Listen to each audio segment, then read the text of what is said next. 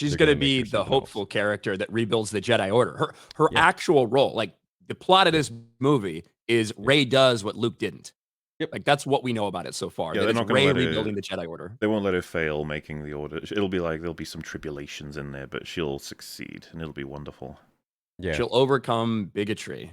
Yeah. There'll be misogynists that she takes as her apprentice, and she'll have to prove herself to them and that she deserves to be there. Probably, yeah. Stuff like that. But I Yeah, heard the bad guy is Idris Elba, perhaps. Is that that- wait for real? No, it's just a rumor that I saw on Twitter that like there's talks of Idris Elba being the dark side Sith guy or something like that. Have they officially finished writing that? Because it wasn't finished before the writer's strike, and then after the writer's strike happened, they were able to start again. I don't know if I've heard any official word that they've like actually finished that thing yet. Has to be close, I don't though. think so. But you know what? I found out that the stunt choreographer and the sword master for the film is a stunt actress who apparently has never choreographed before. Well, everybody deserves an opportunity, right? And I don't think I'm getting my facts wrong, because someone who told me that would be someone that everyone in this chat extremely appreciates and respects if you ever watch the prequel trilogy. Ah, okay. So maybe someone who should be there coordinating stunts and lightsaber scenes and things like that. Yeah, maybe. Man, it's weird that they don't pull people like that in. That seems to be a common thread between Disney, Star Wars, and Disney Marvel.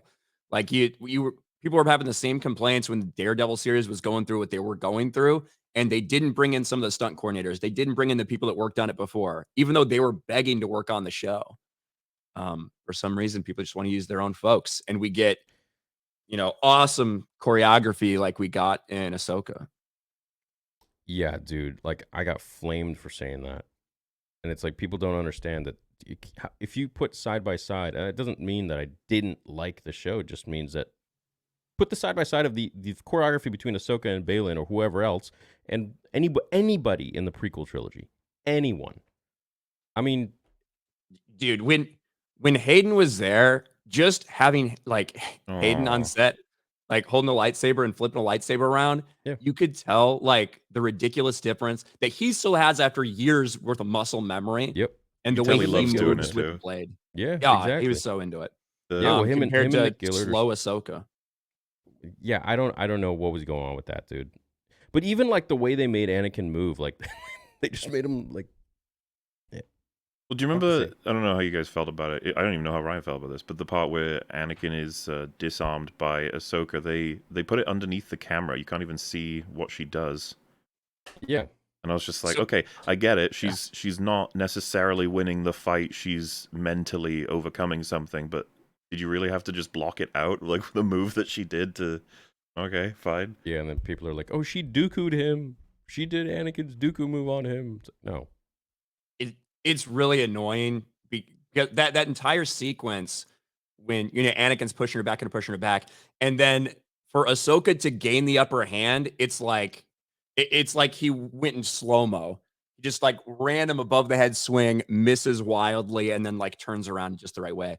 And that's when we got into the entire people started arguing, well, obviously he let her win so that she could make this choice and not kill. You know what I mean? Yeah. And we start to get into all the what I think is like super intentional vagary about the entire episode for the World Between Worlds episode.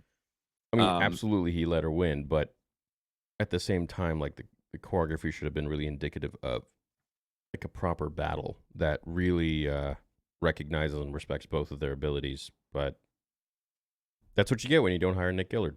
It's, that's just what happens. And they don't seem to be keeping the same continuity. It's like you gotta, I don't know why they didn't hire people from the prequels. Doesn't make sense. Well, for all the projects going forwards, even like for the sequel trilogy, it's like, why didn't you have people that worked on, like, wouldn't you want the same sort of like taste? Like, wouldn't you want the same sort of like ingredients put in there? I made the mistake of assuming that since they'll plug in hundreds of millions in, I was like, choreography should be fine. Like they'll nail it because you can afford anyone, which means you can afford the best people, which means you'll nail it. And then you watch it and you're like, oh. Yeah. And I think in like Force Awakens, when you see that duel, people were like able to excuse it because they're like, okay, Kylo's swinging wild and he's injured. Like people made up Yeah. all their own like excuses for it, which really is like Yeah. that's what Disney Star Wars has become, right? We see a little bit of potential in something, a little bit of hope in something. And we're like, well, I could see how it could lead to this, or this is why this happened. They're going to show this later. I know. But for Force Awakens, we saw that combat at the end. You're like, okay, I guess that's the lightsaber combat we get. I can't wait for Last Jedi though. They're gonna fucking ratchet, or they're gonna ratchet. Can I swear here? Yeah, you Let's can swear. All right, they're gonna fucking ratchet it up, and it's gonna be awesome in Last Jedi. But then it was just more wild swinging. Choreography in the sequels was miserably bad. Hey, I'll own it. That first time through the throne room fight, I was like, that was real cool. And then future times through, I was like, holy shit, that fight was so dumb. Like, what the Yeah. hell? Yeah, right off the bat, man. I was Dude, like, the disappearing knife. That's you know you fucked up if you have to edit weapons out of the fight in order to have your hero win. yeah. It's like, we'll just fix it in post. Okay. Remember people were like, oh, so that's not okay, but Luke's force kick, quote unquote, is okay in Return of the Jedi. It's like, well, it actually makes sense. A force kick is a force kick, but you could do that. an opponent losing his fucking I don't know how to weapon. that he explain, would- like, oh, she literally, used, force delete, and it got rid of the weapon. literally, it could have Well- actually like killed the main Yeah. protagonist of the movie, of the whole trilogy. And then what are you How gonna does do? that happen? We It need to happens. CGI that out there. Because Yeah. didn't they do like one big long take, and then Ryan Johnson was like, "Yeah, we'll do the rest in editing. It's all good. Let's move on." I'm pretty sure that was his attitude for that sequence, right? After they trained Yeah. for ages on it. Well, and then the thing with Luke's hand not falling to the ground and being taken with him as a force ghost. Yeah, like it's the smallest things. That like any person that's like watched these things, if you can Yeah. have like a bunch of fans that are sitting there in a theater and like lean to each other and be like, wait, his hand should have been there, right? Yeah. How does that get missed Dude, throughout you an know what entire production process for Star Wars? Really dislike with fights nowadays, and this is something I've always noticed, but also really behind the scenes when I was interviewing Nick Gillard, I talked about it with him, and it's like when you're having a fight and you have a bunch of people attacking one person, and you have guys waiting. Oh god. Yeah. Every time. It's just so unrealistic. It's like we're trying to kill this person. Like, why Oh, are we? dude, in the throne room fight, there's so Your many turn. examples of this where they're going to kill her with a strike, and Yeah. then they slow down, and then they move up or down to connect Yep. with her weapon because they're like, "Oh shit, I don't want to actually hit her." Yeah. No, I know. There was a guy that like lunged forwards and then he like lunged back because he was like, "Oh shit, it's not my time yet." It's like, Yeah, dude, they're missing their mark all over the place, and it's like, oh, well, what you're supposed to do when that happens is reset, do it again. I know. Yeah, think of like for say like the John Wick movies. Like how many times do you think they go through those? How many takes do you think they have? All the training they do beforehand, like it is dedication, and those movies cost like $60 million to make, $80 million to make something like that. When you're in a production like this, you're putting all that time, energy, and effort. You'd think that, and it's the same thing I said, like when you looked at some of the Ahsoka stuff, and I don't know how much was Rosario, how much was her stunt double, because we know they were using stunt doubles as well. But it's like you're putting all that time, energy, and effort. You'd think that that it would look better than it ends up looking. You think it would look better than, say, a middle-aged Ahsoka moving like an actual middle-aged woman. Ryan, how old are you? 35. Well, 34. I'll be 35 in a couple days. Really? Oh my Yeah. god, I thought you were younger than me. Okay, I'm 33. MauLer's 30. Yeah. Do you guys remember Newgrounds? Oh yeah, Mhm. You remember the stick figure action, like those Yes. the flash anime? they made them pivot and stuff. Yeah. Dude, those were literally the best. So, Chad, I'm gonna show you guys something real quick. Like in the early 2000s, this was the absolute shit. Like, and this guy gets it the way he created it because like nobody's waiting around. It's just a constant like barrage of fighting. I just feel like the choreography for the stick figure fight is so much better than any of the movies that we see today, unfortunately, for whatever reason. It is pretty wild. I totally agree with you about when people are sitting there waiting for each other to fight. Now, you can certainly set things up where, hey, it might be detrimental to somebody to hop in right next to somebody, depending on what kind of weapon you have. Yeah. But the idea that you don't have people constantly with multiple assailants attacking from different sides is insane to me. I know. And you can still do a lot of super creative things like that from a choreography standpoint. Yeah, Look at that I guy. know. That's crazy. Also, let Rey have some permanent damage, for fuck's sake. Ever. The duel of the fates. Well, she could just man. force heal herself even if she did, so why? Yeah, Oh my Exactly. god, what a mistake. and it's such a Qui-Gon. You know we're everyone going to be just- getting way more new Force powers as well. That's another thing Disney just... I saw it reflected in Doctor Strange's movie, where the attitude behind the scenes, they were like, viewers get bored when they see the same spell, so we have to keep coming up with new ones. Like, it's not even true. We're fine if you see the same spell. In fact, sometimes we're like, oh, I know that one. Well, Yeah. you use it, right? You gotta use it in creative ways. You know, like Force Choke. It's like, oh, well, we've done that. Like, use that in all kinds of ways. All kinds of Yeah, surprises. and it can still be super impactful when you see it. Yeah. I know. Like this is something I know you like, Theory. I don't know if MauLer's seen Tales of the Jedi. Tales of the Jedi, I think that's the type of avenue that Disney Star Wars should actually do more of. Not maybe necessarily the character. I don't want more Ahsoka Tales of the Jedi. My God, I've had enough Ahsoka. You heard it here, folks. No. Ryan wants more Ahsoka Tales of the Jedi and the Martez what- sisters. The only Ahsoka Tales of the Jedi show I want is where she finally fucking dies. Like my instead of a God, long dude. time ago. Did she And die like this 3 time times stay already? dead. Yeah, this I time like stay I like Ahsoka. I like her. I want her to get off that freaking galaxy that she's in now. Get out of that galaxy and like actually do some crazy shit. I'm waiting for it. She's But done she some won't. pretty crazy shit.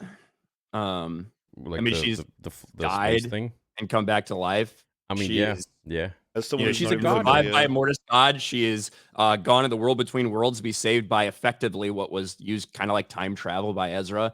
And now she once again has either given herself the will to live or come out of the world between worlds or overcome something in her head, whatever the hell that actually was in Ahsoka season 2, and reborn as Ahsoka Gandalf the White. I know. It was pretty amazing when she said. Yeah, but that's because she's a god now. What about this? She also, I do not like Ahsoka. I think that the characters stuck around for way too long. That's how I feel about her, at least. Yeah, she was supposed to and die. she was supposed to die. One of my George wanted favorite her to die. lines from Dave Filoni is, it's really no secret that George has always been in the Ahsoka dies camp, and I've been in the Ahsoka lives camp. Oh my god. Talking about the season 5.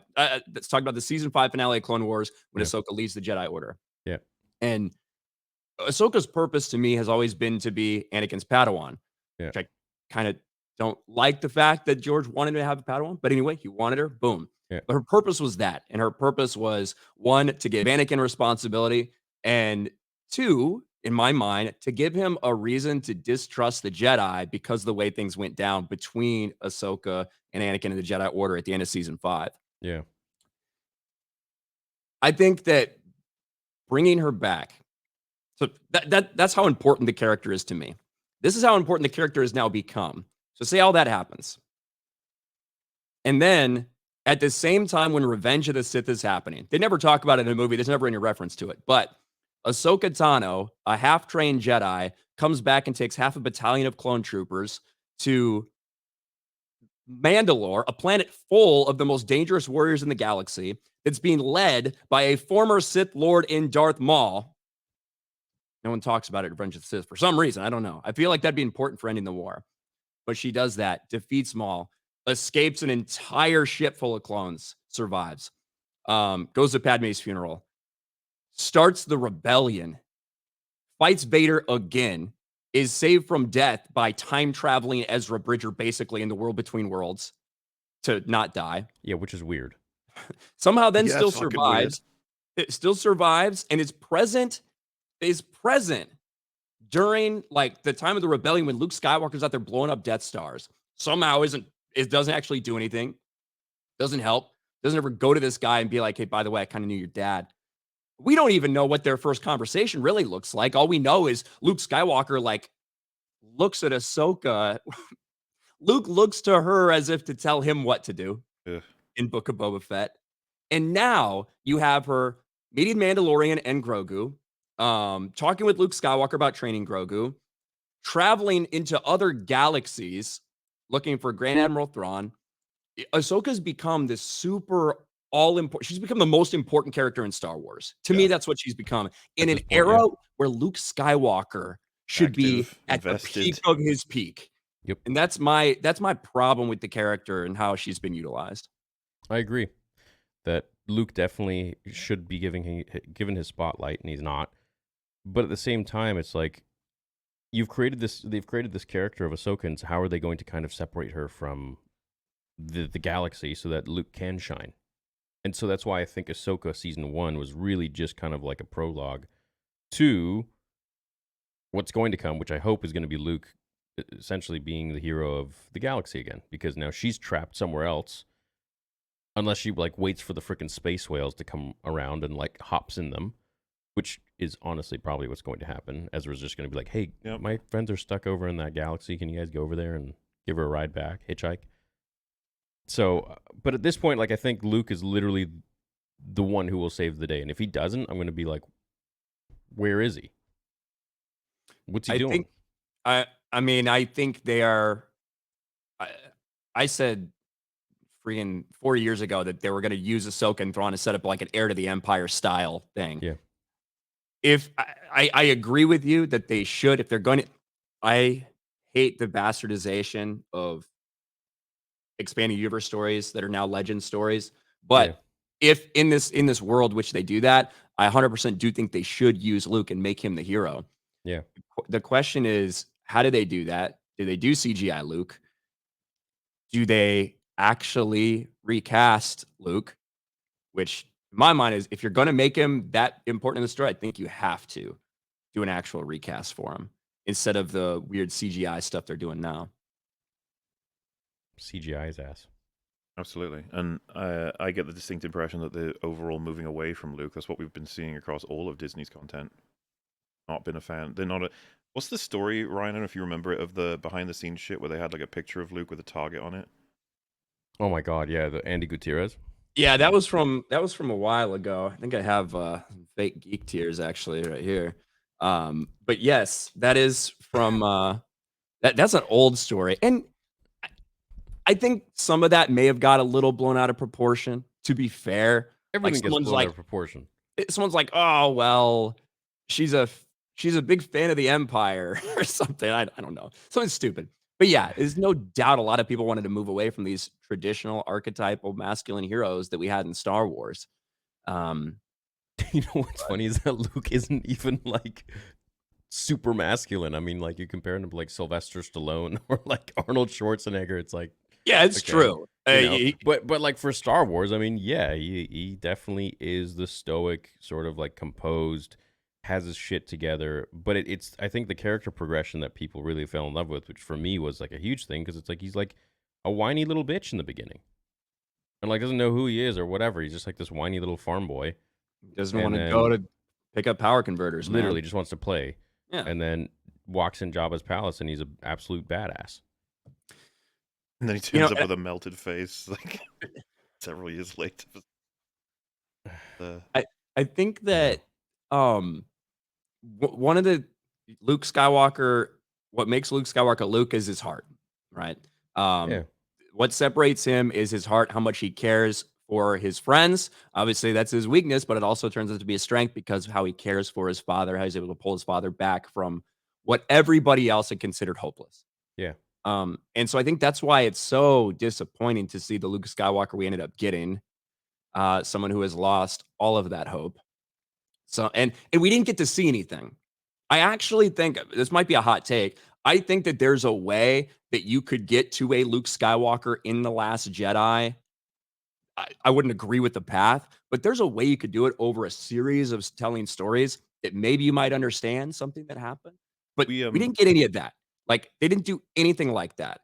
I think back in the day, we tried to workshop, like, it would have to be that he sees himself as a great danger, and that maybe, like, Snoke, whatever, Force at the time, getting into his head and making him see shit that's not there, and he's too concerned that, like, but as you just said, like, not a path we would even want to do, like, at all. It's like, why would you even choose this? If they want to it's like we're stuck in this corner, but like if they want to kind of get out of it, I mean, I could see them doing a thing where they had literally the entire remnants of the Empire trying to get Luke's DNA somehow and clone his ass and turn him into like Luke, from Heir of the Empire. And he was like terrified of this. And, trained from, I don't know, if they want to bring the Emperor back, sure, but they could have him trained by Snoke or the Emperor or whatever, and Have him accelerate be his like aging. what the Emperor did with what Palpatine did with Maul. They could do that with little baby Luke. Yeah, literally. Yeah, Literally. And he clone knows Palpatine. how dangerous it would be, so he has to like hide himself so they can't even get like a toenail from him, to like clone his DNA or whatever. So it's like let's say they tried with the hand and it got super close and it failed or whatever, or like that Luke died or something, like that could potentially be a good answer as to like why he had to hide for so long. But besides Maybe we're that, writing it for them right now. Maybe that's what they're gonna do. Theory. Thing's been all about cloning, right? We think that's all focused on Operation Necromancer. It's about Snoke. It's about Palpatine leading to the sequels. What if this is actually a ploy to get Luke Skywalker's DNA, and that's what the culmination of the Heir to the Empire movie is going to be all about, and that's what scares Luke into hiding. Yeah, I'd have to Let tell me- both of you guys that any sense of theory crafting is fucking pointless. They always disappoint you every time. I let me know, dude. show you guys Like- something that it's funny that I made years ago. I don't want to say they copy, but at the same time, like it is kind of weird. So hold on, let me try to find it. Just keep riffing. I gotta look for this. Well, yeah, it was funny, Ryan. When I think first met you, started talking to Star Wars stuff, I was always like pretty sure this is the guy who likes Dave Filoni stuff. It's gonna be awkward because I'm not a fan. Like, I figured we might have like conflict on, because obviously coming in on the sequels, we were like, yeah, it's shit, but all the stuff surrounding it, and it's just funny in retrospect. 'Cause I still think the three of us are still slightly different on the whole thing. Yeah. I imagine, Sure. Yeah. Is this? What is So this? I made this. I wrote this, dude. I wrote this in 5 years ago, July 1st, 2018, and like a lot of the stuff I put in here, they ended up actually doing. And I'm like, oh man, whatever. Except there wasn't Luke that Luke that raised it up. It was him Mhm. in Rise, Yeah. but whatever, man. I mean, it's just like I don't get how you could take this franchise and miss that much so many No, yeah, times it's, over and over again. Well, that's the thing. You might think that it's possibly one of the worst disgraces of a franchise ever, but you'll have Gary telling you it's like, no, it's Doctor Who, and you probably have me telling you, no, it's the MCU. But it's a big old fight between a lot of them. Well, Doctor Who is been around longer, but Yeah. it's more niche, I think. Star Wars has been around a long time and is massively popular. Marvel as a brand obviously has been around for a long time, but the MCU is only a 15-year-old product. So Yeah. it all just kind of depends on what you're talking about. It's like when I talk about what I think the worst, say, Star Wars Disney Plus show is. The worst that I've seen is Book of Boba Fett. I think that's the worst actual product. That's The fair. one that I hate the most and does the most damage Is it to Kenobi? everything, in my Kenobi? opinion, is Kenobi. Obi-Wan Kenobi. Yeah. So it depends what you mean by the worst, you know? Yeah, I was Yeah, gonna no, say, I'm I'm with like, you really, on you don't that. think Obi-Wan is? I mean, Obi-Wan has sure like cool moments, but what moment won't be cool? I mean, you have fan films that have like Darth Vader with a lightsaber, so I mean, that's like a cheap kind of trick there. What did you, Theory, what do you think of Vader's voice in Kenobi?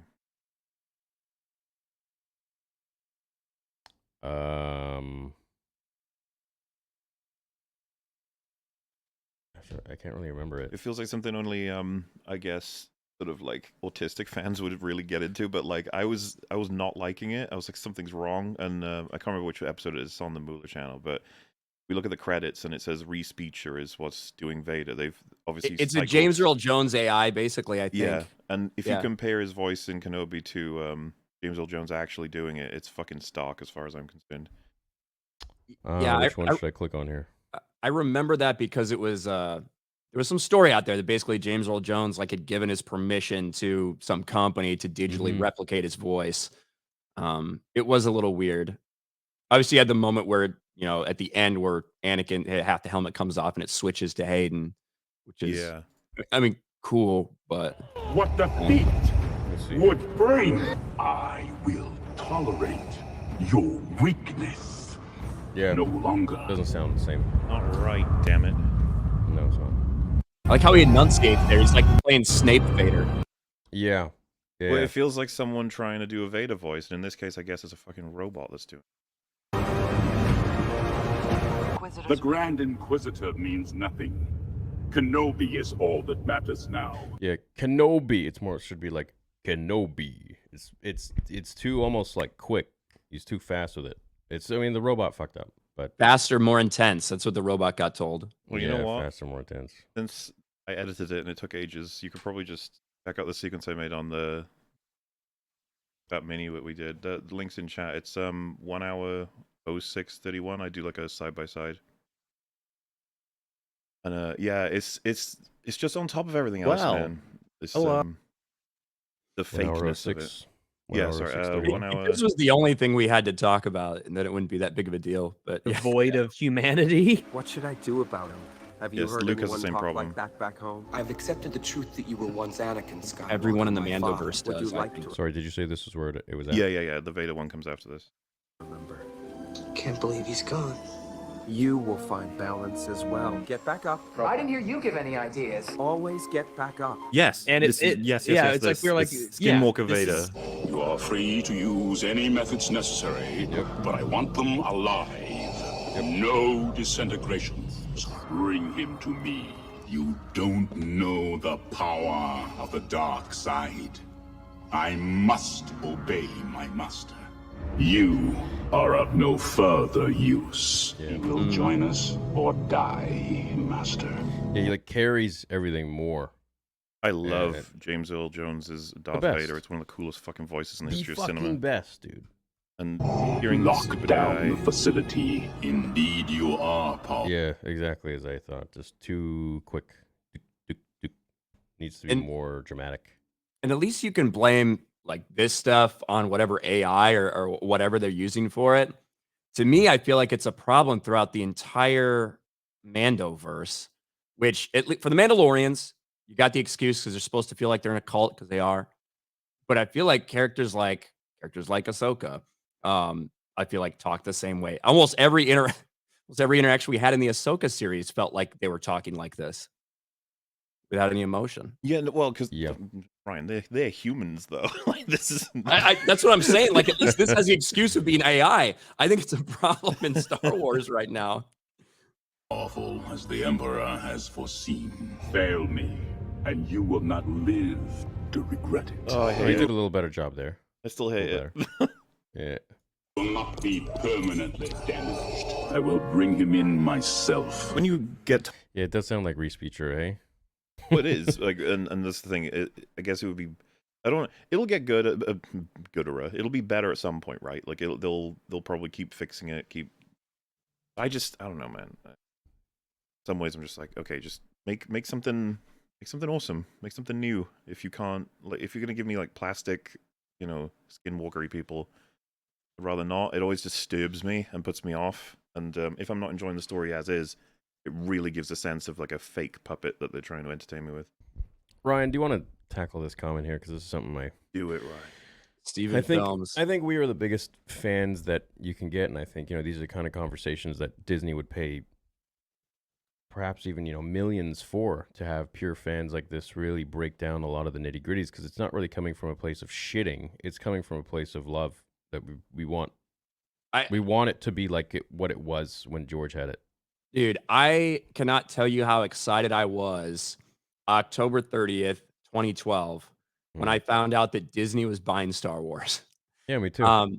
Because to me, so for people that don't know, I'm a big Star Wars Expanded Universe fan, now currently known as Legends.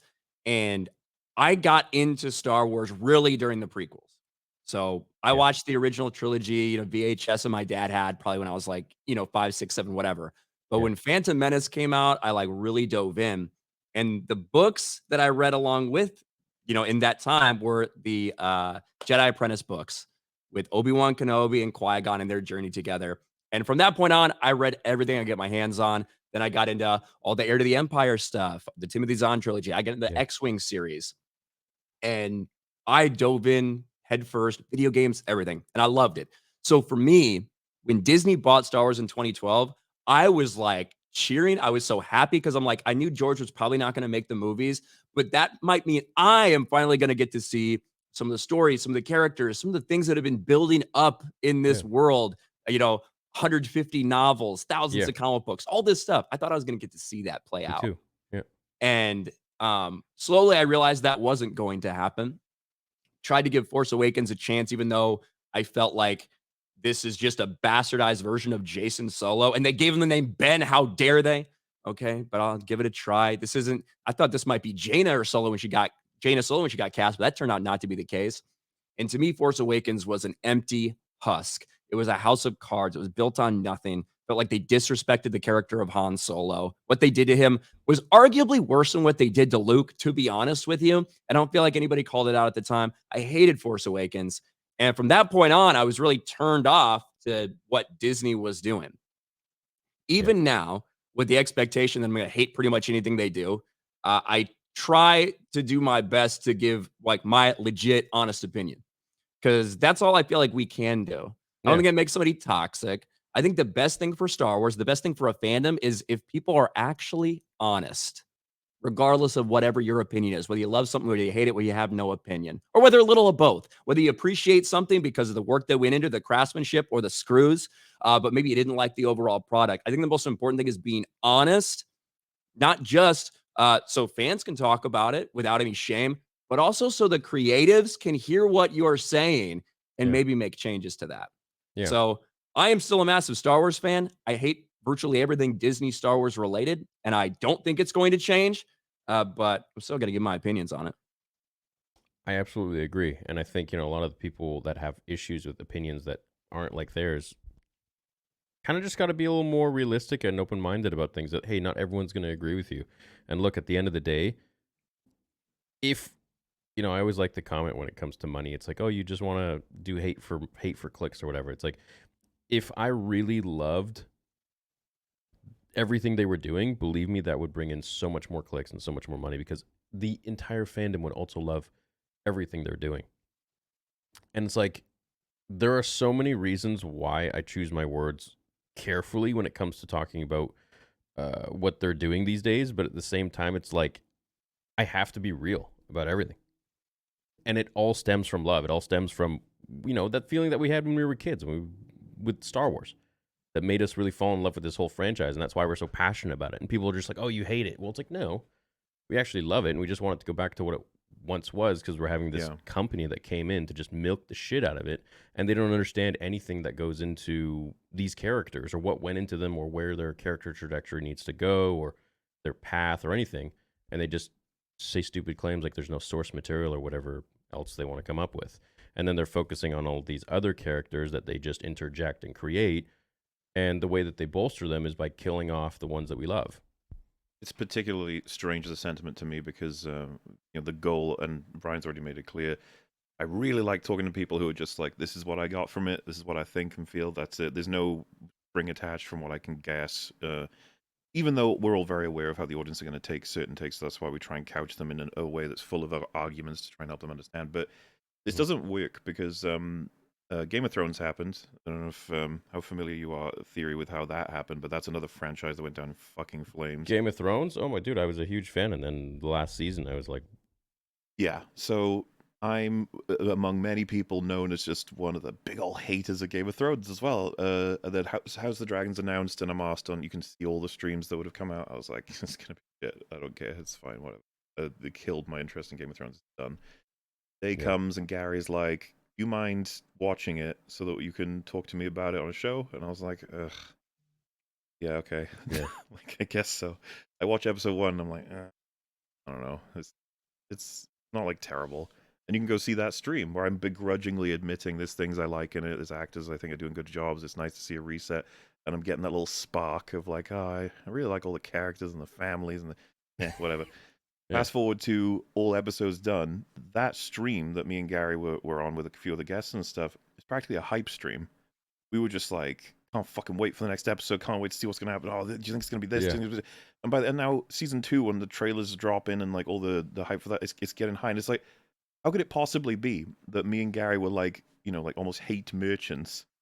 Mhm. Why didn't we run that direction? Why did we turn on it? And then, I'm not going to say this applies as much to you guys, but certainly to me. I went into Star Wars looking to specifically be hateful of it. What the hell happened with Andor? Yeah. Like, that wasn't even difficult for me. I could have hated on Andor, so to speak. Plenty of people didn't like it. Plenty of people didn't even watch it. Would have been easy. But no, we made a full 8-hour episode talking about what we thought worked about it. Dude, doesn't make House of the sense. Dragon. I'm totally with you. I used to get called a hater by my buddy I watched Game of Thrones with, because in season 6, I felt like season 6 was so hit or miss. I was talking to him something's weird. I don't like this. I was pointing out things. He's like, oh, whatever. You're just you're just trying to hate, blah blah blah.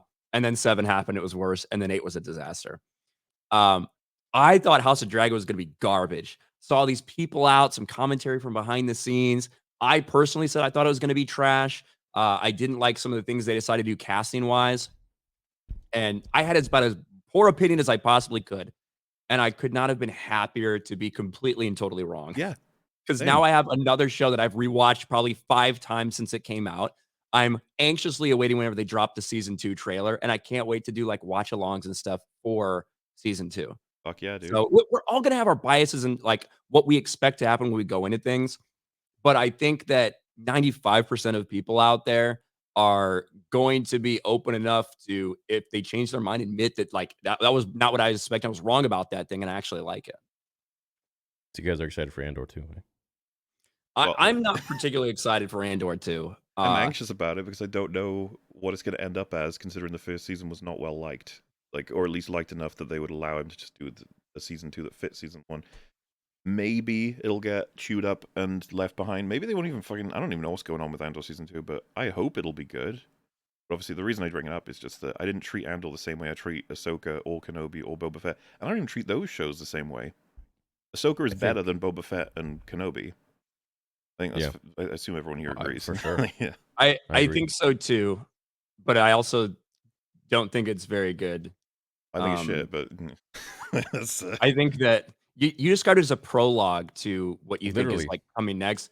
Literally. I would kind of agree with that, because typically in prologues, there's not very much character arc or development or important things.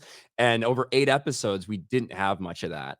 To me, Ahsoka and watching along each and every week, it felt very much like Force Awakens in terms of people seeing things and theories and trying to find explanations of what happened. Yeah.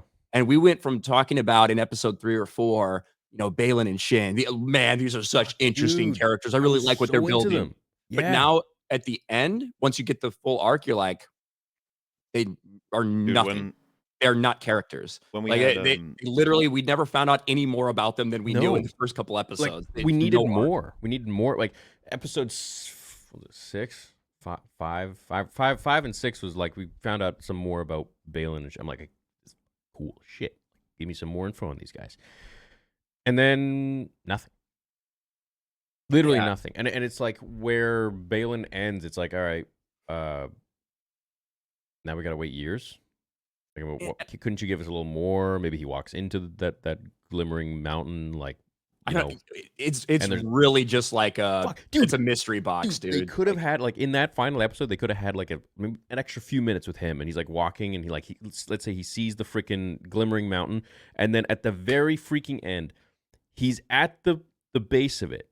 Maybe climbs all these stairs. We switch to another scene with Ahsoka and I don't know, hugging Ezra or something, and then we switch back to Balin. He's at the top. He goes in, and it's this freaking crazy old ass catacomb. He just walks in with beautiful architecture, and the music is building, and we get, let's say, the camera angle of him walking through the door.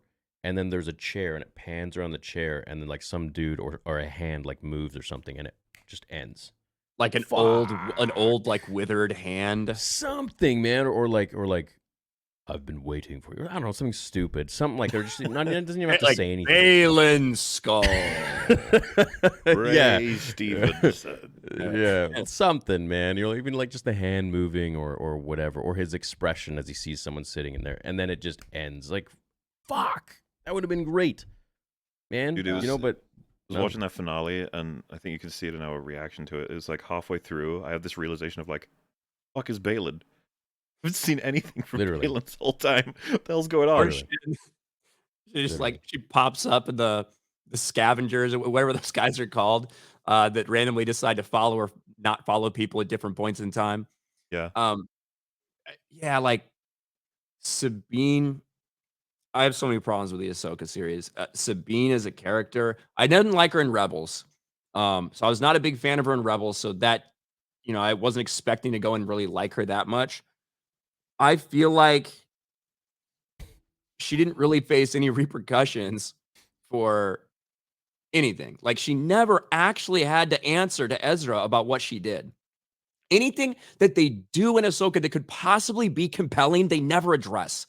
Like it would have been interesting to see Sabine be forced to admit to Ezra that I really fucked up and I should have destroyed this, but I wanted to see you because we have this platonic relationship. I really wanted to get here and see you. So I let Grand Admiral Thrawn get what he needs to get back to the galaxy. Yeah. But here I am. And then to see Ezra dealing with the fallout from that, realizing that I spent 10 years of my life because I didn't want to get back to the galaxy, and you gave that up. But at the same time, realizing that you gave that up to see me and how important that would be to him personally. Yeah. That's actually some good character shit that we could see, some repercussions for her, some feelings of actual guilt for her, having to come face to face with what she did. But instead, we get her on the wing of the starship and Ahsoka, coming down like the Cheshire cat, basically forgiving her for everything. Come on, dude. That was, I know. That was wild as shit, especially as someone who hasn't seen the majority of the content that would make that interesting, right? We had someone on our panel that would tell us, like, oh, just the key points of where these characters were and why they moved to where they are now, just so we could follow it. And we were like, Ezra's been here for like 10 years? And it's like, yeah, and it just feels like, I feel like we don't see that on him at all, other than the fact that he's aged up. I was like, this doesn't, okay, 10 years on this planet. No human contact outside of people trying to kill him. Well, you know what was weird is like Thrawn knows he's there the whole time, but he's just That's incredible. and knows weird, which direction he's in because he just sends Sabine in that direction, and she finds him in like 2 seconds. In like a minute. They go to another galaxy and they find exactly where they need to be within minutes. Yep. Like no trouble, no anything. Nothing. But Thrawn, and that's what I'm saying, like there is so much missing from Ahsoka that needs an explanation. That needs an explanation. Why? And I think you could plausibly come up with one if you are an halfway decent writer at all. You can come up with a reason for why Thrawn and Ezra are separated and why he didn't kill him. Like there's stuff there that you could do. Whether it's because they were working together at one point and then they had a split because of something Thrawn wanted to do. Maybe they were actually working together and they were aligned and they became friends over that time, because of the situation they were in. Yeah. Or you have to come up with something to excuse why Thrawn doesn't kill Ezra, take care of that. Because why? Yeah. Thrawn's own words. Well, this fake Thrawn, this pot-bellied Thrawn, this Thrawn who says never underestimate a Jedi. He says that 3 times, yet he continuously underestimates Jedi throughout the entire series, including the one that he left alive on the planet for 10 years, which is now going to come back and bite him in the ass. Yep. I don't get that. And unless he's not real. That's why I came up with that theory. I'm like, well, what if he's just not real? What if it's like something that the witches did to just distract Sabine so that he can finish his loading? You know, oh yeah. You know, in the MCU, back when Phase 4 was happening and everything was falling apart, you can see it on some streams. Me and Gary were like, what if Mephisto's behind all this? He's making everyone insane. Like maybe that can answer this. Maybe the answer is the evil dark wizard man is just forcing everyone to act out a fucking character. And you almost wish for that kind of thing to happen. Well, it just doesn't make any sense. Like, how could she be there the whole? Okay, so I feel like we all agree on literally everything. What? I want to talk a little about Dave. All right. So I was gonna after this, but I'd love to. Let's say they gave you the keys. What would you do? Me? But let's talk about Dave right now. Okay. Well, so with all of this, I feel like this is what was weird to me. I feel like you're a massive Dave Filoni fan. This is my impression of you from like watching some of your content and stuff Yeah, like yeah. this. I felt like you were a massive Dave Filoni fan. Like you didn't think Ahsoka was like the best thing in the world, but you thought it was good Star Wars, and then it felt like Star Wars. And then when I heard you and MauLer's conversation, and you described Dave Filoni's content as like a half-eaten sandwich that someone threw in the dirt that's rotting, but you happen to be starving, so you ate it. And you might like it, and that was like a Accurate. surprise to me because I didn't think that that's how you would have described what Dave Filoni's putting out. But is that how you feel about Ahsoka as a whole? No, that's not how I feel about Ahsoka as a whole. But I would say the last 2 episodes were just very Disney and very safe and very boring.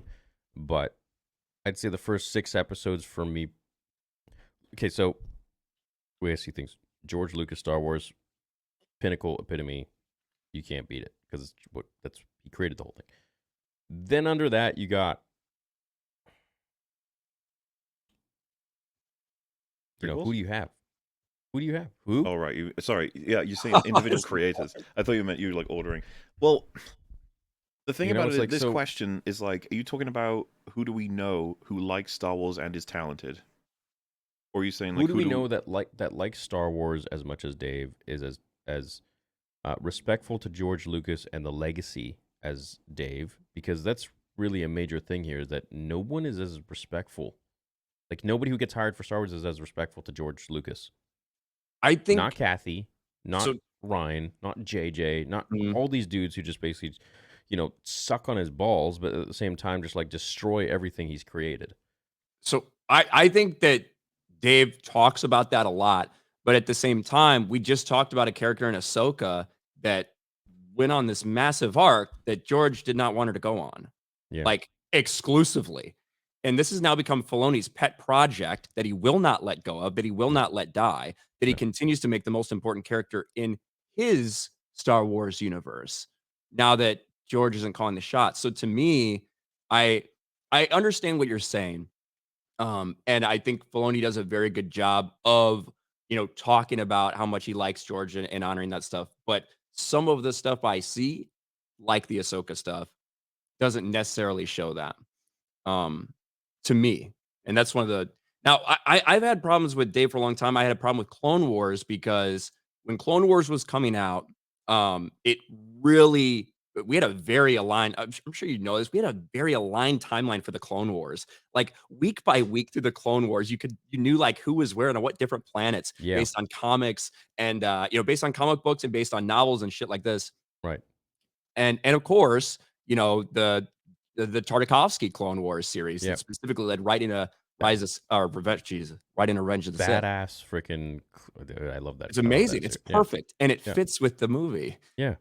And then TCW comes along, and there starts to become a lot of differences. And George was certainly part of that. I'm not gonna say it Ahsoka. wasn't. Yeah. Like Ahsoka, but even other things like, this was the first thing that Dave Filoni got in a fight with EU fans over was Admiral Yularen. Mhm. Admiral Yularen, he saw a picture of Yularen on the Death Star and Yeah. was like, "Oh, that guy's got a white jacket. He must be a Grand Admiral. Let's make him an Admiral in Clone Wars." Well, he wasn't. He was a Colonel. So they had to like write in a retcon for him to like retire and like go into the Imperial Security Bureau or something, like something really dumb. Yeah. But he got called out at in like 2009 or something. Got called out at like a convention and got like butthurt about it because EU fans. But then from that point on, it seemed like just a lot of things and I am in the minority. Clone Wars fans are in a minority section of Star Wars fans in general. Yeah. EU fans are an even more minority. So I understand that. But for me, I hated a lot of things they did with, say, Dathomir and the Night Sisters, the changes they made like that. I know you love Maul. I hated bringing Maul back. You hated bringing him back, eh? I did. Well, hey, obviously I don't even know this. My namesake is based on my love of Darth Maul, and when I found out he was coming back to life from just Phantom Menace, even I think when I was like a kid, I was like, fuck? He got chopped in half. Like, what? Yeah. He's just thrown down a space hole. Why is he Oh, alive? don't get me wrong. When I heard that he was coming back, I was like, okay. And then he came back as a spider, and I was just really confused. Yeah. That was I was when like, what?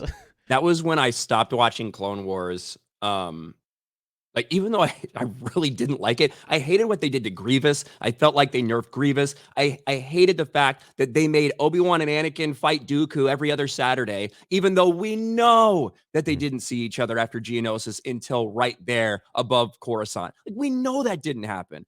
And so when you see that stuff happen, I feel like it takes away from the George Lucas moments that we got in. And of course, George is involved in Clone Wars, not saying he's not, but it takes away those moments that we see in the movies. And I hate that stuff. It's one of the reasons I hated what they did with Obi-Wan in the Darth Vader series, because they did not meet in between the movies. Hell no. They didn't So meet I have the once. same criticisms for Clone Wars that I do for things like Obi-Wan Kenobi. Well, did And you he guys never notice how left much Tatooine. the last episode of Kenobi like rips a bunch of payoffs from Revenge of the Sith and just repeats them, like to rebind back into the story? It's absolutely fucking blatant. It's ridiculous. Which ones?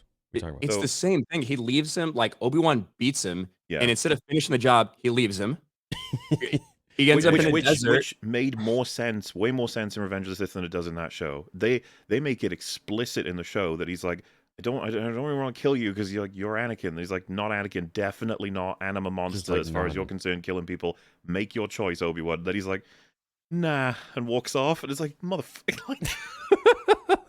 And also in the novelization for Revenge of the Sith, they don't make it super clear in the movie, but in the novelization for Revenge of the Sith, Obi-Wan knows Palpatine is like right there. Like, he knows Sidious is coming, and there's not even really much like opportunity for him to sit there and think about it, and he just scoops up the lightsaber. You got to get out of there. Well, there's also just it's fucking the way I see it as well, emotionally draining and absolutely pitiful to see. Like, it takes a lot of spirit to go to someone who's had their limbs chopped off and is burnt to a crisp to execute them. It's fucking horrible to look at him. You know what I mean? And I think he's just filled with all kinds of emotions at that point. I can buy that way more. And they cut it out where you can see it in the film, but they muted it where he says, help me. It's like, how are you going to go and... let me help you. Let me just kill you. Like, no, it's not going to happen. And then he sees the ship flying, the shuttle flying overhead. He's got to get out of there. I mean, it wrote it in the book and stuff, and, the book is canon because, George did read over it a lot, but at the end of the day, like, what is most canon, of course, is the first 6 films, and then the Clone Wars. And then if you want to bring the books in there, yeah, because he did read them. He did have to approve a lot of the stuff going in there, but... For sure, yeah. And that was when TCW came, so before TCW was a thing, and also, I don't know if you know this, I've never been able to find a single instance of George Lucas himself uttering the words canon. Never. Unless you're referencing World War I battle or something, I don't know. But he always referred to it as different things. He would say the different pillars of Star Wars or things like that, or my vision versus my company's vision, things like that.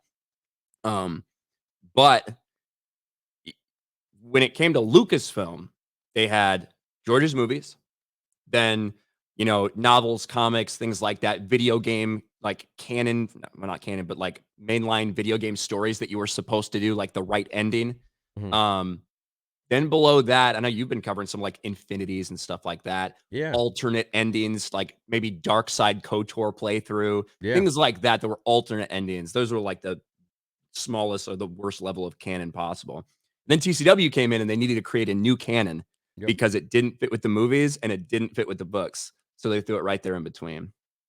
And I even like to look at the Force Unleashed Dark Side endings too. As like potentially something that could have, and fuck, dude, like taking out the Force Unleashed for me was just such a big no-no. Dude, when like, I found out that they'd done that, I was like, why? Force Unleashed was so popular. It was so cool. It's such a cool storyline. Vader has some secret ass apprentice who's like insanely powerful, and you're gonna just nerf that? Okay, fine, I guess. But... It's not, and for the record, I don't think Force Unleashed is perfect in any way, shape, or form. But it's, I mean, compare it. That's the thing. Nothing's perfect. Nothing like the prequels aren't perfect.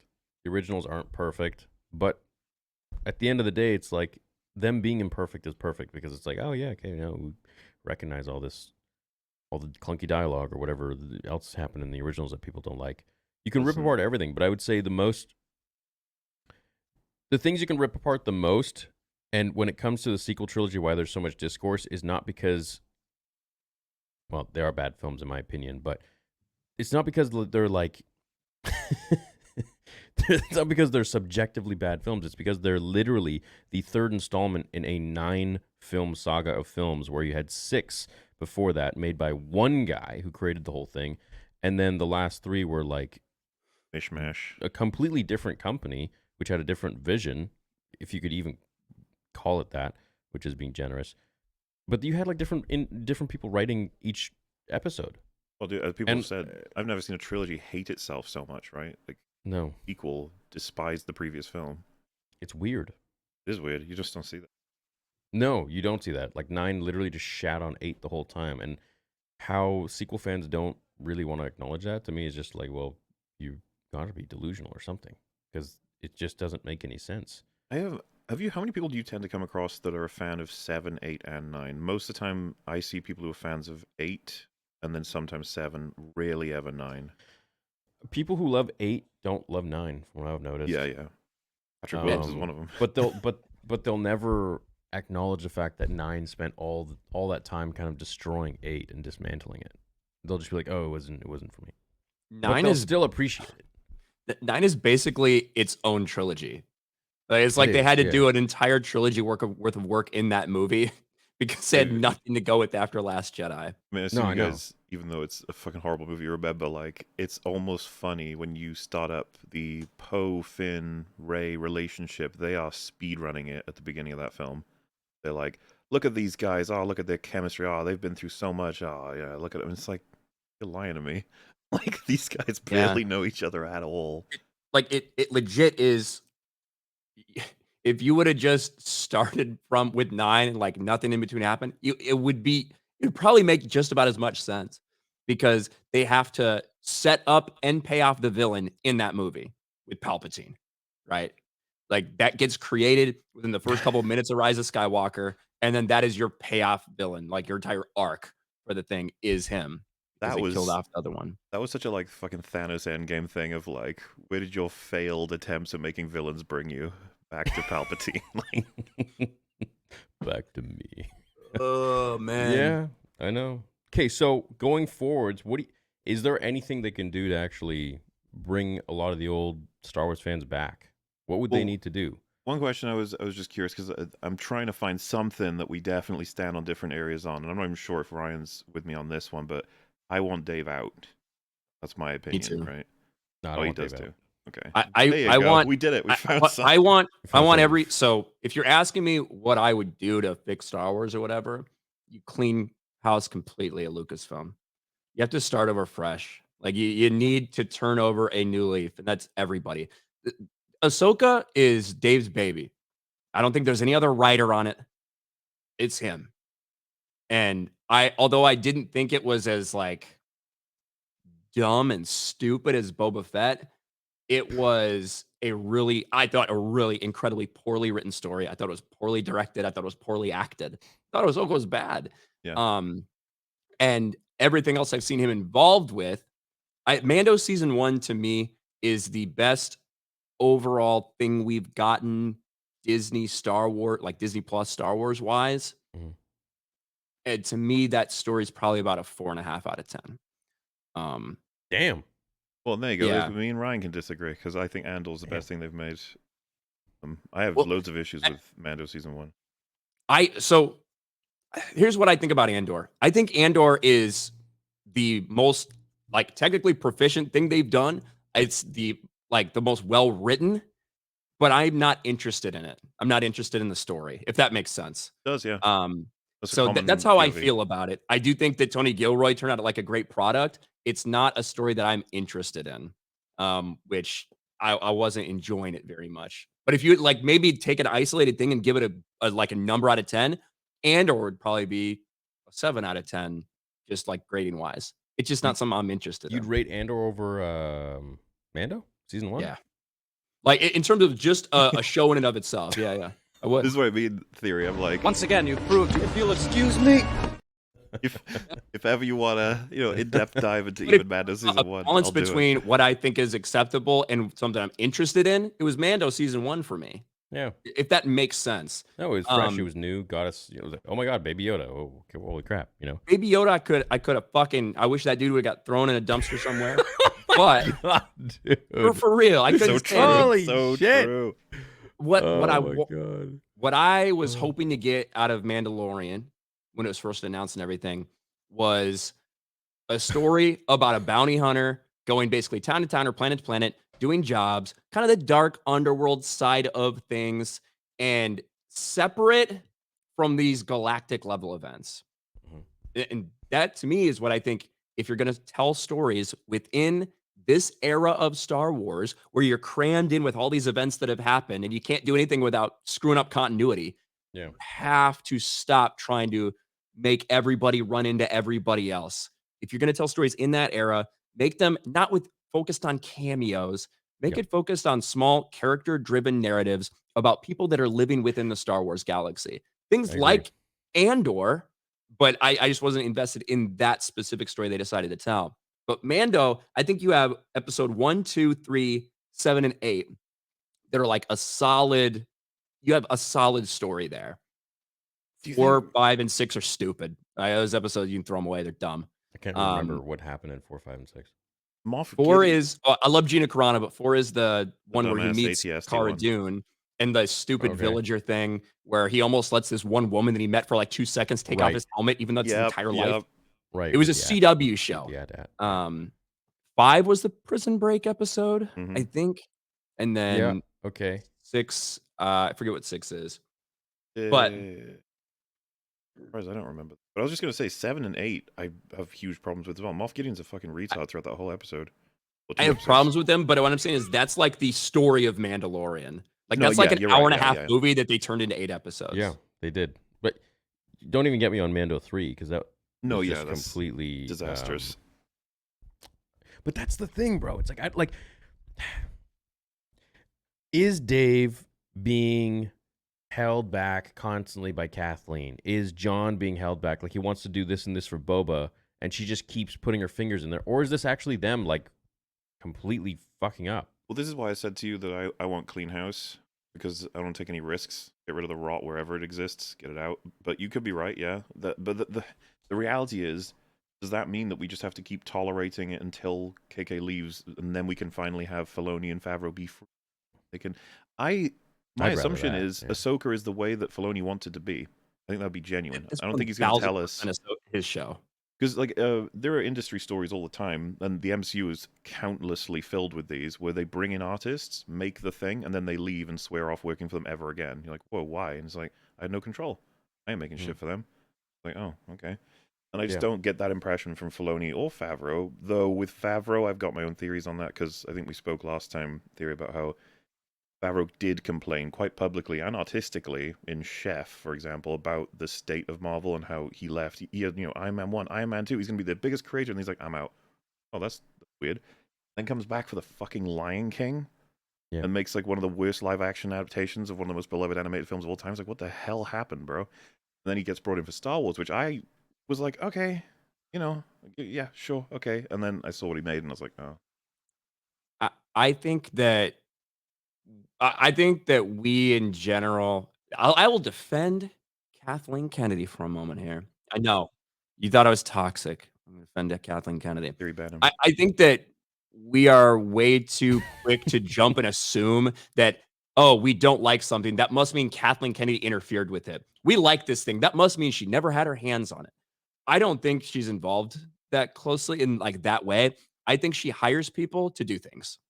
Now, I certainly think she'll get upset at things or whatever when controversies arise, but I think she hires people that she wants for the projects. And I think she hired John and she promoted Dave Filoni. Like, Kathleen Kennedy did that. Dave Filoni has only got promotions at Lucasfilm since she's been there.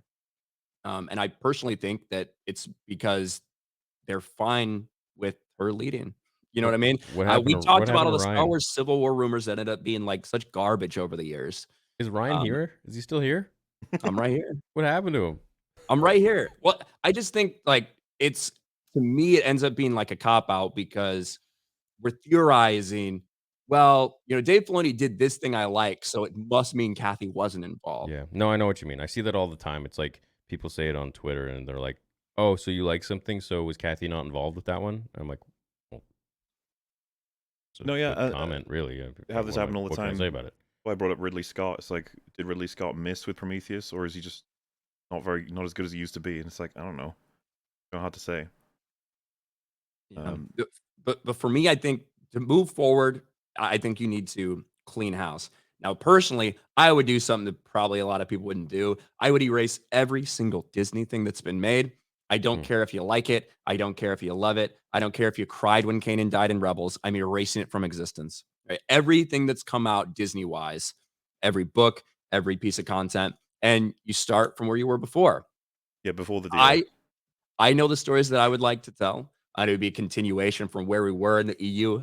Also, weaving in a lot of George's sequel ideas that he was talking about. Yeah. George's been, because George has had like several different sequel ideas. He's had so many, right? He was on record when Force Awakens came out. He's like, the sequels are about the grandchildren. That's all in the books and the novels and everything. Yeah. He said that. He's talked about his idea for the Wills. We've heard the Darth Maul clone, Darth Talon type of, like, there's a lot of ideas out there. And I think you weave all those together and make that and continue to tell that while exploring all aspects of Star Wars. Well, he wasn't supposed to be a clone. He was when someone told George that Darth Talon lived 150 years after Darth Maul did. Then he's like, well, he could be a descendant or a clone or something. Oh, okay. Okay, so when does Rey come into this story? Never. Never. Damn it. She can be a fart in the wind. Can we make like nothing. some fucking She's nobody. Gungan, a hobo Gungan who's desperately like doing street dancing, and he's just called Rey? That would... Do you remember when there was like leaks out there for the Obi-Wan Kenobi series that a bearded Jar Jar Binks was going to show up on the street? Yeah, like a peg or something. They gave him like the worst ending in which book was that? Like, was it Chuck Wendig's book or something where he's like a Aftermath? Jester? Yeah, like a jester on the we street. could call him Rey though. But if you're asking me what I think is what they should do realistically, if I were right now sitting there in their position as it is, without these fancy pie in the sky dreams of we get to fire whoever we want, what they should do is move forward and move way back. There's so much time that you have to tell stories. There's so much freedom you have to tell stories within those time frames. You can do so much stuff. And I think that's where I think a lot of people would be okay with that. Doesn't mean we're not hurt from what happened before. Doesn't mean we're not still salty about the things that happened. But as you see, people continue to come back to Star Wars and give things chances, even when they think it might be bad. You got to move forward. You got to move way back. And for the stories, like I said, that are in the prequel to Rise of the Empire, just a little bit after the fall of the Empire, Rise of the New Republic, in those eras, you have to stop trying to link everybody whose stories you have already fucked up into it. You have to stop doing that. Let them rest. You kill them. Let them be. And tell other stories in that universe. George's like idea for Underworld.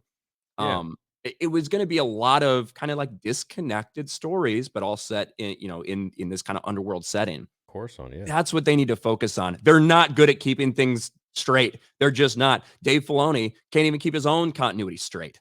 So I think that's what they should do. If I were to like look at Star Wars realistically, that's what I would tell them to do. Old Republic stuff. Please, let's get Jedi Mandalorian Wars. Now, I think they're going to screw it up. I think they'll screw that up too. Anything they take, if they touch Revan, they'll screw them up. But that's the way that I think they should move forward for Star Wars. Yeah, you know what? I get behind that completely. But it's also my concern is like, even if they get rid of everybody, there's still someone pulling the strings of like who needs to be filling in all of the new roles. So it's like they're probably just going to get in the same kind of person. Well, here's the question. I don't know if Ryan would agree, but do you think Filoni's bad enough that you'd rather take a dice roll on a random creative in the world? For me, yes.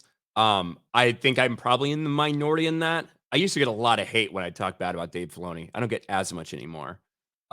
But for me, because I really dislike his storytelling. I dislike almost all the projects he's done. So for me, no, I would still not like want him. Filoni. I still think he's the only thing we got, and I think he's sometimes he goes pretty outlandish with his ideas, but at the same time, that's what he's doing. He's still leading us in a better direction than anybody else can, except for, and I say this, kind of worrisome, but I do think that Sam Witwer would potentially be better than Dave Filoni and Jon Favreau combined. I think so. I mean, I like Sam, and he's a massive Star Wars fan, and he knows a lot. I have no idea in terms of production experience what he has.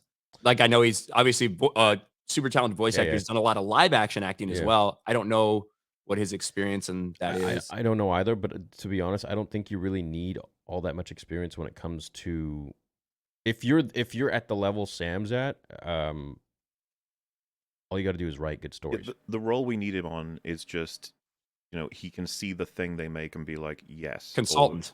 Essentially just director of showrunner maybe, like, but of Star Wars. Exactly, like what George did for the original trilogy for 5 and 6. Like, he wasn't director, but he was literally standing around corralling everyone to make sure that they do it the way it's supposed to be done to his story. I think Sam Witwer would be the perfect person for that, and he did that a little bit with Solo at the end. If you listen to that bit he talked about, where they came to him and they're like, hey, what's the deal with, Maul and the lightsabers because they were going to give him his regular lightsaber. And it's like, well, they wouldn't have it during this time period. Yeah. No, it doesn't make any sense. And that's also the problem with a lot of these guys coming in to write or direct Star Wars. It's like, they don't know this shit. Like, you can't just get a regular person that would maybe make any movie in Hollywood to come in and direct Star Wars. It just doesn't work. It's got to be a Dave Filoni, a Jon Favreau, or a Sam Witwer, or a, you want to get Tony Gilroy? Sure, but make sure you got Sam and Dave in the background, who are like hopping on calls with George Lucas, who doesn't really give a shit anymore, I don't think, but, you never know. Well, that's the thing, though. I don't get the impression that Dave Filoni respects canon / continuity. He seems to play with it constantly. Doesn't really care. And to be fair, I love George. He messed with his own stuff a lot. He was constantly tweaking things, changing things. Yeah. To me, even though I don't maybe like some of the times he did that, that's his baby and it's his right to do it. Yeah, man. I don't have that same feeling when Dave does it. Well, it's like the you know what I mean?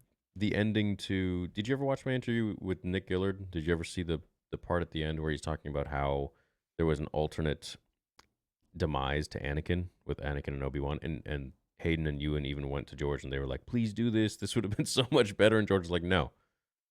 So did you see that part? I remember. I don't know if I've seen it from his behind the scenes stuff, right?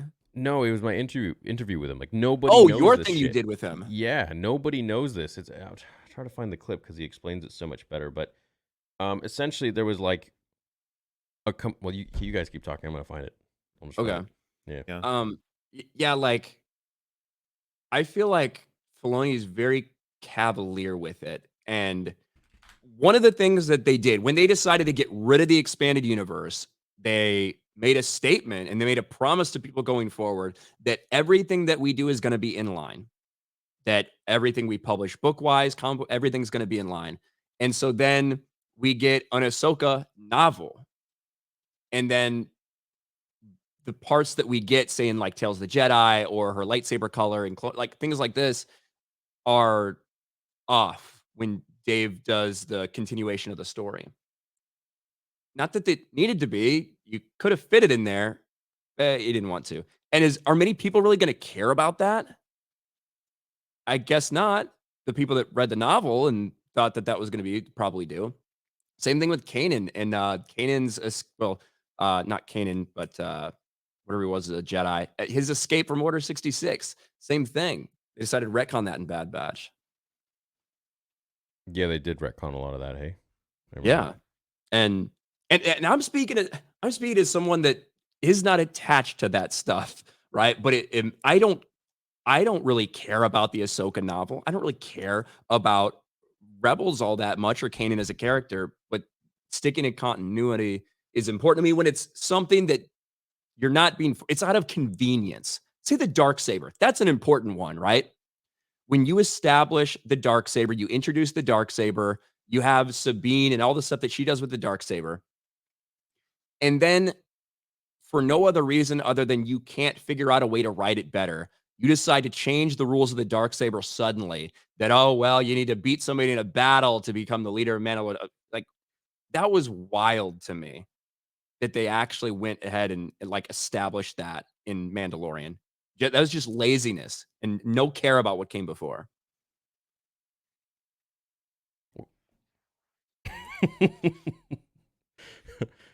MauLer, you need to see. God, I miss these days when people actually gave a shit. I know, right? Practice. Dude, I was just thinking about this, like how if we did get the keys and we got to retcon it and then we made a new sequel trilogy, it's like we've lost Carrie Fisher, of course, and then it's like Harrison Ford is really unlikely he would want to do that. Like if we somehow this amazing, insane thing happened. Then I was thinking, like, ain't it so fucked up that you've got Ewan McGregor who's 1,000,000,000% on board, you got Hayden Christensen that's 1,000,000,000% on board, and as far as I can tell, Disney don't really care. They're right there. They're ready to go. They could make who knows how much Star Wars content. They're just like, oh, yeah. dude, they could do it. They could do it. They could literally do everything. But yeah, what's with this Von Rum guy? He's been trying to give you that answer about if KK or others. You guys should bring him on really quick. He has an insane story and ran into Favreau 2 weeks ago. Is this YouTuber? Von Rum? Not familiar. No. Okay. I have no idea. All right, fair enough. Dave's setting up the sequels on his... Well, that's the thing. Also, his movie is essentially going to be the first sequel trilogy that we're going to have. If you think about it. Well, I mean, to me, his movie is just leading into the sequels. Like, the entire Mandoverse, to me, is tying into the sequel trilogy. Yeah, he might be trying to give us a bit of fun beforehand, but we're heading there. I think he's going to do his own thing, man. I don't... I would hate it if he did that. Okay, here, I got it. I got it. Forgot that I actually clipped it. Yeah, like, to me, oh, there it is. There it is.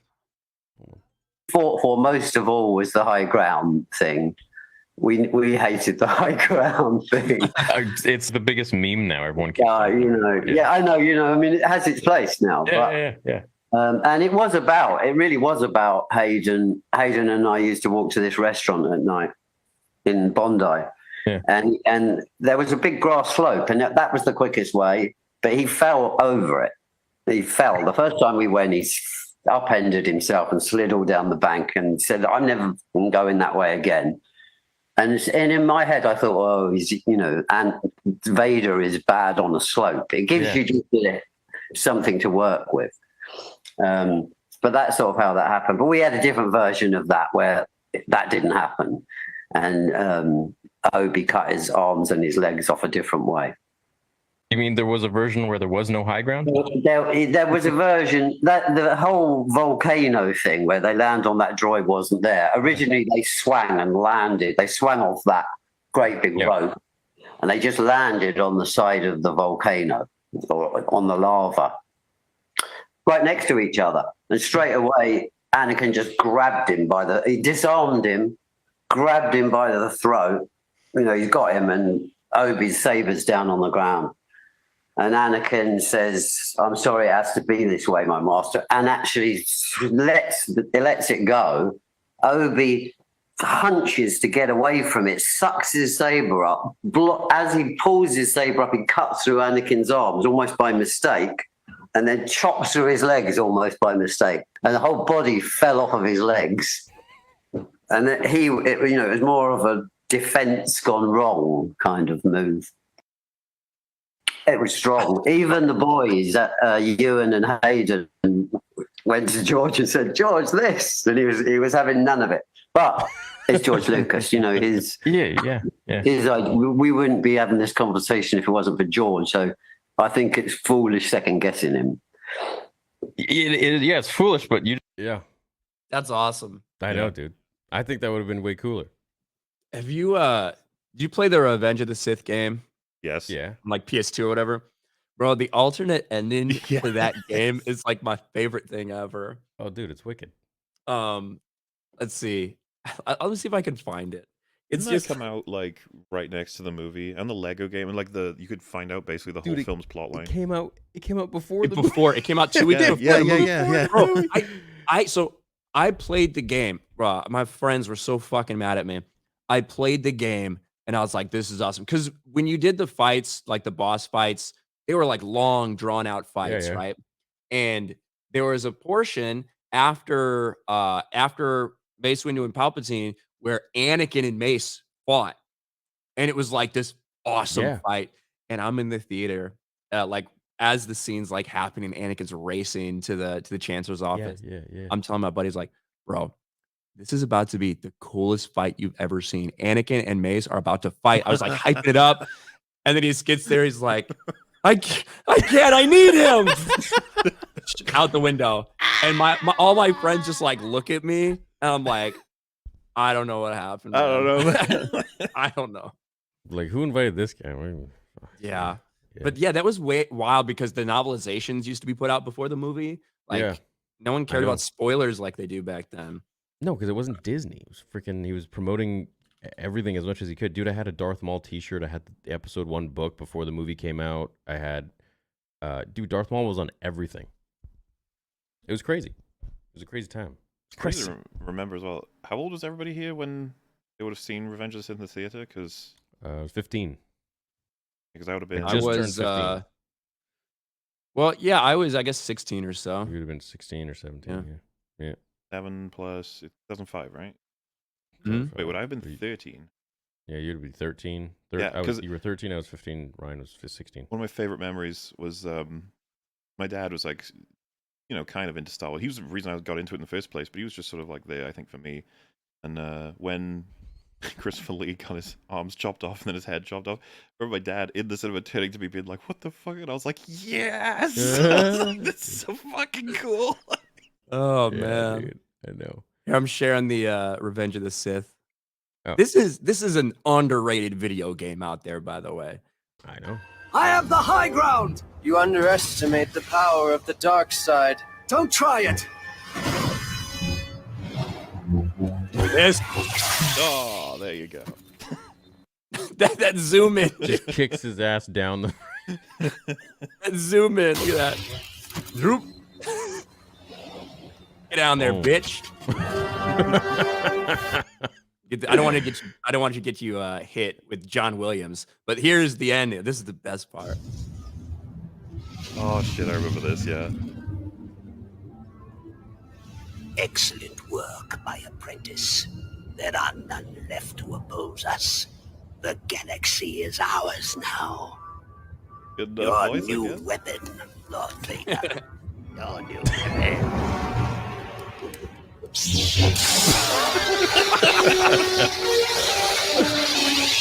Look at those troopers. Bye. No, the galaxy belongs to me. There you go. That's it. That's the alternate ending. I love that. And it's weird, like the weird flip. Just like yeah. I'm gonna distract the Emperor with this cool flip. Pretty much. What you got? Yeah. What's your favorite Star Wars video game? We talked dude, about I this really last time. liked Fallen Order. Really? Okay. Yeah. The one that made me the most excited as a kid was probably, nostalgia reason, JK2. Jedi Knight 2. Yeah, Jedi Outcast. Yeah. Like, dude, Jedi Knight, Jedi Outcast is amazing. Jedi Academy is also great. I prefer that lightsaber play to pretty much anything. Me too. Although, like, Jedi Survivor is slick and cool and feels good. But in terms of the level of control and how much a lightsaber actually feels like it's a lightsaber, the Jedi Knight, Jedi Outcast, and Jedi Academy games all way. 100% agree. Yep. Battlefront 2 for me, and it's just because I loved playing that whole galaxy map, the world, and taking over as all different factions and feeling like, this is what would have happened if they did this. My favorite was CIS, by the way, because you kept getting Darth Maul and Count Dooku as your heroes and stuff, and I was like, that's so cool. And one of my favorite things, this is a little bit psychopathic, but whatever. Polis Massa, if you push, because the whole map is like a half donut sort of thing, kind of like lowercase n. But if you push hard enough, fast enough, you can crank up the numbers so that everyone has like 500 reinforcements. You can force them all into one command post. And then if you're Darth Maul, you can just throw your lightsaber over and over and kill like 1,000. Like hundreds of clones are just getting slaughtered by you throwing your little lightsaber over and over. It's fucking great. I really miss Star Wars video games have taken such a terrible turn. I don't think we realized the peak that we were in between like 2000 and like 2007 when it wasn't even like super creative. It was just like, hey, we have a genre of video game that's out there. Let's do a Star Wars skin and a Star Wars theme on it. Let's come up with a story. Let's shit it out there. Yeah. Might be awesome. Might be okay, but let's just shit them all out there. Yep. And you get the flight simulators in the like mid to late 90s. I played the shit out of X-Wing and TIE Fighter, X-Wing versus TIE, X-Wing Alliance. I had a little joystick and everything. I'd spend hours down there on the computer. Galactic Battlegrounds, Empire at War, if you're talking about like more strategy-based games, were awesome. Obviously, Knights of the Old Republic. I like Knights of the Old Republic 2 actually better than the first KOTOR. I never played the second one. Oh my gosh, dude. If you play it, you have to do the restored content mod because KOTOR was such a massive success that they wanted to get another one out straight away. They had like a 9-month turnaround time. Crazy. And a different studio did it. And they got some of the whatever you call it, the files and everything. Whatever they did for KOTOR, they got some of that from the other studio, the rigs but and all that stuff. Yeah. Yeah. And obviously made a lot of their own changes, but the story is way more full. They cut a ton of content to be able to release it. So if you do it, get it on PC, get the restored content mod to play everything they originally intended it to be. It's awesome. So you don't know about Darth Kreia? I mean, I know about her from Kreia, but Darth Treya. Yeah, reading from legends and stuff, but no, I didn't get to play. I played the first one when I was a kid, and I remember becoming a Jedi, and I was like losing my shit. I'm like, oh my god! And I remember right at that moment, I was called for dinner, and I was like, okay, and I just like went back to my computer. But I don't really have much memory after that, sadly. So I think you'd be really interested just because of the way you really like to look at the Force and things like that. Kreia is a super interesting character. Yeah. And is kind of known as one of the more convoluted and complex characters that we've seen in like that kind of element of Star Wars. Yeah.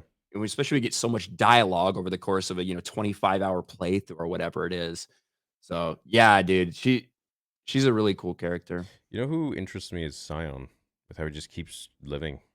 Darth Sion, yeah, basically, and that's always the answer that I get when I say I don't like Maul. It's like, well, how do you feel about Darth Sion? It's like, well, so Darth Sion is a guy who lives on the dark side, and like he's so angry that you just can't kill him. Yeah. Now, in the video game, it's basically portrayed as you bring his health bar down and it goes back up. Right. What does that really mean? If I chop his head off, will he live? I don't know. He's got like a bunch of wounds and stuff on him, though, right? Yeah. For Darth Maul, I saw that dude get bisected. He didn't have an asshole. Yeah, but we even have that in real life. There's guys that are just halved.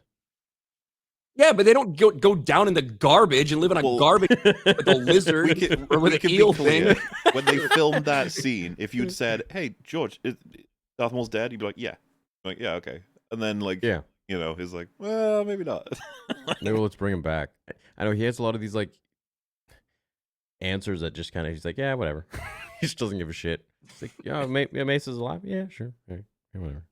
I'm fine with that." Could be.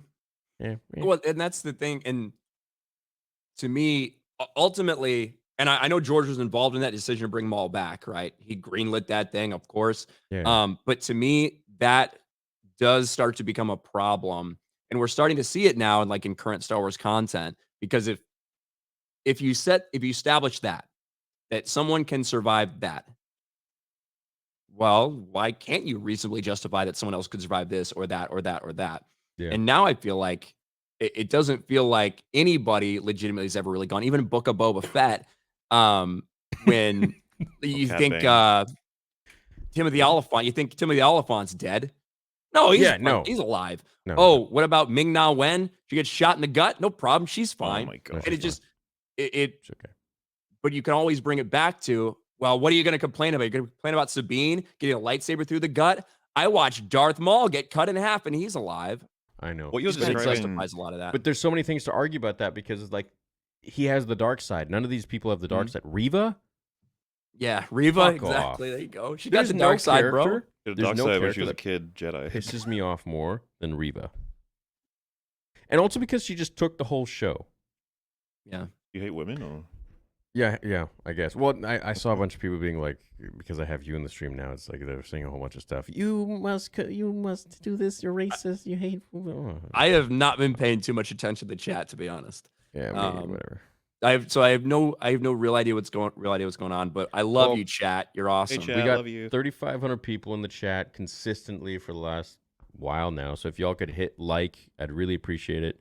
Boys, I'm sorry, I'm going to do a quick plug. I just dropped my merch. So if you guys want to go and purchase some merch, this is the Black Friday special edition, available only for a few more, weeks, I guess. But last year it did sell out really quick, and a lot of you guys were butthurt because you couldn't grab one. But I made a whole post on it on Instagram. If you guys want to go check it out, the link is in the description. You can grab one right now. So make sure you go and do that to support the channel, and everything goes to Ryan's pocket. All right, back to the rest of the stream here. So I just say, by the way, we've got that many people who registered the conversation, but we spent the last half an hour just talking about some of the stuff we like about the video games, just random memories and stuff. Yeah, but that's why I like this kind of a stream, because it's just so. That's what I like. So bullshit, so random. Yeah. Like for me, my favorite era of Star Wars is post Return of the Jedi. Post Return of the Jedi expanded universe. Yeah. Seeing Luke Skywalker and Han and Leia, their kids, raising their kids, rebuilding the Jedi Order, the not the grandkids, but the kids and what they're able to go on and do. My favorite Star Wars character in history is Jason Solo. Like, that's my favorite Star Wars character. Really? Yeah. And the arc that we see him go on is phenomenal. And the Legacy of the Force series really shows a lot. It really is a Jason series, and it may or may not end well. I don't know. You have to get to the 9th book before you find out, but it just it pays off, decades worth of reading these books and learning about these characters. So, like, to me, that's my favorite part of Star Wars, which is why I was so excited when Disney bought it, because I thought at least I was going to get continuations of these stories. But no, not only did they decide to say, hey, we're going to wipe the slate clean so we can have creative freedom going forward, but also we're going to stop telling any of those stories. So it's done. That sucked for me.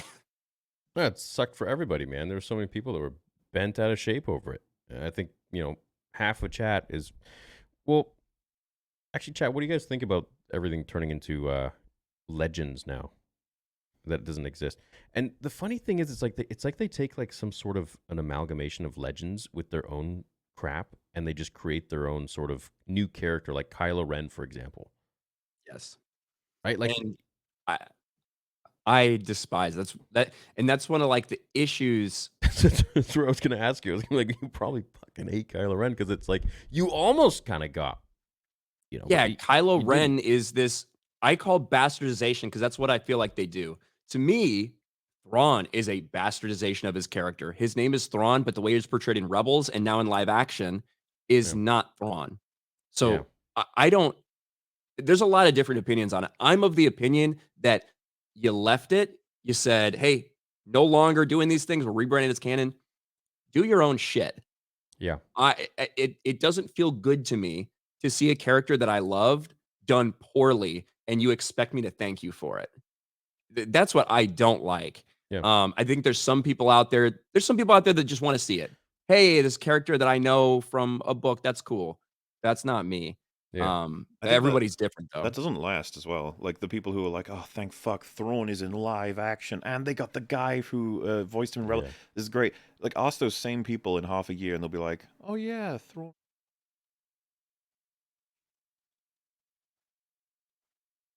Yeah, It and it's didn't. like little hints or like a character name here or people were like, "Oh, don't you think the zombie stormtroopers are cool? Because it's kind of like Death Troopers." It's like, one, it's not like Death Troopers at all, and two, it was really stupid.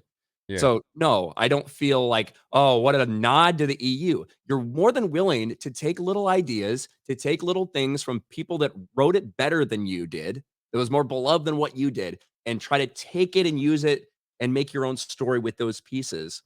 But to me, it's not a good product and it's not respectful at all. They got like overrun by possibly the worst enemy in terms of dealing with a lightsaber. Those things had nothing they can do against a lightsaber, and they had fucking 4 lightsabers between them.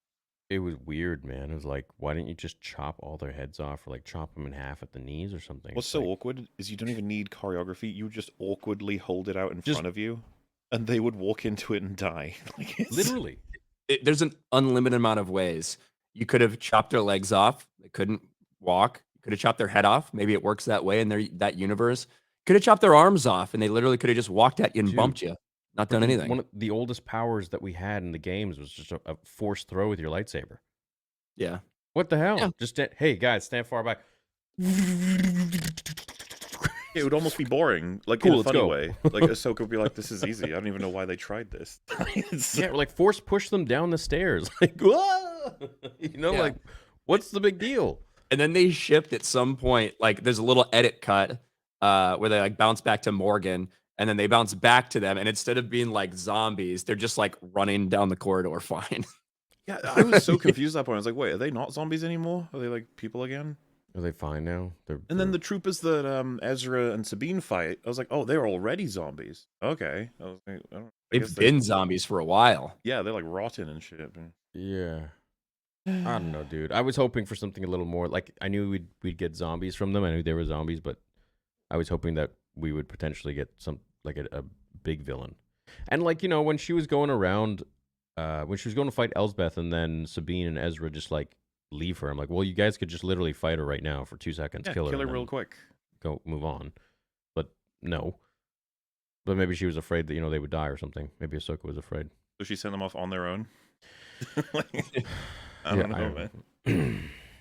It was weird, and especially with the themes of like sticking together and stuff, and how that hasn't paid off well for them. Like literally just a couple episodes ago.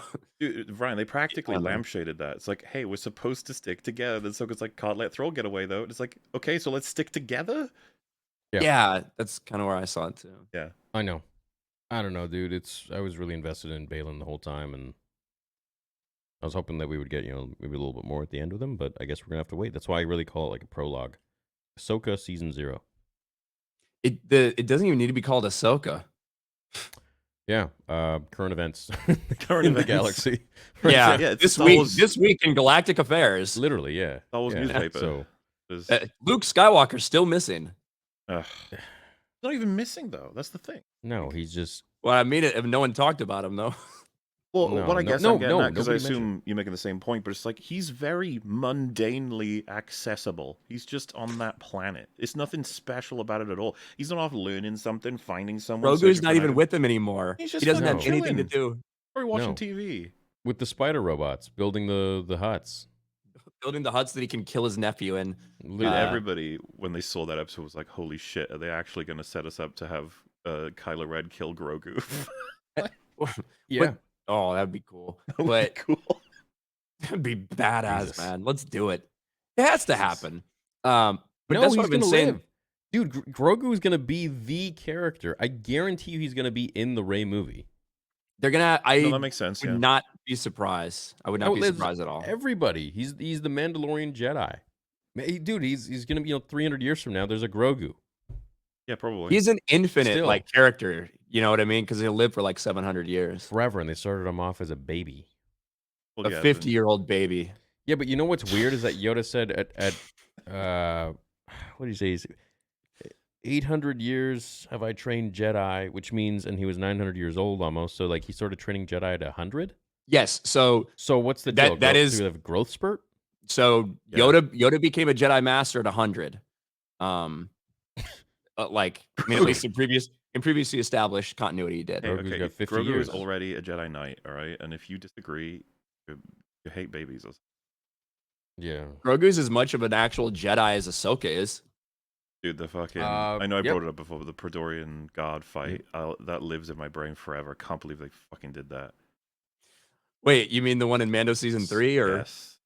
And the Oh, awkward geez. puppet jumping and the fact that all of them are like trying to swat a fly and awkwardly walking around the room. It's like, what have you done? I don't know how they could take season 3 and just.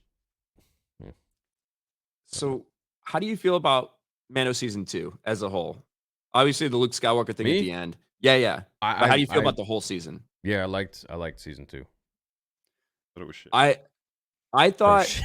You thought it was shit. I thought that season 2 was a drop off from season 1, and mostly because I didn't feel like there was a very throughout story. It mostly felt like cameo of the week to me. And Okay, it changed. with Bo and- Changed from it's like, okay, we got the Bo-Katan episode, we get the Ahsoka episode, we get the Boba Fett episode, we get the Luke Skywalker episode. So Well- in 2 weeks, Mando runs into like super important people, just happens upon it. You know what I mean? In his I was gonna journey, bring it's this kind of up. crazy. You're talking about how Ahsoka's become like the center of the universe. I felt like they ruined Mando with that. He Yeah. was so much cooler when he was off on his own, doing his own thing. But he's fucking, like I said, collecting all those toys as well from like everybody, and he's been stripped of most of them now as well.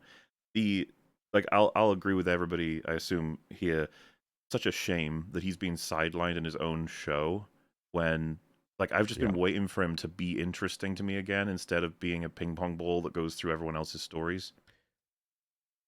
But it's weird because, he sidelined Boba. Yeah. And he gets sidelined by Bo-Katan. And I assume you know about the quote from Pedro Pascal where he's like, yeah, I'm ready for her to take over as the Mandalorian. Of course he would say that. It's just fucking lame. What's Pedro gonna say? With Pedro Pascal's fan base, if he said like, no, I'm not gonna let a woman take over or something. No, you'd get crucified. You'd think it'd be nice if he said something along the lines of like, absolutely, she's important to the story, but of course the Mandalorian is about Din Djarin. It would be really great if he fucking said that, but obviously he's not going to. Partly because of the fact as well that I'm pretty sure it's become clear. I don't think he wants to play Din Djarin anymore, like at all. No, I don't think he gives a shit. No, I don't think also it sucks. I don't think it gives him very much like clout or anything off it. I don't think he gets paid a ton for it, first of all. No. Based on what we know about some of the salaries for Star Wars and stuff like that. But also, when your helmet's on the entire time, it's obviously hardcore fans do identify Pedro with that character, but I don't know if a general public does. You don't see him. He can't be like, look, Mom, on TV. Like, he can't, because no one really knows. But at the same time, we don't need Pedro to be Mando. True. Give me an AI voice. Who was it? The grandson of John Wayne or something like that? Yeah, they're the ones that are actually playing him. Yeah, he's the one that is like literally walking around in the Mando suit and doing all the stunts and everything. So great. Well, that was a change from season 2 to 3, right? And that's where you can see, I'm assuming, things went wrong behind the scenes and that he was probably on the cusp of leaving. And then they got... Because the theory, of course, forgive me if you guys have already know more than this than I do, but this is just from watching it. You can tell like they had to scrap assumed production on season 3 of Mandalorian because of issues they would have had. And then they rush out Boba and then fill in 2 episodes of Mando that they completed into that season, and then because that's clearly the beginning of season 3. Like, from what I heard, there were real problems with Pedro, and a lot of people felt like he was going to walk. And Favreau kind of said, "Well, fuck it, I'll replace you with somebody else." And that's when you with Boba after you replaced him. Yes. And then to Morrison said, like, "Why the fuck was I replaced in my own season?" And that, to me, that is one of those, and Boba is one of those shows where I do think you can, like, I think that was probably the least prepared one of all of them. Rushed, yeah. That's why he was still, like, not in great shape, too. You know what I mean? Like, I think that the Boba Fett entry into season 2 was last minute, and that's why he was so out of shape and everything. Yeah. So I do think that a lot of that drama is probably the reason Boba ends up getting pushed into that, which is also the reason for the final mission. He is he's just a taxi for them instead of actually like taking part in what they were doing. Even tomorrow, like he didn't seem, that's the way I read it, didn't seem too happy with, Mando coming in and taking over his show. And at the end of the day, Mando's supposed to be kind of a taking second seat to Boba. Boba's always got to be number one. But now you have it where Mando is like the new guy. He's Now like you the new have number it. one. So that when Boba shows up, I'm like, oh. Yeah. It's like, how the hell This did you guy. do that? Boba fucking Fett. Like a bantha. Exactly. Like, how did you do that to him? You know, he was supposed to be the dude that shows up. It's like, are they going to do this with Vader now? I love Tamura's response, and like how he said, "Yeah, I hope I hope I don't talk as much next season if we do another season. I think I was talking too much. You just stand there, be intimidating, Yeah. not so many lines." Yeah. Like, yeah, you It's understand the character. the meme in my community, but the comment on water from someone, then he just looks at like Ming-Na Wen and he's like, I grew up surrounded by water. The fuck is that line? Why would cares? It was just like, hey, Camino, you don't you remember? Camino? I was a kid on Camino. Yeah, and it's like, Yeah. yeah, I know. Yeah. What? Why does it matter? It's so much weird dialogue in Disney. But then also, what happened to the Tuscan lady? Wait, which Tuscan lady? Remember the Tuscan? There was a Tuscan warrior who was a girl. Oh, didn't she just get killed or whatever? Yeah, didn't he kill them all? No, she escaped, I think. Yeah. Didn't she? I thought they all got don't remember. slaughtered by the bikers or whatever, right? I don't remember anymore. Yeah, I thought he like brought Slave One back that they didn't call Slave One because they're not offensive anymore. I thought that he just like trashed them all. Or no, that was the speeder bike gang, wasn't it? Fuck, you reminded me that he got eaten by a Sarlacc, like, in his Slave One ship. That was insane. Yes. God. Stupid show. Like, so much stupid shit happens in it. Yeah, right. She did escape. Oh man, I can't wait for her to have her own fucking... What would the title my be? God. Oh no. Well, we know it's just going to be Tuscan lady. No. Whatever your Well, name yeah. is, that's what we title it. Yeah, at least Cad Bane's alive. We know that much. Yeah, of course Cad Bane's alive. Why not? Why wouldn't he be? It would be stupid to he's assume got- he died from that. Meanwhile, all these other characters are surviving what they're surviving. Literally. I Sounds did like he was think deflating them. I thought that was a pretty good live action representation of Cad Bane. Thought it was pretty solid. Again, oftentimes it's not like they've got the actors, they've got the money. They just don't like this. The scripts every time for me.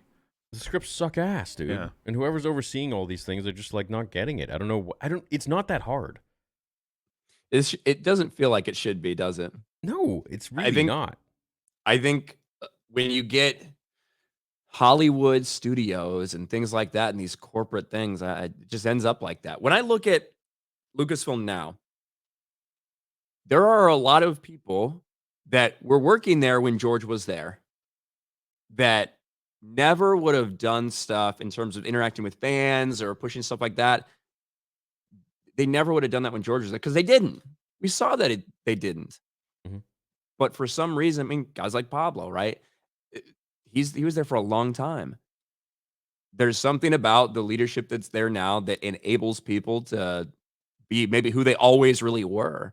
I think it's just a big problem with leadership, and it's run so differently than I think the way George did things. George hated Hollywood. George hated the studios. Oh, I know. Yeah.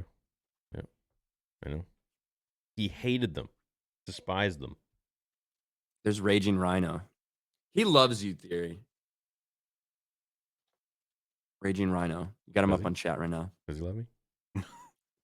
He has some criticisms for you, but he loves Oh. you. All right. Well, take a fucking number. Get in the queue. Like, there's a long line. There's a long line. Yeah. Whatever. It is what it is. Well, I guess we should get to reading some soupies. Did you guys want to stay on for that? They usually took quite a while. It's up to you. Yeah, I'm I'd fine love with if that, you guys especially were if they around. directed it anyway to us. Yeah, I can stay on for a they while. usually are. Yeah. Okay, cool. Let me bring in the boys as well. I told them I might have them on today. Depends how our conversation goes, and if they're around, they'll come on. Let me just refresh my whole thing because do you guys ever use StreamYards? I don't. Yeah. Does it ever lag for you sometimes? Sometimes. There's been something weird going on with StreamYard. And are you on Chrome right now? Yep.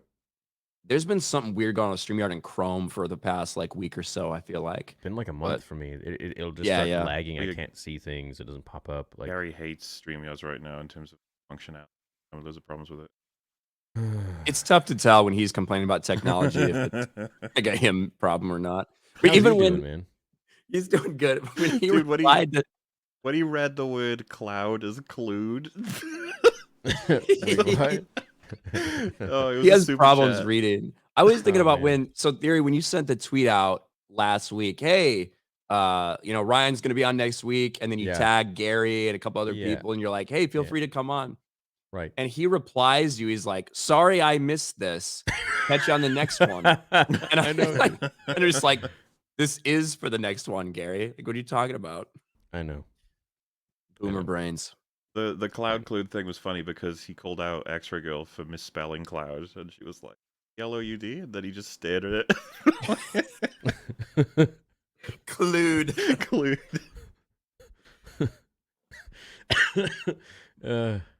Yeah. Mauler, I found out that I am Stream 6% Welsh, Hey, by the way. don't hold that against you. No. I don't know try. if you got any superpowers. I hope you do.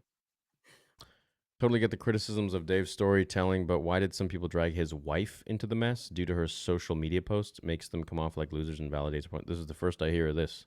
An easy condemn on stuff like that. I completely agree with you. I actually talked about that. There was a lot of what happened?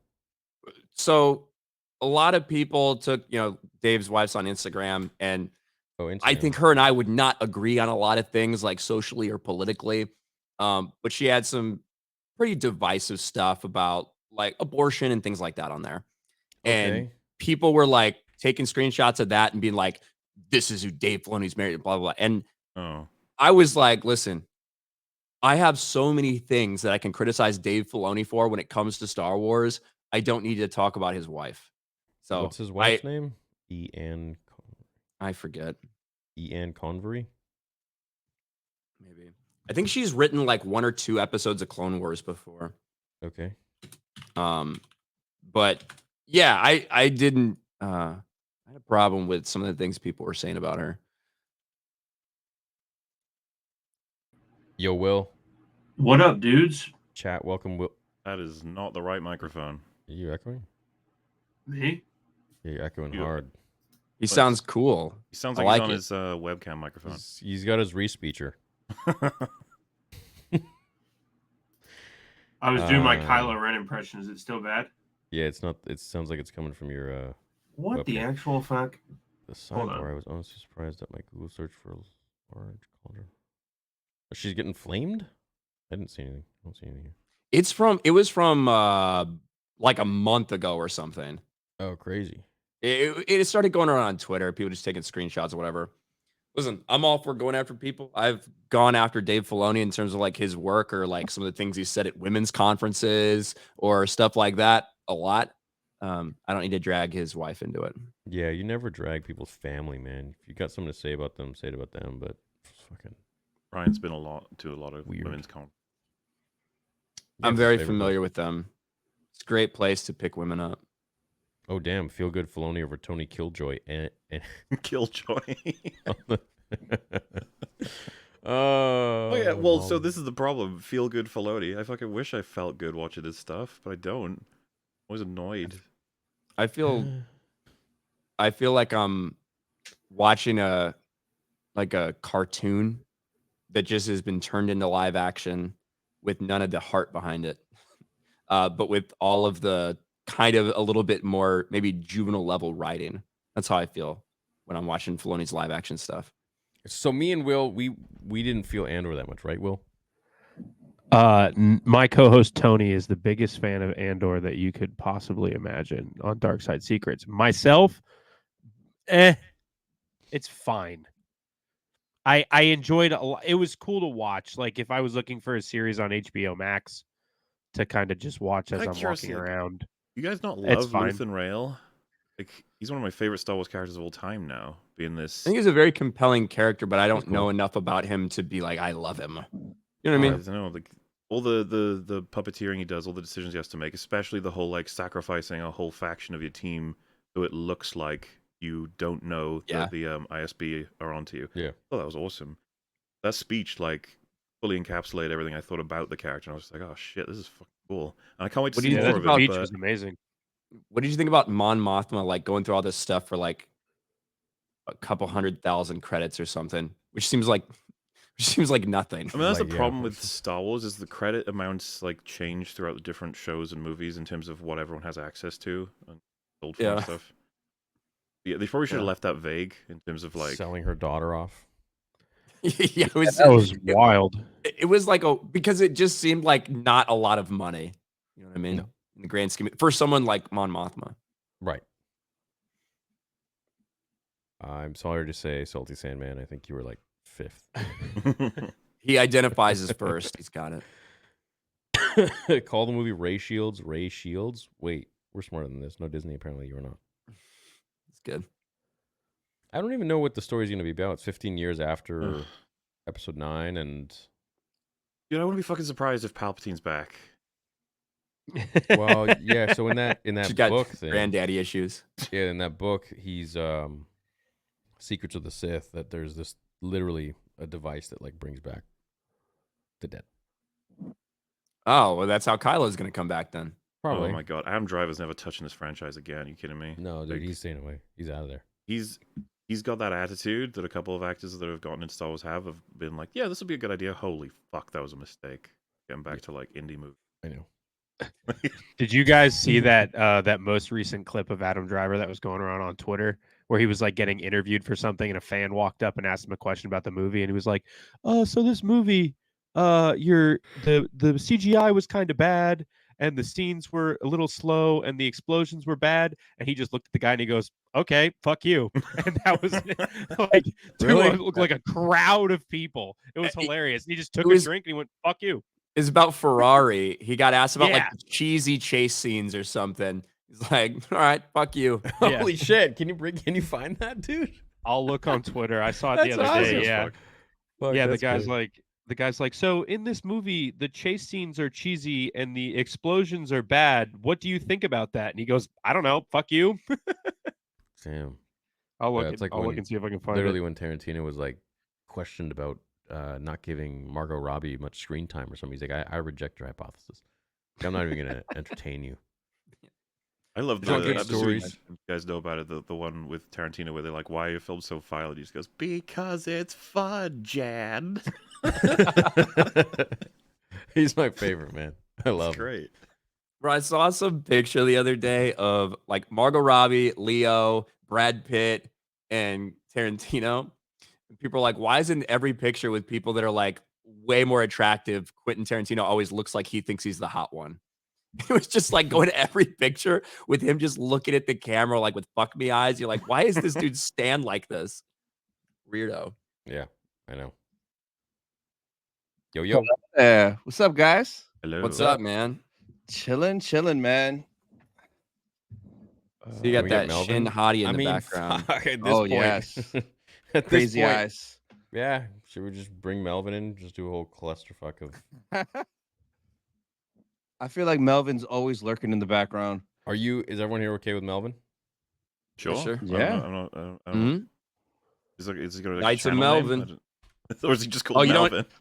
Oh, you'll find out. I would love to see Melvin and MauLer interact. I put that Adam Driver clip in the chat, the private chat for us. Well, I the just link sent on in Twitter. the link. So the only good part of Ahsoka was Hayden Christensen fighting years later, and he's still fast as ever. Ahsoka herself looks slow and incompetent.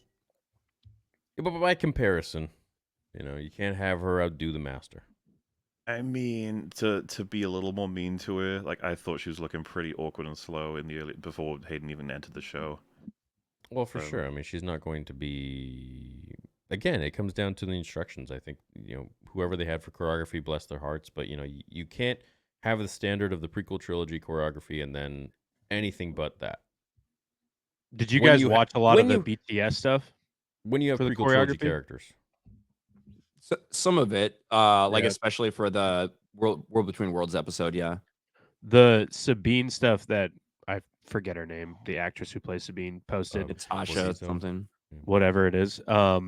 The behind the scenes stuff looked a lot more intriguing than what we actually saw in the show, like on her Instagram and all that. Like it was so much. It was a whole lot faster. It was moving quickly. It looked to me. I was like, why don't we just see this? But whatever. Big thing you lose from filming to the final product, oftentimes with Disney Star Wars, is clarity. I don't know what they do when they chew up all of the scenes into like harsh edits and cuts, but it's just like, see, like you just said, you see some of this behind the scenes stuff, and you're like, wait, that looks so bad. Yeah. Was her choreography better in Mando? I can't really remember. I think it was kind of. Maybe. I actually don't think it was. I think that the fight between her, the first fight between her and Morgan, was ridiculously dumb. Well, that one didn't work for me because she's got a fucking spear of metal. So like, you got lightsabers, you've already won. She's not going to get... Yes. Doesn't matter, you can block them. It's the... You understand what I'm saying, right? You can always angle the lightsabers when you lock, so she's just dead. There's nothing she's doing about that. It should have... And she, can use the Force. That too. I don't know why that didn't come up in that fight. Well, maybe she just wanted to win it honorably. She can use magic. We didn't see, but we didn't know that or see any of that there. I know, that's what I'm saying. Like nobody even used any abilities or powers. It's like, why are you guys? It's like Dragon Ball. It's like 50 episodes, and then it's like, I'm now going to use half my power. I'm at 50%. Another 50 episodes. I'm now going to use 75. I've been holding back. Okay, let's go. And then it's another like 4 seasons. A lot of Ahsoka's choreography for that too. She was like just popping around the woods, and they hid it in smoke and fog and stuff for that beginning scene. So you really didn't see her. It was cool, but like it was, you didn't really see her do much. It was just away. She was, like, it was kind of like the woods, yeah. The Kenobi, like what they did for Force Unleashed. Why was Gina's firing more public than Ray Park's, if he indeed even got fired? That is. It was like, obviously it blew up on social media. They specifically did it to, in my opinion, satisfy a lot of the activists that are like within Lucasfilm. They wanted to shame her. They wanted to embarrass her. Yeah. It's my opinion. Yeah. And also Ray Park's suspected one is because of some weird stuff. On Instagram. Yeah. Yeah. Yeah. But I mean, like, also, Gina is an active production of a major popular show. Ray Park wasn't really. It's not like we have like a Darth Maul show. Yeah, wasn't she getting her own show, Gina, potentially? Like the Rangers of the New Republic? Yeah. Also, Ray Park didn't get canceled. He posted something that, objectively you shouldn't really post. Nope. Or got hacked. Whatever happened. I believe in Ray Park. I trust him. I believe in Ray Park too. Me I too. think he's a really great guy. I don't think anything like that should ever be. I think he should continue to play Maul, man. Everyone keeps like writing him off and saying, "Oh no, let's get Sam Witwer's Maul." Like, no, dude, nobody's gonna play Maul unless it's Ray Park. Yep. Nobody can move like him or have the cadence of Darth Maul. Ray Park is Darth Maul, and so what? He posted something or got leaked, something private. Whatever, dude. He's human. Like, shut up about it. It happens. Sort of. Who cares?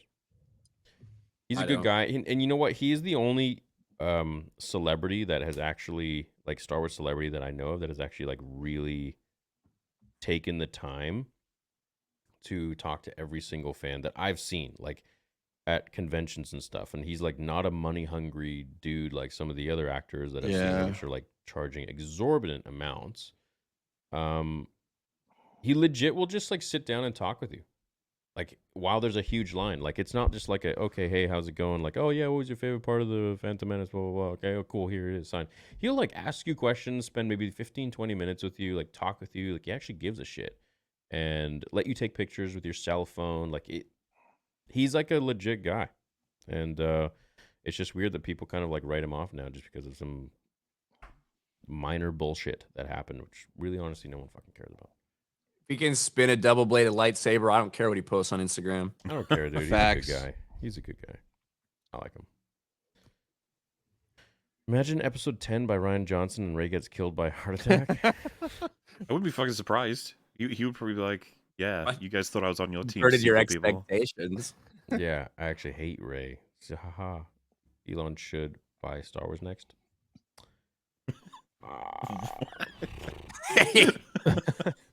What would Elon do to Star Wars? You'd probably make it a joke. X Wars. Yeah. Oh God. Yeah.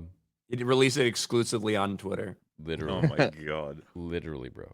I think the person to probably buy Star Wars next is the most realistic is Apple. I don't think Disney's. Not gonna let go I don't of it, think right? Disney's selling Star Wars. Me neither. As much as we've seen like the struggles and stuff like that, at the end of the day, simply having the rights to the 6 original movies, distribution rights, merchandising rights, simply that is such like a windfall. And I have a really hard time seeing them selling this IP that has that much future potential earnings. Well, Bob Iger just said in a article, I think recently, like last week or something, or even less than that, he said that we're not going to pawn off our major IPs like Marvel or Star Wars. So it's insane we're in a timeline where he has to like acknowledge whether or not Disney are going to start selling their assets. It's like, holy shit. Like, Yeah. And it's crazy because you sort of certainly I do like passing through a lot of communities at once in terms of fandoms and stuff. And it's like you hear the same thing across so many of them. It's like, oh, Star Wars, like it's drought, it needs some help. And it's like you look over at Marvel, it's like they do it way worse in a way. And then it's like look over at everyone. Indiana Jones, man. Poor Indiana Jones fans. Like what? It's so over, you know. I didn't even see it. What's going on with Marvel right now? Marvel's disaster, man. Absolutely destroyed. Hey. Yeah, they're falling apart, man. There's been a lot of over the past couple of weeks. There's been a lot of stuff that's finally come out about stuff going on behind the scenes. The Blade movie has its like 3rd director and 5th writer, and is getting completely rebuilt from the ground up after they decided that the thing a Blade movie needed to be about was 3 women learning life lessons, and Mahershala Ali was the 4th lead in his own movie. Ridiculous. Yes. Captain America 4, which used to be called New World Order until they realized it might be a little too on the nose, and they shifted that to Brave New World. That, which finished filming in June, has just been delayed till February of 2025 because they need to do 5 months worth of reshoots on it after it or test screenings. Badly, yeah. That sounds like a disaster. The Marvels is the worst box office flop for them in history. Yeah, it signifies like a really big. I kind of see like Captain Marvel 2: The Marvels as almost there's this big story in there that's going to be talked about, decades from now more than likely, because they were a juggernaut and they absolutely killed themselves. In 4 years, they went from being like the shining movie industry, trophy on the hill, Standard, to the point where they're in the gutter and no one respects them and everyone's embarrassed to be a part of them. It's like, Jesus, how did you do that? I know. They put out so much content on Disney Plus and these streaming series, and it's like, not a lot of it has been very, very bad. I've seen a lot of praise out there for Loki finale. MauLer, have you seen a lot of that out there? Seen what? Sorry about the finale. Praise for Loki finale. No, even in my own community, I've seen people say like, "Well, at least that was good," and it's like, I don't think anyone knows what the fuck happened in that season. Absolutely, they were like, the thing with Loki, and I talked about this after Ahsoka, was, it felt refreshing for me to watch Loki after watching Ahsoka because it felt like it was trying to make me think a little. If that makes sense. I think it was way better shot. I think that Tom Hiddleston alone beats all of the acting put together in Ahsoka. I was really impressed with how much he tried. I feel bad for him. When he was supposed to portray like all these different emotional states. He was supposed to try and sell to the audience that Kang is this horrifying villain that we have to stop, otherwise it's all over. I was just sitting there like, oh my god, man. Like you feel so bad. Do you know what show you're in? Like Kang is an embarrassing idiot. Like you have, but he's he's doing literally his a job. stuttering fool. And like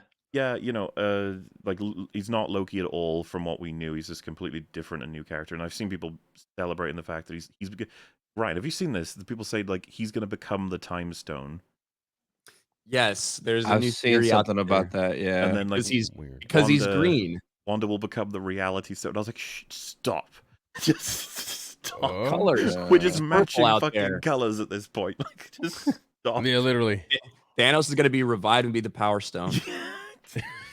Like these are the new theories that are out there. But then just a couple hours ago, a new report came out that there's internally they do think they're going to move on from Jonathan Majors as Kang and instead potentially focus on something else, or maybe just cut the Kang dynasty out altogether. Doom, Please be Doom. for Doom. Please but, be Doom. Like we're at a point, but here's the thing though, as bad as all the news is, there is a positive about it, which is they have finally realized that they need to change. They haven't been listening to us for a long time. The mainstream hasn't been listening to these complaints that we've had out there about what's going on in the MCU for one reason or another. But now no one can ignore it. And Marvel internally is in full panic mode. They're ripping stuff up. They're starting from scratch. They're changing everything because they've failed. Will it be good? I have my doubts what they do to change it, but at least they know there's a problem. We end up having discussions on like, who would you like to see introduced? Would it be Doom? Would it be Galactus? Would it be Mephisto? Would it be the X-Men and Magneto and bring it? And it's just like, no matter the answer, like, fuck, they're probably gonna fuck it up completely though.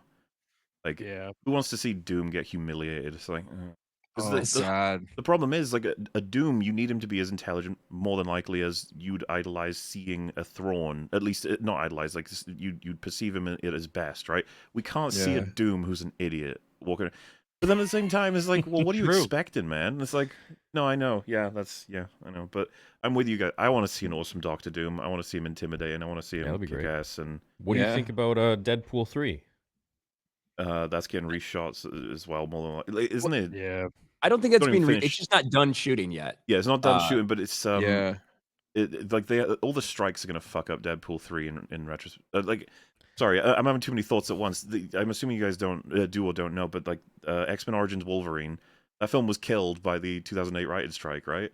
Yeah. Which is just like, is this some kind of fucking cruel irony that when Hugh Jackman and Ryan Reynolds team back up with these two characters to get a fucking another writers' strike? Isn't it like a couple years to the actual year? It was supposed to be like the anniversary or something of that film getting released. I saw Hugh Jackman post something and he was like, "Oh, isn't that ironic that it's supposed to be like an anniversary of that film coming out for or no, the Logan movie where he's like fighting in Japan or whatever that one is, the Wolverine movie." Yeah. Is it The Wolverine or something? Probably. Just they add the to any of the main Is characters. it the one with the really shit CGI? Yeah, it's the one where at the end he opens up the case and you see the yellow and black suit, but he doesn't put it on. You just see it. Oh, that's the one where he goes to Tokyo. Yeah. But overall, I think Deadpool 3 is going to make a shit ton of money for them.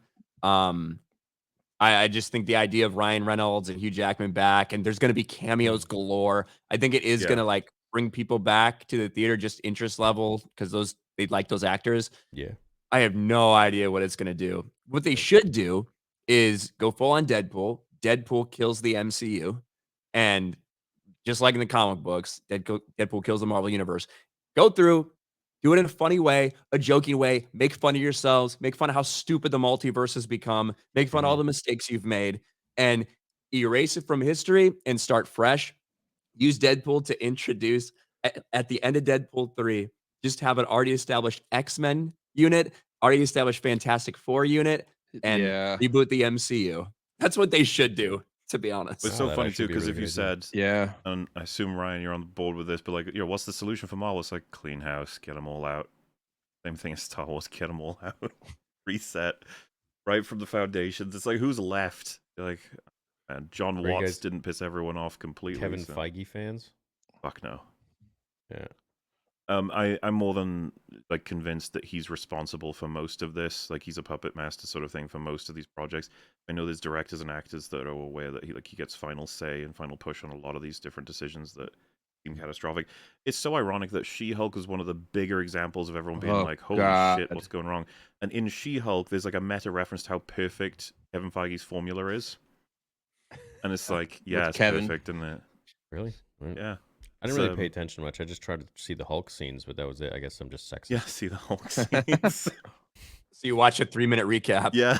Literally. And then I just stopped watching and then I saw what they did to his son. Yeah. Scar. Like, cool, man. That was a decision. Whoever lined that dude up is going to lose his job. Green Channing Tatum. Haircut. MauLer, you made a good point. Something's happening right now. I'm not the Jedi I should be. I want more. And I know I shouldn't. Hello there, this is Darth Melvin, leader of the Knights of Melvin. What up, guys? Melvin? What's going on? Happy to have Just you in. hanging out. Funny story last night. Playing Star Wars Episode 1 Racer, and I was kicking some fucking ass, and my internet stopped working. I think Disney shut down my internet. Disney was 100% behind it, you know. And if the internet goes out here and we all disappear, we know who's behind it. We know what they're doing. Sure. This is the most toxic stream in history. We just need Jeremy, Gary. We need Jay. I don't know who else. Jay, you think Jay's toxic? Isn't he known as like the toxic guy? We drunk three of He's you. friends with Gina. No, Jay is like all the crybaby shills. They say Jay is like the lightest one of geeks and gamers. Yeah, he's Oh, the okay. nicest one. He's the least bad. Who's seen as the worst? Surely Jeremy, right? Or Gary? Probably me, I'd say. Oh, Jeremy takes the mantle. Okay, damn. Oh, the worst of I thought you meant. Yeah, I don't know. I think Jeremy used to, but I think Gary's often seen as like the ringleader, evilman sort of thing. Yeah, he's got like 900,000 subs or whatever. So I have like from that side of like people that are just perceived as toxic. Yeah, I feel like there's a lot of people that don't like me. Oh yeah, you'll definitely hate. I said to Theory that like you'll get in trouble for talking to me, and he's like, I'm talking to Ryan. I was like, oh okay, it's fine then. I know, dude. We have DMs where it's like after the show, he's like, "You're gonna get in a lot of trouble." I'm like, I don't give a fuck what people say. I'm having Ryan on next week, and he just sends like a crying emoji. Because I'm hated a little bit differently than Ryan in like the FNT sphere. People hate, like MauLer nitpicks all Star Wars movies, hates everything. You know, like Star Wars fans don't like me, but they usually don't. I say they usually don't. They still do go with the racist angle, the sexist angle. It's like, how convenient. MauLer didn't like the sequel, the trilogy that had a woman leading it. It's like, I mean, Yeah, I all remember right, once I guess. announced Ryan's coming on, there were a whole bunch of people that were butthurt, and it's like, Yeah, that was the last straw for some people when it comes to you, Theory. Having me on made you officially like the worst person ever or something. Hey man, and that's what I want, to be honest. I really want to like get out the people that are just intolerant and want to control me and to tell me who I can or can't talk to, or who I can and can't break bread with, or whatever. I don't need those people. I don't want those people. I don't want my content to show up on their timelines. I had a much better time making YouTube videos when I was at like 500,000 to actually even 250,000 to 1 million subs. That was like the sweet spot. That's when everyone was really, you're not the biggest one. You're not big enough to be like on everyone's radar, but you're just making the content you like, and you have a really good community of people who just like you. And that for me was the best. So to hell with them. Yeah, it's nice when your audience just doesn't give a fuck. Say whatever you want. You know, I say some ridiculous shit on my streams, and my audience, top notch. Yeah. I was gonna say, you will have lost some viewers now, thanks to talking to me and Ryan, but you'll have gained plenty as well, because I mean, our fandom, like our bases behind us, are going to be surprised by some of these conversations, because they might have a point of view of you or any of the people here. In fact, your viewers are going to have points of view of us. You know what I mean? The most shocking thing that can happen on the internet sometimes is just two people talking. Yeah, I know. It's unfortunate, but you know, this long in the game that I've been, and man, I don't care anymore about followers and viewers. I lose them all. As long as I got my core audience, it doesn't matter. You know, the people who like I really care about and that have got me this far, that's great. But the stragglers that want to judge me on this and that, or judge you guys or whatever, don't need them. Just like in life. So yeah, I think the reality is in our current space of entertainment across the board, when people have so many different options, so many different YouTube channels, or scrolling through TikTok or Instagram, podcasts, whatever, people are really just looking for authenticity. Yeah. Right. They just want someone who's going to be real with them and tell the truth. And you might be more partial to maybe someone who's a little rough around the edges, might swear, might, whatever. Or you might be used to, maybe you were looking for somebody who's a little bit more positive about each and everything. Regardless, everyone's going to find their space. Not everybody needs to be alike. Not everybody needs to have the same opinion. Not everybody needs to think the same way about a piece of material. And it's okay to say you don't like something.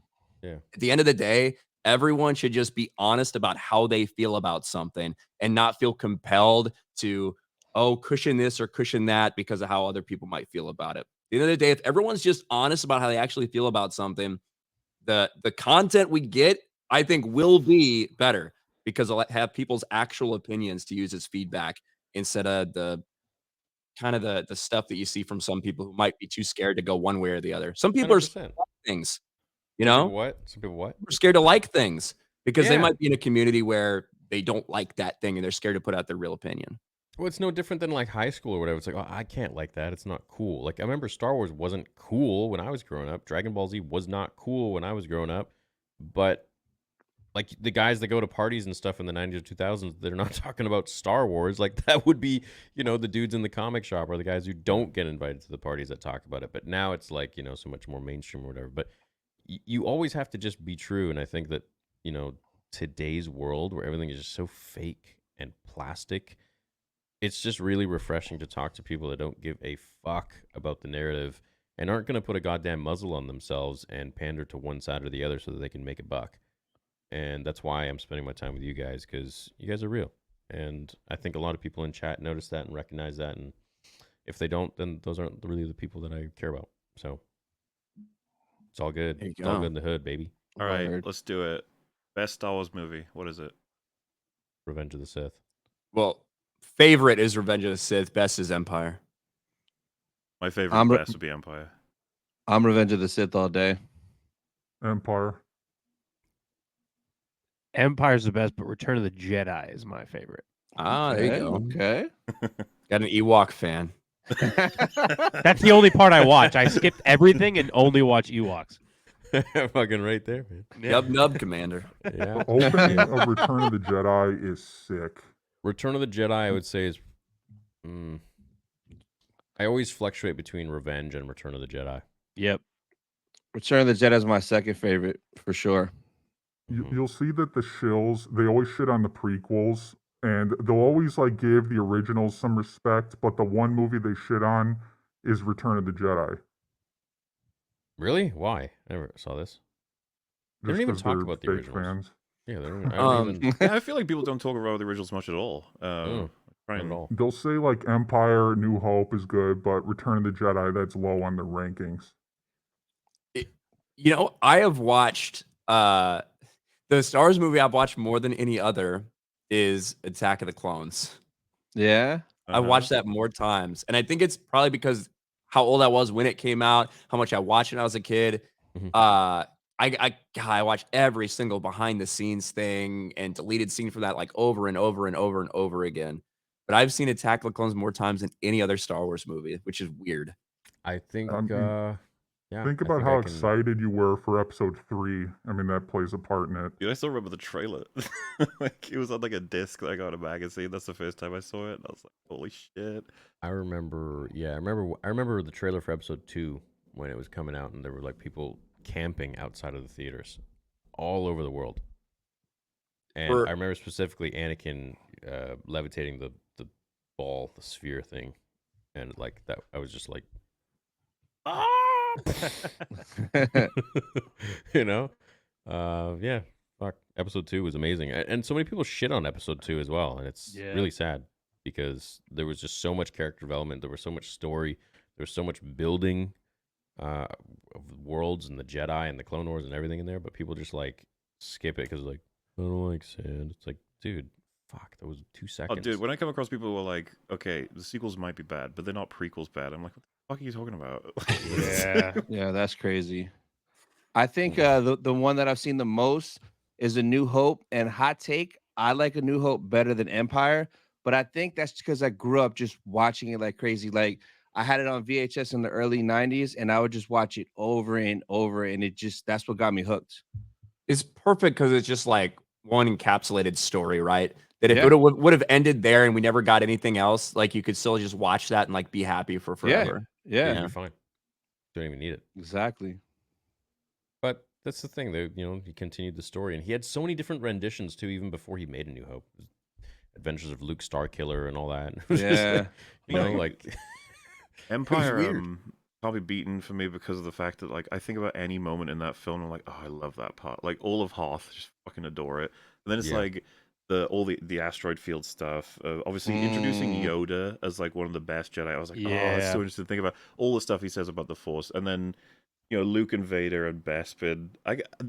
The visuals of that, all of that lives in my head forever. It's just the smoke and the art. This is why, by the way, I'm annoyed at like how many times they've used smoke to generate visuals that are like super impressive in later stuff. Because I'm just like, oh man, I feel like you're dampening every time you bring it up now. Like for some reason, every single time a Jedi user of any kind of lightsaber user of any significance comes in, there's always smoke surrounding them now. It's like, I mean, it looks real good, you can't deny that. It was pretty smoky, I guess, when Luke came in Mando season 2, wasn't hella it? smoky, man. At least, I can't believe I'm saying this, but at least the robots getting destroyed would lead to some smoke. I could guess Like walking to a Halloween party right before or something. Halloween Horror Nights. Yeah. I'm hoping next year for the 25th anniversary of Phantom Menace that they put it back in theaters, because I would kill to see it in IMAX and hear Duel of the Fates on those crazy sound systems. That just would be amazing next year if they do that. Oh, hey, I haven't question seen then. it. Do you guys I haven't feel seen the it in theaters. blanket reviews? What? I think they're funny. And I think there's some points they bring up that are valid. I disagree with a lot of them, but I like Red Letter Media. I watch almost everything they put out, and I think I probably agree with half their takes. But I think they're really good at making videos on shit. If that makes sense. I can appreciate it even if I disagree with their take on the movie. I usually start with saying I find them incredibly entertaining, Red Letter Media. Yeah. As for whether or not I agree with them on film, is like, it can be 50-50. We covered on EFAP their Revenge of the Sith video, and we disagreed with a shit ton of what he said. But like those videos were so influential to like not only people starting up doing reviews in general, but also like the perception of the prequels on the internet to be referenced and shared a lot by a lot of people. And it's just interesting to think about in retrospect, because the prequels then recovered with like their meme phase for internet stuff. And at this point now, whenever you talk to any Star Wars fan, you don't know what you're going to get. They might hate the prequels, they might love it, might think they're fine. You know what I don't like is people who have turned the prequels into like, oh, he said the thing. Like, oh, you don't actually really give a shit. You're just one of those idiots. For the memes. Yeah, you just saw a meme pop up once in a while on Instagram, and now you're like, oh yeah. Remember all the vines of like Kenobi and Grievous, like just like random people standing on shoulders and like waving lights. Yeah. All the vines used to go around of those. I like those. Those are fun. A decade ago. Yeah, I mean, how many people recite the Mustafar battle, like the right before the "you will try," like that whole.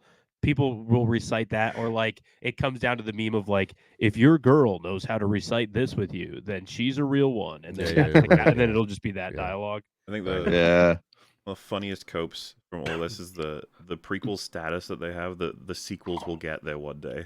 Like, no, they won't. That ain't happening. I don't know, man. That's exactly. That's what people like. Do you guys think the hate that the prequels got is going to be the same thing that happens to the sequels? No. There's like no culture this happened from the sequels at all. There's like nothing of a footprint, even for Star Wars fans. You get the attempts from like those like what was it called, the thing that got shut down, like the Star Wars trip that was like super expensive. The Star Cruiser. Cruiser. Like shoving like Rey will introduce it and you'll get to meet all these like Phasma, and you're just like, why are you even? Nobody cares about those characters. No one gives a shit. Nobody cares. How come no one got fired for that shit?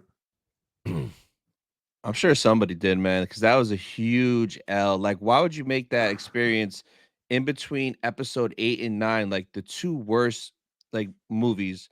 It blows my mind, because if that experience would have been like prequels or OT, I would have spent that crazy money. I would have been reckless, saved up, and did it. But when I saw it, like the videos when it first came out, I was like, what the hell is this? It looked like Fifth Element. It was just weird, wild, man. how inclusive Disney claims to be, but they alienate 6 whole movies worth of fans in their park experiences. Yeah. You know what they can do, man? They just got to make a statement and they be like, hey, look, we know that we've made some pretty bold decisions. We've divided a lot of the fandom. We're not saying that we agree or we disagree, but we recognize and we want to make it right. So our next projects are going to be focused on uniting the fandom, blah blah blah, and bringing all like, dude, that's all you got to do. That's all you have to do instead of ignoring all the people on the other side, which we know which side they really like cater to. Okay, like the person running the Twitter for Star Wars is probably some like 17-year-old with blue hair. I bet it's not the same company anymore. She's a chiss. What if I was to tell you it's like a 40-year-old dude who just kind of likes that kind of culture with blue hair? I wouldn't believe you. I think that the idea of them something. You know something. I've heard some things. Anyway, I think that when it comes to like the idea of them putting out a statement like that, I think there's no way. But if they do it through their content, then I think that's a reasonable expectation if they start putting stuff together like that. I think the Galactic Star Cruiser Hotel failed on a lot of levels, including the way they made it. You got to be here at this time, here at this time. It's a whole timed event. Yeah. Just do a normal ass hotel. Make 3 different wings of the hotel, prequels, sequels, OT. Each floor can be a different planet, themed a different way. You don't have to like reinvent the hotel space. Like just do it so when people stay there, they're surrounded by Star Wars stuff. That's all they want. And maybe have a couple little of these games in different places throughout the hotel, but just theme everything Star Wars in the same way all the other hotels are themed like Pixar or animation or whatever. People would eat that up. They'd make a crap ton of money. But they wanted to reinvent. Did have a prequel sequel OT section, like the sequel would just gives Bailey bookends. It's like, well, you should have been able to pick your path of like you live in the OT, you live in the prequels, or you live in the sequels, and let the people paying for it decide where they want to go. Exactly. And that way too, like it gets exclusive of the consumer of like, okay, if you pick sequels, you have to stay in sequels, and that means you can't go prequels or OT. Or if you go OT, you can't go sequels or prequels. So then the people come back and they pay to get those different experiences every time. But instead, you just see Rey with an inflatable lightsaber. Aren't they changing that to a Marvel? Edge was a good idea. What's that? They should be fired. Yeah, well, they're changing it to a Marvel thing now, aren't they? A Marvel, I heard that rumor. Yeah, cruiser hotel or something like that. A Marvel cruiser hotel? Oh my god! Like they linked the park with the hotel. Like this is a big major plan. For this super chat, the Clone Wars micro series, so the 2003 Genny Tarkovsky Clone Wars series. Yeah, it's amazing. I love there's a lot of stuff from George around that time too, talking about how they designed it to specifically lead right in Revenge of the Sith. Yep. They show how Grievous got his cough from Mace Windu kind of crushing him. They show all the stuff with Shaq T. They show why Grievous is like intimidating and should be feared. Which I feel like he lost out a lot on that in 2008 TCW, where he just kind of turns into another Saturday morning cartoon character that they escape from constantly. The way Windu was in that show is my favorite interpretation of Mace Windu. Like that's the best. When he's like just beating the battle droids with his fist. Just punching. It's the best. He's flying all over the place with all the battle droids. It's the best. And you get to see Anakin. You get to see Anakin actually go through his journey to knighthood. You see him pass his trial. It's a small, tight. It's only a couple hours to watch the entire thing, but to me, it's the perfect connection for episodes 2 and 3. That lightsaber battle between Ventress and Anakin is one of my favorite lightsaber battles in Star Wars. Like with the raindrops hitting the lightsaber and the lightning and everything, dude. It's awesome. The best. Yeah. Yeah. I made sure to put that in Vader episode 3. Hell yeah. That was like one of the things, because there's a part where they all start fighting and there's this massive opening in the catacombs. It's like a big ass hole. And there's just rain dropping, and it's just silence, and it's like that scene. That's awesome. Nice. Yeah. Badass. Rey and Ahsoka are living in each other's shadows. At some point, Disney has to decide who is going to replace Luke. Kind of funny to think about. It is actually, hey. It's like, yeah.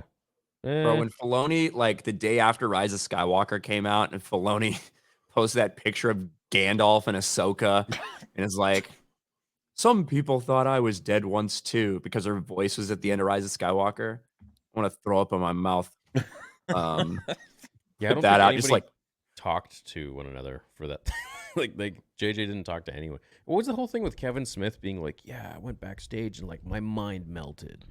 What? He's a bitch who cries about everything. Like Kevin Smith has turned into. I don't know if I've heard him really criticize too many like modern day things that are coming out.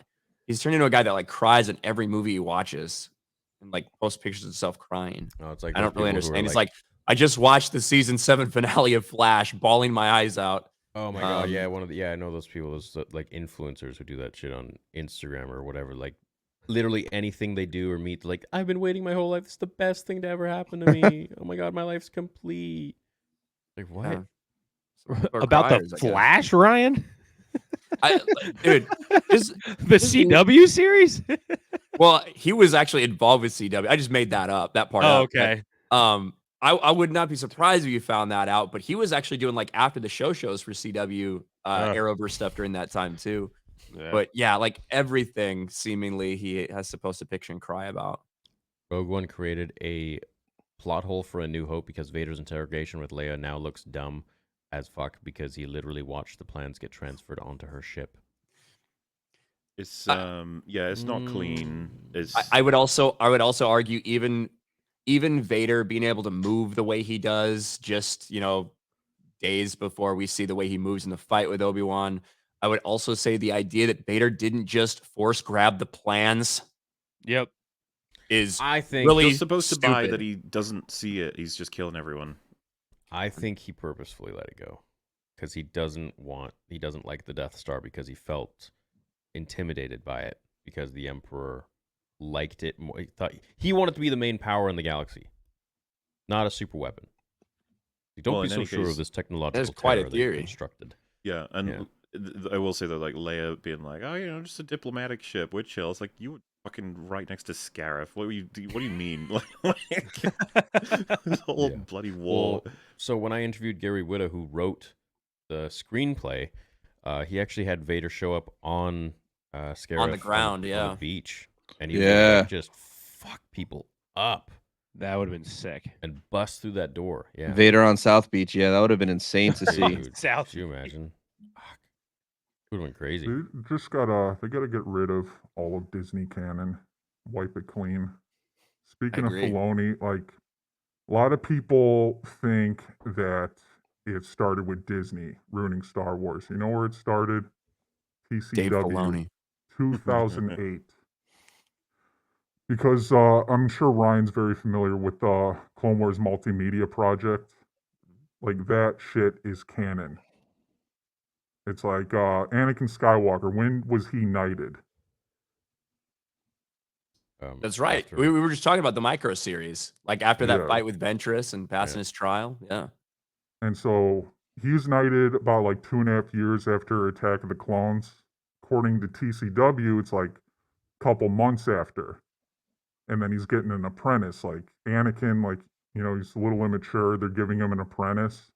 Doesn't make much sense. And the people over at Wikipedia, they're covering it up. Because if you look at the timeline, they are trying to tell you that TCW and the micro series are in the same timeline, and they're not.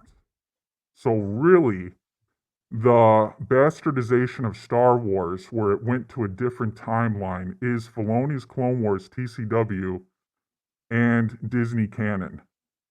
That all goes together smoothly, but if you try to pretend that TCW goes together with George's 6 movies and the expanded universe, then the whole canon goes to shit. That Clone Wars micro series or the Clone Wars multimedia project, like 90% of it doesn't make sense anymore. So Dave Filoni sucks ass. You're saying Kylo he was given almost special right. T-canon status to just ignore everything. So I mean, the canon like really reset with him. Rather than I kill agree the with past, Melvin. kill the I think he's present, all we maybe? got, man. I think we got to keep him. I think he's all we got. So it's like, And- that's why I say, like, we got to take it further. Like, no Disney canon, no TCW. Yeah. Just go like I would rather. 2005. And I mean, there were some projects after 2008 where it gets complicated because they gotta respect TCW as the canon when that's not really the truth. The multimedia project is the true canon. It was a shock to the system when they did TCW, and a lot of things started changing. There's a lot of authors and people that were like Keepers of the Holocron and stuff like that really had to do a lot of shifting to try to justify some of it. There was actually one super interesting explanation, I think, in a West End Games journal or something, where they viewed TCW as war propaganda from the Republic. And so that's how they explained away some of the inconsistencies, because they pushed it as like war propaganda. And if you think of like the way it opens, war, our heroes are, you know what I mean? It's like kind of those old videos that you'd get during wartime. So that's how they kind of try to portray it, which I thought was an interesting way to try to explain some of like the real key core differences between what they decided to do with it. Interesting, at least. But the really other time that there was a big shift in what people had to do to adjust for canon was when the prequels came along. Because up until that point, like the Bantam novel era, George had told people, and he had his plan for the prequels, obviously, but he shifted some things around in terms of maybe how old Anakin was going to be, the time period that went between original trilogy when the Clone Wars happened. So he told people, stay away from these eras, stay away from these things. And then when he eventually did the prequels, obviously he picked a lot of stuff he liked from it, and he also did some stuff differently. But the timelines ended up having to shift a lot for things that had been written before, when they referenced the Clone Wars happening like 50 years prior, because that was the original timeline George had kind of set out. Is interesting. Yeah, there's definitely a lot of inconsistencies, but it's the thing is, like, we don't have George anymore, and Dave still has like I think he still calls George. I mean, he shows up on sets and shit for Ahsoka and Mando, so it's like, I imagine he's got to be involved in some capacity. George showed up for Mando. I don't think he had any writing credits on TCW, and so I mean, like, you know, when I say like Disney Star Wars isn't Star Wars, like it's literally fake Star Wars. Yeah, along with TCW, because like the real canon are the George Lucas 6 movies in the expanded universe, and that is the way of the dark side. On theory, if season 2 of Ahsoka has as much reference to Luke as season 1 does, would you be done with Filoni at that point? Yeah,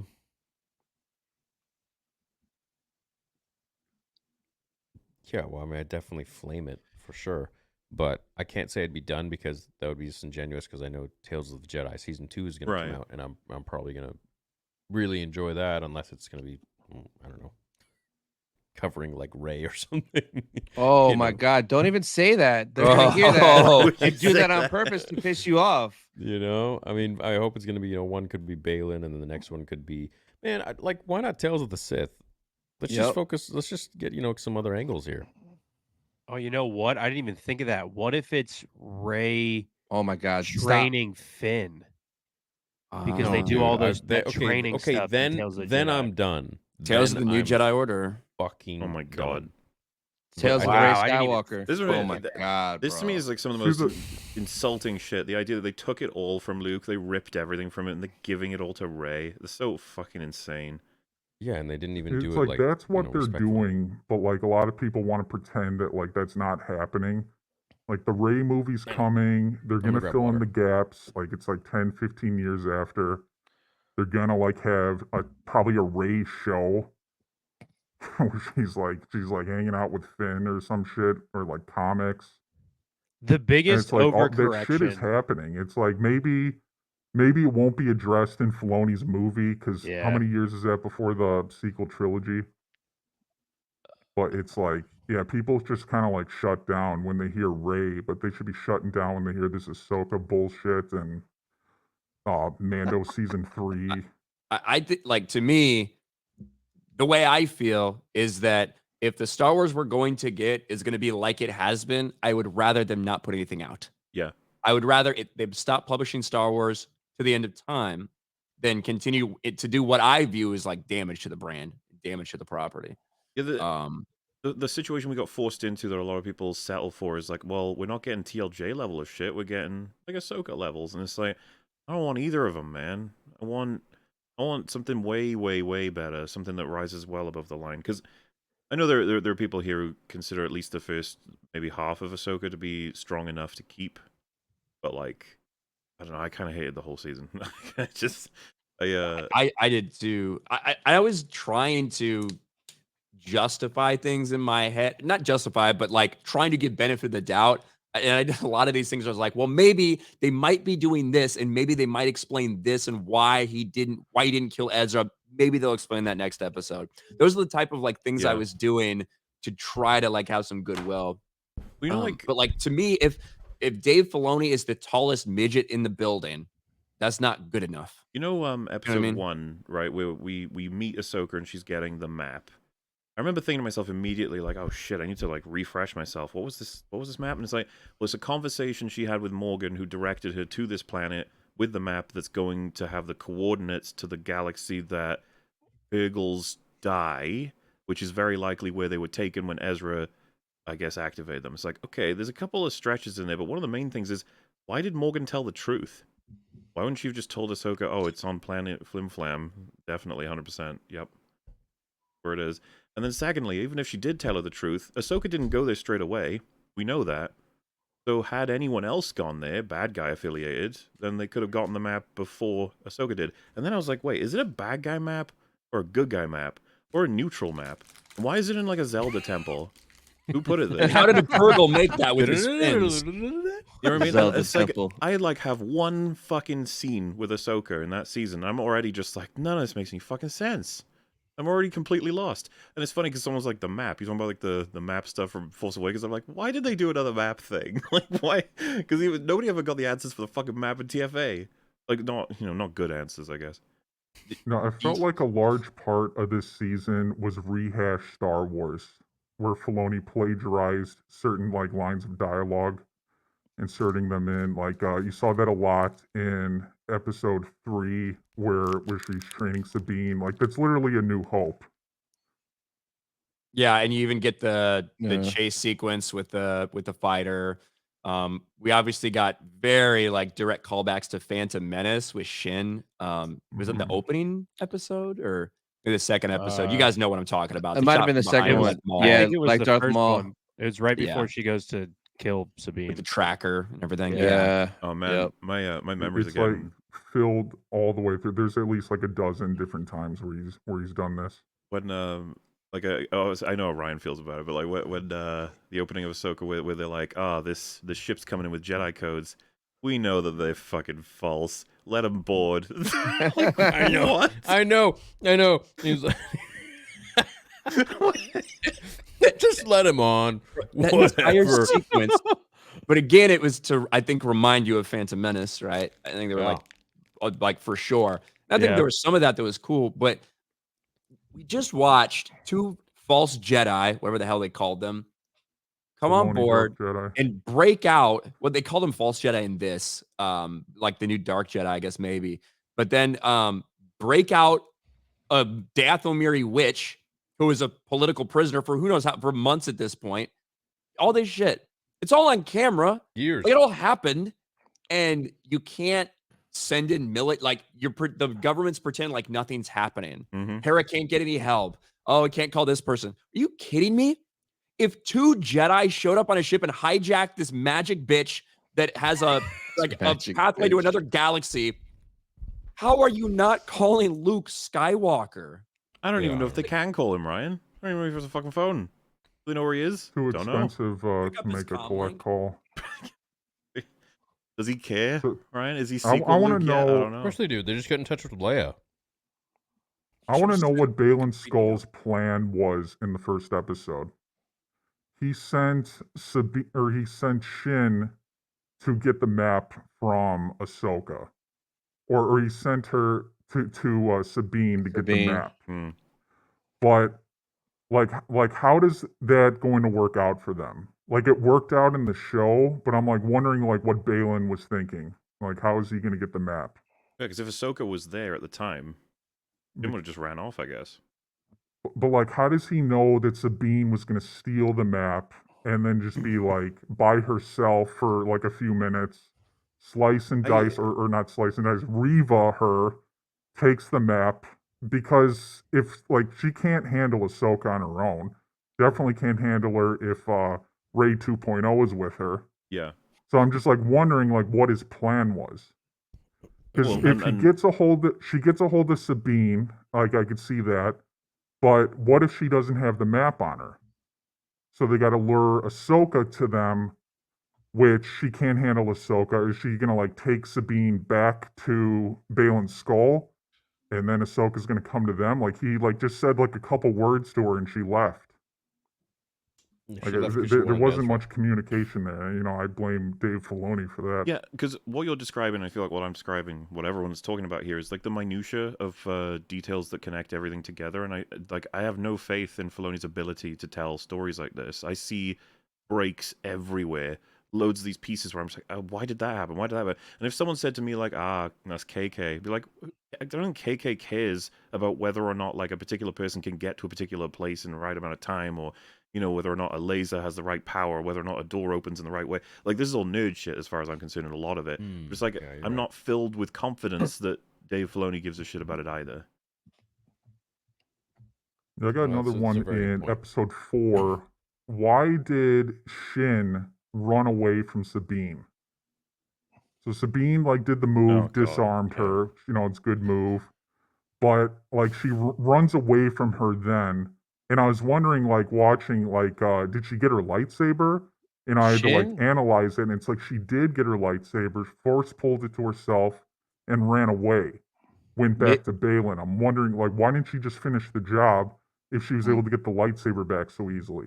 Was that after she fired her missile or whatever? She did like a wrist rocket or something. Sabine shot Shin in the hand, presumably the lightsaber or whatever, and it knocked it out of her hand. But her lightsaber still works, right? And she threw down like a smoke like screen thing. And it's funny because I was watching Az's video on it, and he was like, doesn't that mean now you have the ultimate advantage? The Mandalorian can't fucking see you. So just stab her. Yeah. She didn't have her helmet on at the time, right? Because they do have heads coming off with their helmets and everything. So Smoke, came off because she happened to hit a pulled tree her too hard. lightsaber back and ran away. Yeah. I'm just like, why doesn't she just like finish the job? That entire sequence is like really stupid. Because one, like Ahsoka should have stopped and like obviously just taken care of Shin. It would have been instantaneous. They could have taken care of it, would have been over, and then stay together, like Hu Yang said. You know, maybe you should take the advice of this like 20,000-year-old droid. Maybe you should. He's seen it all. He can even fight. Dude. Okay? That droid needs to be with Luke. Why the hell isn't it with Luke? Why is Hu Yang not with Luke Skywalker, the guy who's supposed to be rebuilding the Jedi Order? Because he doesn't matter. He doesn't exist in this universe. Luke would be like... Ahsoka thought that 1 hour of plagiarized Star Wars Episode 4 A New Hope training was enough to overcome the revying in Episode 1 to slice and dice Shin the baddie. But that's the thing. Are you guys noticing kind of this common theme that's happening in each one of these shows and movies? That there's a new girl that comes in each one, and she has like a little bit of training or no training, but ends up like superseding everybody who's either a legendary character or already so much stronger with the Force. And to me, I'm just sitting here, I'm like, I don't get it, bro. They're not willing to let them, not to do a meme here, but like they're just not willing to let women fail that hard. I was thinking, like, what if the payoff was like Ezra needed her to force pull him up, and she just couldn't do it, and he fucking like drops. He died. I was gonna say, like, I get it. People wouldn't want him dead. Fine. Like, he could get crippled. His legs could be completely broken, and then, like, you know, we get him back. I know. I'm just trying to find a way not to kill him. Okay. So like, could you? He's like,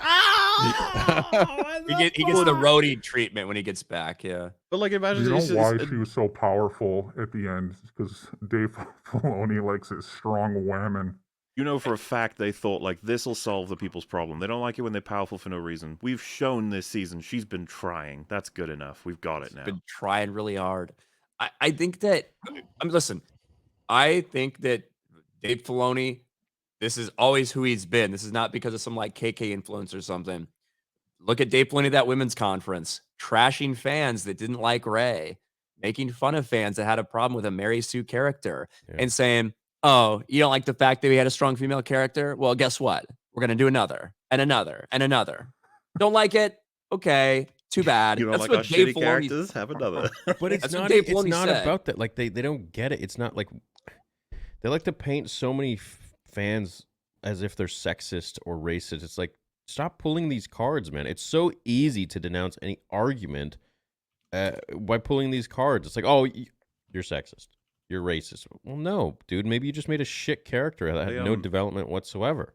There was this one time where it was fucking insane where someone tried to sell that like people didn't like the sequel trilogy because of the racism, like, you know, they don't like a main character being Finn or whatever. And I was like, don't you try and tell me that possibly one of the most interesting characters from everyone's point of view is one of the ones we didn't like. Like, everyone was excited to see a defecting stormtrooper who may be force sensitive. Like, already, that sounds like super interesting. They ruined him. Fucking Ryan gave him a terrible set. Like, Force Awakens, I don't think it serves Finn very well, but you can definitely use what they give you. TLJ flattened him. It was useless. The pushback to I hate that because I remember I was in all these forums, all the Facebook, all this stuff during the time. There was some talk that first trailer when Finn popped up, right? There was some talk about Finn being black, but it was because people who were so dumb and ignorant that they thought stormtroopers should still be clones at that time. Like those were the people that were asking questions about why is this stormtrooper black, because they thought they should be clones. Not realizing that it had not been that way for a long time. It would not be that way in the sequel era. Yeah. And of course, you have like your 1 or 2 tweets that you can find of like actual vile stuff. Other than that, they took that narrative of ignorant fans asking why the stormtrooper was black because they didn't know the lore, and they tried to turn that into something racist. Yeah. Well, there's always, in every fandom, every discussion, there's always going to be those weirdos who are like racists and sexist. For sure. No problem. That's easy to find. But my God, you can't pigeonhole that. You can't take that bit of data and say that that's all Star Wars fans in general who don't like Rey or whatever. Like fucking Freddie Prinze Jr., who was like, you don't like Rey because they gave Millennium Falcon to a girl. Man, what the fuck kind of narrative are you running, dude? Seriously. As a person in your position, how can you even say such a thing? It's ridiculous to me how these people run with this shit. Freddie Prinze Jr. also thought that that Anakin killed all the Jedi and there was only 2 left, Luke and Leia, conveniently forgetting that his fucking character was still alive. So, but yeah, well, he also did say that Dave Filoni taught him all about Star Wars, to be fair. So we just got to put that out there. I wonder if they're in like bubbles themselves and they only get fed the worst comments from the worst fans. So that, and then they get told like that's representative of the people who dislike the sequel trilogy, that sort of stuff. That's why I try to, like, I don't know about you guys, but I try to listen to people that I already, assume like, oh, okay, like people who love TLJ. I was like, all right, I want to hear you out. What is it about that film that's so strong, so good, so that I can try and level it out and make sure I'm not like losing my mind a bit. And it's the same thing with when watching Ahsoka. Like when we were on EFAT watching it, we were like, all right, this could be great. Give it a shot. Let's go. Yeah. And like, in the first couple of scenes, we're already like, oh, fuck's sake, I'm not understanding any of this. I know. What sums up the fandom is with Sabine, being Raid 2.0, they were setting this up the entire series from like episode 1 and to episode 3 with her training, episode 4 getting some progress. And episode 3, they like were saying Sabine can't use the Force, she's not Force sensitive. And but I'd be okay if at the end of the series or after a lot of training, she can move a cup. So a lot of people were just like on that stance. But then when episode 8 comes along and she completely does a Raid 2.0, everyone's just like okay with it. And like, I love Sabine and everything. Fucking bullshit. People gotta be called out for that shit. I hated what they did to Sabine because she doesn't need the Force. She doesn't need the Force to be an impactful or a cool or a unique character. It's okay to be a Mandalorian. Sabine is already, to be honest, a little bit too much in Rebels in terms of she can fly, she can fix everything. She creates a machine. She's like 15 years old, creates a machine that can melt through Beskar armor, right? She's like a whiz kid. She's really good at a lot of shit in Rebels. You don't need to take this character and then also give them the Force. You don't need to do it. Sexist, It was funny. Ryan. What about Anakin? He made C-3PO. We were So I covering. got some Filoni bad writing that will blow your mind. I was on variety hour. Ahsoka stopped training Sabine because she was afraid of her potential in the Force. But Hu Yang said that she has no aptitude for the They Force, lit- wouldn't yeah. be accepted at the Academy. So she's literally has no potential. But Ahsoka is afraid of her potential. Well, no, she's not afraid of her potential. She's afraid. Did he say potential? Well, essentially, right? Yeah. Because what she Hu could Yang become. said that. I think But the impression I got was that he's afraid. She's afraid of how much angst she has, and that she's gonna just use the dark side. Yeah, but I- I mean, if she has no aptitude for the Force, like, she won't be powerful. So I believe that what Ahsoka's getting at was, regardless of if Sabine can actually tap in and use the Force, that evil, like people that are doing angry, evil things, that is still the dark side, right? Yeah. You might not be able to tap into that side of the Force, but you are contributing to that in terms of when you're talking about the Force being in balance. Yeah. That's at least how I saw Ahsoka talking about that. And Mhm. I do think there's some interesting stuff you could do with, hey, I'm going to teach you these Jedi techniques to control yourself and things like this without actually being able to tap into the Force. I think because I don't know if you have a different thought on this than I do, Theory.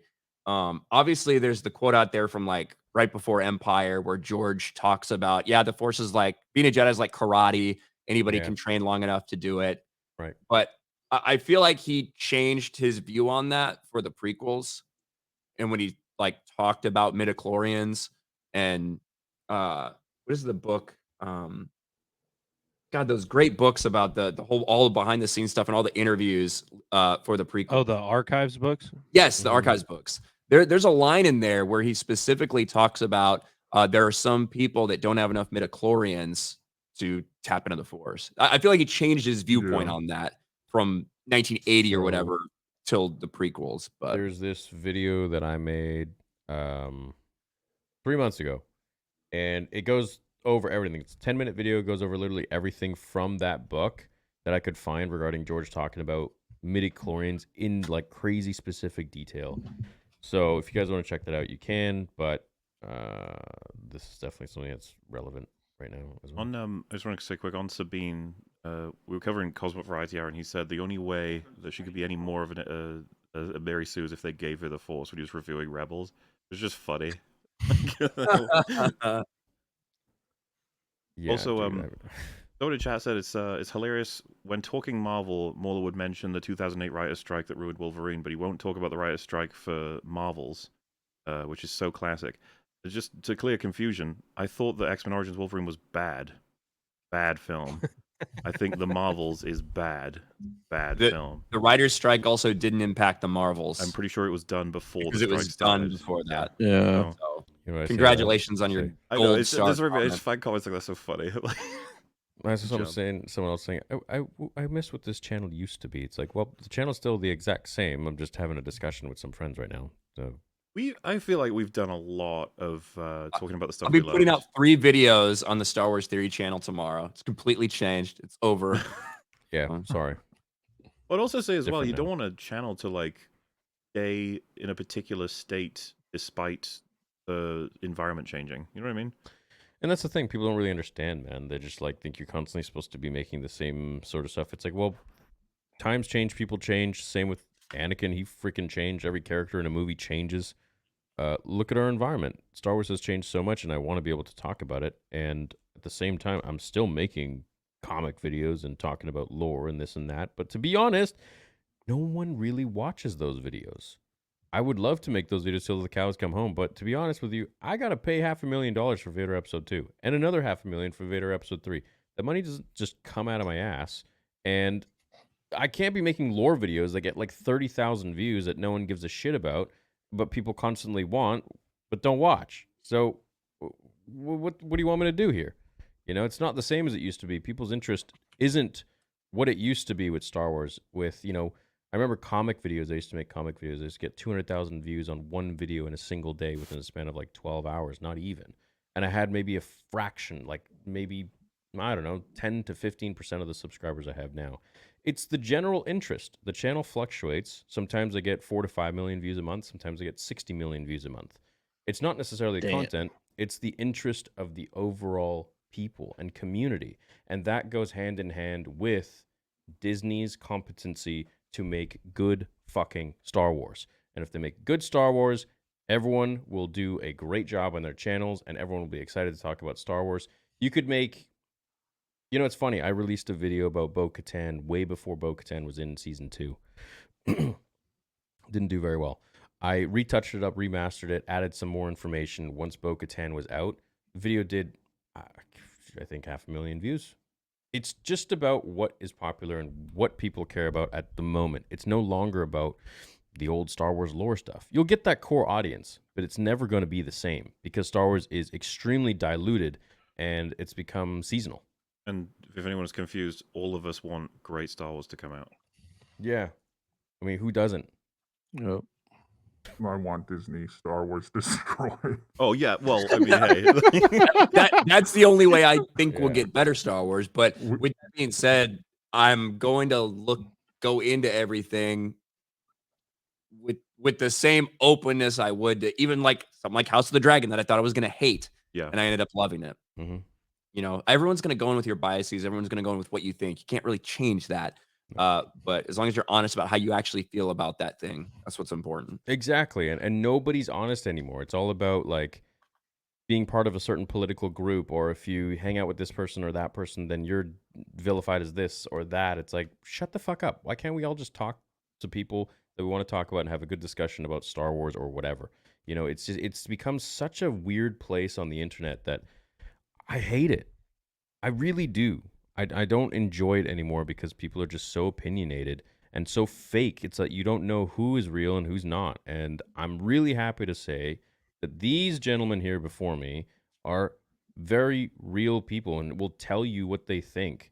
And they're not going to be beating around the bush or lying to you to pander to some sort of corporation or to make a buck. You know, their word is their bond, and I really appreciate that and I respect that. And I hope you guys respect that about me too. So anyone who doesn't, fuck them. Sorry. I don't care. There you go. Well said. Fuck yeah. Yeah, what can I add to that? Yeah.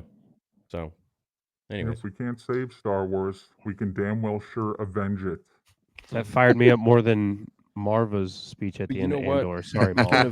We can avenge it in so many different ways. Sorry. Poor MauLer, dude. Okay. I'll sit on my Andor island with a little Andor flag. But you know what? I will say Andor Season 2, I think, is going to be absolutely beast, dude. I think Krennic, Vader, all the other characters that are supposed to come in there, K2S. So I think it's going to be great. I feel like Andor Season 1 was also like sort of not a prologue, but, you know, Season 2 is where things are going to really pop off. I hope so. I hope we can just seal it off too. I used to be a bit upset that it got reduced down. I think it was going to be like potentially 5 seasons, and it got down to 2 or whatever. But yeah, 5 seasons. Well, but like that's too much. Be fair, there's a lot of years, a lot of characters, and if we did involve all the characters that are actually familiar with Star Wars, and you could pull it off if it were something that Star Wars fans really fucking enjoyed, you know. But in any case, I just want like Luth and Rail or whoever pick a character. I want this story to kind of stop and finish, and then they are sealed away. Because I can't trust Disney with any of these fucking people. I already told you guys, like, I liked Mon Mothma a lot in Andor, but when I saw her in Ahsoka, it was like weird. I was like, what are you? You're not in this. She's completely inept. Like Mon Mothma was completely fucking useless. And I will say this: in order to lead up to what we have in the sequels, you need to have a government, a bureaucracy where we can see why there's faults. We can see like the inefficiencies of it. To understand how they would let the First Order like do all this stuff. So I understand that, and I'm totally good with that. It was just so cartoonishly stupid. Like to have just like the one bad guy who's like, I don't believe anything you say. Oh my god. You know, and we have evidence. Like there's evidence of all this stuff. When she said, I'm not disagreeing with the council's decision, I'm disagreeing with yours. I was like, the council made the decision. It wasn't just him. Yeah. Fuck. And her faces no punishment because she's just a badass woman. You can't No, the whole badass fucking vision. trilogy Leia. about how Palpatine manages to manipulate essentially politics to rise through the ranks and get what he wants, all this stuff, and then show me the good guys doing it in Ahsoka, manipulating politics to get what they want, despite the fact that it goes against the laws they fucking have. Perjury is a huge deal. They just like, fuck it, but it's the good guys. Who cares? It's like, oh, guys, what are you doing? I know. Can I pitch a question to the group? Of course. Do it. If Palpatine returned like he did in Dark Empire, would it have been received better than him returning? Obviously, just take Rise of Skywalker as a single thing, like without being set up the way it did. But if the whole point was that Palpatine was going to return, if it was set up like Dark Empire, would it have been better or worse? I suppose. I think it would have been received a little better. However, there's still a lot of criticism over that in general. That's a very divisive storyline from the EU. Yeah. But there's a couple differences. One, it's like extremely clear that it's a clone body, and it's a young Palpatine who had been like preparing all these clones for his essence transfer. Not a, I don't even understand if this is a clone or if this is just an old Palpatine who survived. Right? Yeah. Isn't that still debated to this day? What the fuck Palpatine even is in Rise of Skywalker? I think he's a clone. Doesn't it say that in the It was one of doesn't it say that in the book? Well, one of my favorite conversations Red Letter Media ever had was they fight for like a good 20 minutes over what he is. Like, it's nobody knows the fuck he is. Clueless about it. Yeah. Yeah, it's just funny. He's like one of the mechanical things at the Hall of Presidents. He's like, that's the body, but he's also a robot, and it's skin, but not skin. Who knows? See, the problem with Episode 9 is they didn't reveal how he actually is alive. Right. They just brushed over. You're supposed to accept it. And so, like, going into Episode 9, like, I'm still, like, coping. I'm still trying to give it a chance. Like, because I'm remembering the prequels and, like, how everyone hated, like, the first 2 episodes. And so I'm thinking, like, just don't have Palpatine go out like a total bitch. And what happens? It goes out like a total bitch. And with some of the It's worst the worst dialogue in death Star ever. Wars. I am all the Sith. I am all the Jedi. All the Holy Jedi. fuck. You guys saw the Matt Smith stuff, right? Yeah, was Really it something to do early with Mortis stuff. as well? He was supposed to have like a major scene. Yeah. Was There's a lot of speculation that he was young. like the son or this or that. Like, No, he it's was not- supposed to be young Palpatine. Young Palpatine. Yeah, Okay. like a vessel for his body. Yeah, like he was supposed to be full powered, young, like just Like Dark Empire. destroys- Yeah, literally. there's a lot that they like rip from Dark Empire in Rise of Skywalker. Yeah. Like the Force Storm that he creates, like for the fleet, like all that shit. There's a lot that they rip off. But I will say obviously anytime you bring the Emperor back, you feel like you're undoing what Anakin did. Yes. Yep. Which is a problem. One of the things I think that made it a little more stomachable in Dark Empire was that it's Luke who is the one who defeats him. And like Luke is truly tested. Luke like falls to the dark side briefly in that. Yep. Like, because he's essentially Luke is trying to pretend that he's turned to the dark side in order to like pretend that he's his apprentice to get close to him and find out what he's doing. But really he gets way too close and ends up being Leia, who's able, like the love of Leia, who's able to really draw him back at the end. And then fucking Palpatine tries to force essence transfer into little baby Anakin. I don't know, that'd be kind of weird. Palpatine just in a little baby's body in Leia. I don't know how that works. But that was that storyline. And but the difference it was Luke coming like full circle, doing it himself, defeating the Emperor once and for all. Yeah. Which feels a little more rewarding than Rey. Isn't with Luke that. wearing Vader's like suit for some of that, or like it's a version of Vader's suit or whatever it is? Or something I don't like that. Or it's supposed I to be like guess- reminiscent of it with the big, He's like he is the big wearing Blade dark- he's Runner wearing black. cape and all that. Yeah, he's wearing reminiscent, black like yeah. when he does it. I Yeah. don't know if Yeah. it's specifically something from Vader. I'm gonna pop this up because I'm gonna make a good clip out of it. Just gonna address this real quick because I see a lot of this, and I'm sure a lot of you guys might see it too for yourselves. I don't really know, but people say, theory, all you do now is complain about everything Star Wars, so why have a channel on Star Wars anymore? I honestly used to love your videos too. And to that I say, I would say my love for Star Wars is probably transcended even what it was when I was a little kid. And the reason I speak so candidly about Star Wars today is because I feel it's not where it needs to be, and because it's completely deviated from the story that it used to be and from the creator who created it. So my love for Star Wars is always there, and it's always going to be there, and I'm always going to speak my mind. And if you don't want me to protect Star Wars and don't want to defend Star Wars, then I guess, there are many other channels that you can go to which will shill for the new Star Wars that you may enjoy. That being said, there are still a lot of things I do like about Star Wars that's releasing here and there, but I'm always going to speak my mind, and that's my views on that. And if you don't like it, then I wish you the best. May the Force be with you. Yeah, thanks for watching, having watched at some point. I just say, in your defense, you don't complain about everything Star Wars. You praise a hell of a lot of what exists of past Star Wars. It's more so present Star Wars that they could say, but at the same time, why would they want you to lie? That's the thing. There's a great channel called Star Wars Explained. That if you want to watch some two NPCs, we're not gonna give any Star Wars plugs or any shout outs to any of those guys, but it's that's the thing I don't get. It's like, it's a very good question. Why do people want me to lie? I don't know. Also, so you've been sitting here. Me and MauLer obviously really hate this shit. Melvin hates this shit, right? And we've been talking about it, but you've also pushed back and continue to say that you like this or you like that. Even when we're providing our criticisms. So I don't think you're really complaining. You're complaining about things you deserve to complain about. You're also standing behind people that I don't think should be stood behind. You're standing behind Dave Filoni for the future of Star Wars. Yeah. Defending him. So Yeah. I don't know why.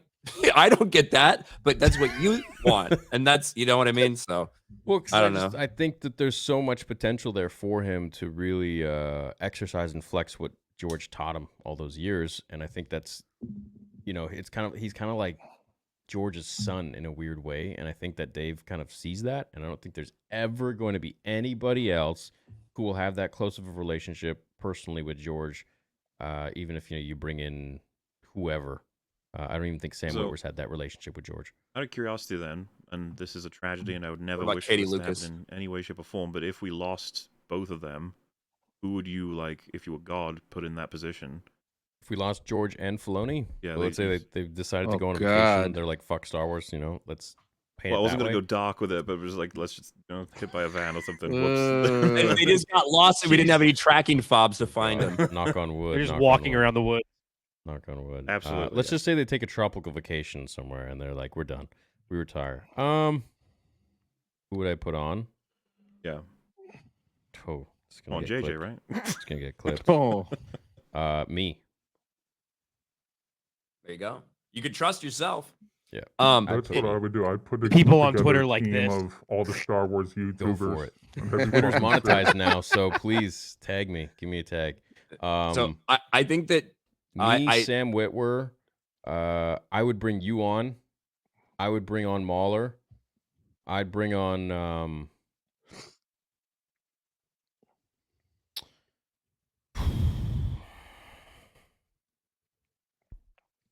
To be honest, really, I know I could carry this shit on my own.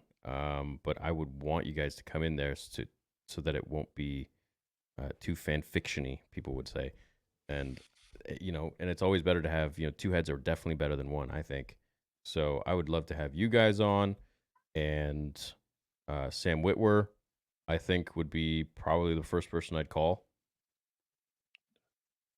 But besides that, obviously Mike Zero.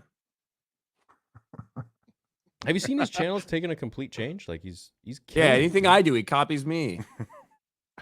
Oh, yeah, He said that he just makes up some random stuff. So he see me getting good views on Snow White stuff, and then all of a sudden he's a Rachel Zegler channel, but it's she went to Turkey and was part of an insurrection here. It's the most outlandish Rachel Zegler stories. Let me see this, dude. So Dude, Mike he's Zero no and longer I, a Star Wars exclusive channel.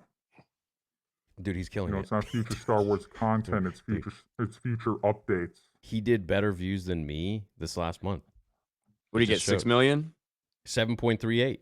God, beat me Damn. too. He's I killing was it. down to 6 last month. Yeah, you guys chill out. Just wait till Star Wars Project comes out, and then Daddy's gonna be back on top. Okay, but right now it's My own fucking slow time. Okay, but he's killing it, dude. Look at him. It's 48K. How many? Or do you videos remember are- when Mike had the old stuff like still public on his channel, like the weird skits he would do with like rubber chickens in his pool and everything? Yeah. Yeah. That channel's so- changed a lot, man. Me and Mike used to be. He was like the first dude that befriended me. We started out as enemies when my channel started popping off, and then I talked to him, and then we like became friends. We would FaceTime. We'd hang out like online. We talked to each other all the time, and then I don't know, just we went our separate ways, and we stopped talking like 6 years ago. He doesn't talk to anybody now. No, He does his Nobody. own thing. Yeah, you gotta Just respect it. He finds won't random go live or thumbnail, anything. random thumb drives of plot leaks in the Lucasfilm parking lot and puts them out. You know what, man? He's killing it. I mean, he's got this. That's 8 million views a month. That's a very respectable amount of views. I'm trying to get back there. What are you at? Last month was like 6, which That's awesome. Dude, I had 12 million views or 13 million views in like May or August or something. It's wild. It's amazing. Are you in Google Preferred? What's that? The ads. Are you in Google Preferred ads? So Google prefers your channel. It gives you like first dibs on the highest paying ads. I don't know. I don't even really look too much at my AdSense. Although I doubt I would be, considering. I didn't how even much I know that was a swear. thing. Yeah, I never heard of Those are that. for fancy guys. Very difficult to get into. Yeah. You have to be in Yeah, like you a gotta very be a good big standing for shot. many years. I'm in a fine standing, but I don't think my content would necessarily maybe go towards that. I swear a lot in my content. You're under entertainment. You're fine. It's true. Yeah. No, that's cool. It's awesome. I just don't ask his opinions on the Batman. Yeah, I gave it an 8 out of 10. Did you? Yes, that's the thing. Oh my gosh, dude, that video went viral. He's a shell. He's a shell. I like the Batman, but I basically in the middle of my like 15-minute review, I talked about how they had race swapped a couple of the characters, and it was like it seemed like the characters they race swapped some characters, and every person of color seemed like a very good person, like in the movie. And I was like, I just noticed it. It didn't like really, it didn't ruin the movie or anything. I just noticed it, and it seemed kind of on the nose for current day Hollywood. That's all I said. Yeah. And I gave the movie an 8 out of 10, and I talked about how much I liked the movie. That like 15 or 30 seconds gets clipped and gets put out there. That thing went viral. Like Young Turks were talking about it. Philip DeFranco's like, a racist YouTuber said he didn't like the Batman because, and I'm like, first of all, let's get it straight. I liked the Batman. Holy fuck! All right. Dude. Oh my god. That Holy was wild. shit! Really? I didn't know this. All because I like the Batman. Oh, But I still get slandered to this day. This is the guy who didn't like the Batman because it had too many black people. That's like there were people in tonight's stream. They were like, "Oh no, do you hate Mexicans too?" Theory. I'm like, what? Well, that Where'd has to this do with come my from? Blue Beetle review. Yeah, they were saying like, "Oh, do you fucking hate Mexicans too?" I guess. I'm like, what are you talking about? Shit. Yeah, that's because we didn't like Blue Beetle, and video got clipped on TikTok and went viral because we didn't like Blue Beetle. These clips, These dude. things happen. These things happen. Fucking clips. These kids with these clips, they find they know what they're doing. They find the perfect moment, clip it out, and they like completely. Yeah. Anyway. And to be fair, I'm pretty sure I like my beard was longer. I'm pretty sure I had a hat on. I probably looked kind of racist sitting in my car doing a Batman review. Like I had the look, you know what I mean? Of like all I needed was glasses and it would be like a MAGA reply guy meme. But I still like want to protest because I did like the Batman for the record. You liked it more than I did. Mm-hmm. I had to fight people about it. You had to fight to prove you liked I'm it. fighting, defending what I like, that I like the Batman while I'm getting canceled for not liking the Batman. Getting shit from both sides. Okay, where is it? Oh, you up a little bit? Up a little bit? Right This there. Our Campbell's live 1 year ago. Yeah, that's it. Look at the ratio. I gotta tell you right now, I've never told you this, but every time I watch your videos, your intro song it always reminds me of the old Rich Piana Mutant videos. Have you ever seen those? I don't think so. I God, like that intro. I just found like some really stupid royalty-free like trap music or something. I was like, this is cool. No, I got to show you this real quick. I used to watch this when I was like 18. It was the intro song. It was like, okay, here. Oh no, it's not this one. Wait. There's a little bit of similarity to it. Yeah, I can hear it a little bit. It was It's a the different trap one, version but of it. it was so That's cool. right. Anyways, I'll have to send it to you, but So go to most replayed. You'll probably towards the right there. People were, you had Jim Gordon, Oh, God, this like is moral it. good people, were Wait. really the three other major players that I would consider like overall like moral good people were, you had Jim Gordon, who's black in this. You had Catwoman, who's not white in this. And then you had the mayor, who's a black woman.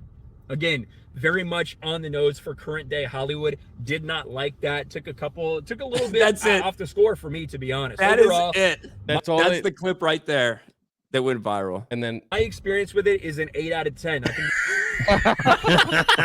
Just wait one got second. cut out. fucking dude, those fucking assholes, man. I know they do this shit. They're smart. They know what gets views, and then they just like spin this whole narrative about you. I'm sorry that happened, dude. That's actually hilarious. That's like the most heat I've ever got, and it was for a video on my second channel. That like, it was so pointless. I mean, I gained like a shit ton of subs from it, but it was I'll just help you out wild. there. I'll help you out. Thank you. Can't wait to see his Black Adam review. Someone said. I think I liked it. Oh no, I didn't. I should have. Oh God, that's rough, dude. But the average watch time on that thing got way down because people were just like coming there and hitting dislike and saying racist piece of shit. Oh jeez. That's all right though. Whatever, dude. Whatever. People always try to spin you a certain way. But I'm looking forward to the Batman too. I hated. I didn't like the ending. Like that. The more I think about the movie, the ending went on for too long. It was a little messy, but I still really liked the overall feel of the movie. Well, funny, except for the black people, right? Obviously, we've been just talking watch my about, review. like the damage. Did done not to- like that. Fucking racist. We talk about the damage done to all these different franchises. Like, should we even mention DC, who was very publicly like flop, complete reset? Please, we're trying desperately to make this work. Like, And they're still releasing that Aquaman movie. yeah. Oh, they still have God. that one. Christmas. Yeah. Great. That's the Christmas movie this year, Aquaman 2? Mm-hmm. Oh, Electric God. Boogaloo. It's like, bro, I think that we were trying to take bets what would make less, the Marvels or Aquaman.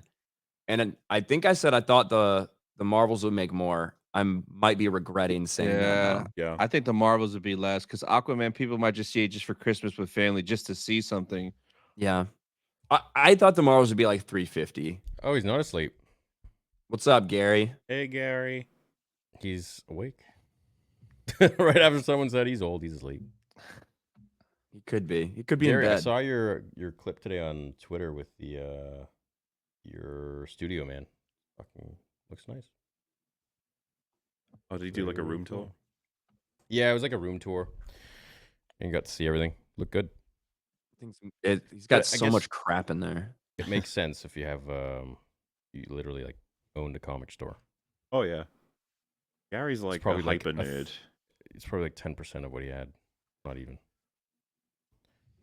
I don't have very much shit at this new setup. Even all my books and everything are all packed away still. But Yeah. I was thinking I could go with like a massively cluttered kind of look, but then I'm like, keep it clean. I don't know. Yeah, I don't know. Sometimes I want to do that, but look at this. Hold on. Look at this bottle I got since somebody sent me this. Look at this freaking whiskey with a Derringer pistol as a cork. That's cool. Pretty badass. What is That's that? wild. What brand is that? It's called H. Derringer bourbon. So Pretty cool. Doesn't work. It's like he's not real. Don't strike us, YouTube. Yeah, man, YouTube's guidelines are just getting crazier and crazier. Like I don't even know what I can or can't say anymore. Do you guys get yellow flags on your streams? A lot, yeah. No. Partially Like demonetized? limited monetization. Yeah. I either get red Sometimes. or green. We swear a lot on EFA. Really? Yeah. A decent amount. It also depends on the topic too. If the topic's about something a little bit spicier, sometimes it will. Not super often. But based on the people you talk about, though, Melvin, I can see why you would end up getting yellow flagged. So ever since I've been getting yellow flagged like on all the streams, ever since they enabled the ads like within the stream. I don't know if you guys enabled that. They stopped yellow flagging me. Greedy bastards. I only get it from music. But then again, I don't really. I'm very careful with things I say. Yeah, you're just getting copyright. You're not getting Yeah, I get like copyrighted. limited ads because of a policy violation or something. No, I get copyrighted, but the ads remain. The ads stay there for the. They'll go into escrow. Like I do that like all the time with my shit. I win like at least like 90% of the time because they don't answer within 30 days. I don't even dispute it anymore, man. Just whatever. Go ahead. Is what it is. I don't know. I'm kind of wanting to lead more towards live streaming soon, anyways. I enjoy that. Fully? No, like I'll still make my content and stuff, but I don't know, dude. Just seems more fun, to be honest. Live stream some Cobra Kai. No, I still enjoy making my Cobra Kai videos. You did a Star Wars Old Republic stream the other night, right? Yep, that was fun. I love that game, dude. Yeah. So I'm gonna do What's that your every Sunday. favorite? What's your favorite playthrough, like in terms of character wise? Oh, dude, I'm new to it. Oh, really? Yeah, dude, I didn't get to play that when I was a kid. There was like Holy a shit, monthly dude! membership. There are some good ones. I think the Jedi Knight, to me, Jedi Knight is kind of spiritually KOTOR 3. The Imperial Agent storyline is amazing. It is probably the best storyline of any of the classes out there. Really? Sith Warrior is okay. The Sith, what do they call it? Assassin? Sorcerer or whatever. Sorcerer, yeah. Assassin, maybe. Whatever the other Sith one is. That one is better, I think. Although you get to fuck some hot chicks as a Sith Warrior. That's pretty cool. Just saying. You find this like Jedi, you're supposed to go hunt down this Jedi and kill her, and you end up like turning to the dark side and fucking her. So that's pretty cool. Yeah, Bounty Hunter's awesome. That's a great game, dude. You got to get into that. It's fun too to play with a bunch of people. The attempt on my life has left me scarred and deformed. I'm standing now in yellow. Speaking of yellow flags. Fuck What'll happen? Dave, he's not a bad kid. He just makes bad decisions. Filoni. He's not shit. I'm waiting for them good decisions. I guess. Big super chat from Taylor. Thank you, man. I saw that earlier. Appreciate it. You guys are haters who like alcoholic Scotsmen. I agree. I think it's pretty He's cool. in that picture with you. Who's that? That's Critical Drinker on the left. Yeah. Is it? Yeah. Look at him with an Nostromo shit. Good stuff. Sabine is ready 2.0 strong women. Can we talk about how little writers have done with so much time? Disney scripts have been super inefficient. Yeah, I mean, take a look at the sequels. I don't think Disney knows how to do series. The Disney Plus series across the board for Marvel and Star Wars all have very similar problems. It's like they have a core concept of what they want to do that would make a nice 90, 100-minute movie. Yeah. But then the mandate is to stretch it out to 6 to 8 episodes. They always struggle. They always struggle, and it just doesn't feel right.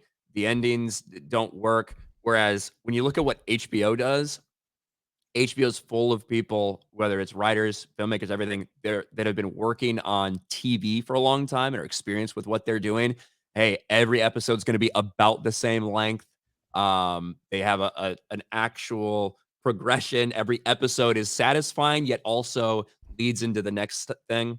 HBO, in my opinion, does it right when it comes to like House of the Dragon, or even a lot of praise for Last of Us out there from some people too. I didn't watch it. I didn't watch it either, but Yeah. I've heard a lot of good things about it. I have no interest after what they did to the franchise, though. Same, dude. Oh, what? Another franchise that's up in flames? More like, I don't know if it's up in flames, but it went down with a 7-iron to the face. Yeah. Yeah, that'll be a more accurate. They're doing season 2 now, so they're gonna have to deal with the wrath of people after watching the show. Very curious if they're going to date. They can claim all day that they won't, but I'm not sure if when push comes to shove that they'll be like, a little different this time. They have to, bro. They have to go through with Pedro it. Pascal is going to bring his helmet, his Mandalorian helmet, to work that day. Yeah, I know, right? Dong, dong. Yeah, I showed you some concept art for episode 3, but yeah, I'm kind of not bummed out, but also, it increases the anticipation in episode 2, but then episode 3 is where like a lot of the juice happens and it all comes full circle. So yeah, it's gonna be ways away, but episode 2 probably 2024. Episode 3 hopefully the year after, but we'll see what happens. AI voice prompt generates words and connects afterwards. Humans make sounds in transition when initiating words to not make it sound unnatural. Yeah, I hope it generates a staccato sound. Yeah, I hope that they can just get maybe a Vader voice actor going forwards. I don't think AI is the best way to go for it. Do you guys think if in this Heir to the Empire movie, if it say like it happens and they get the gang back together for probably like a 5-minute thing, do you think it should be recast actors or CGI people? CGI. I wouldn't mind recast because I want to see Luke in more scenes that aren't like in the dark and smoke, especially if it's going to be for a whole movie. Yeah, recast for me. If they go the Luke route. Yeah, I don't. I just feel like the CGI stuff is so limiting at times. Like the stuff in Book of Boba Fett, where it's like the back of his head for a lot of it, where he's running around in the action parts. If I'm gonna go see Luke Skywalker be Luke Skywalker on scene, I don't want him to be wearing a hood and hiding behind things. And the only thing that I know it's a green lightsaber. You know what I mean? I want to see him, and as long as I believe it's him, that's kind of my thing. I think they can do it. I think that if it's literally just like a cameo thing and they show up for a few minutes, I guess you could get away with CGI. Yeah. But I think that I don't think they should do this. I think they should stay away from telling stories with these characters after everything they've done and mismanaged. But if you were to do it, I think you should just recast so you can have the flexibility to actually do things with them instead of being so limited. And you can actually have them be the heroes and do all the shit. The guy who played Luke as the stand-in in Book of Boba Fett, I forget his name. He looks so much like fucking Mark Hamill did. Yeah.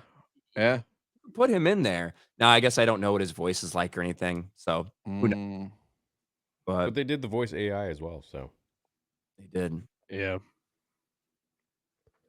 It would be even more weird if they recast them, but then used AI voiceovers. Ryan, are you the one that cries about race swapping characters? I don't know if I'd cry about it, but we just watched a video, so yeah. I love it when these people fucking always just say, if you have an opinion about something, you're crying about it. It's like, I'm in tears over it, man. Yeah, I'm hysterically crying. They did pay $5 to say that though. For like Thank you. why?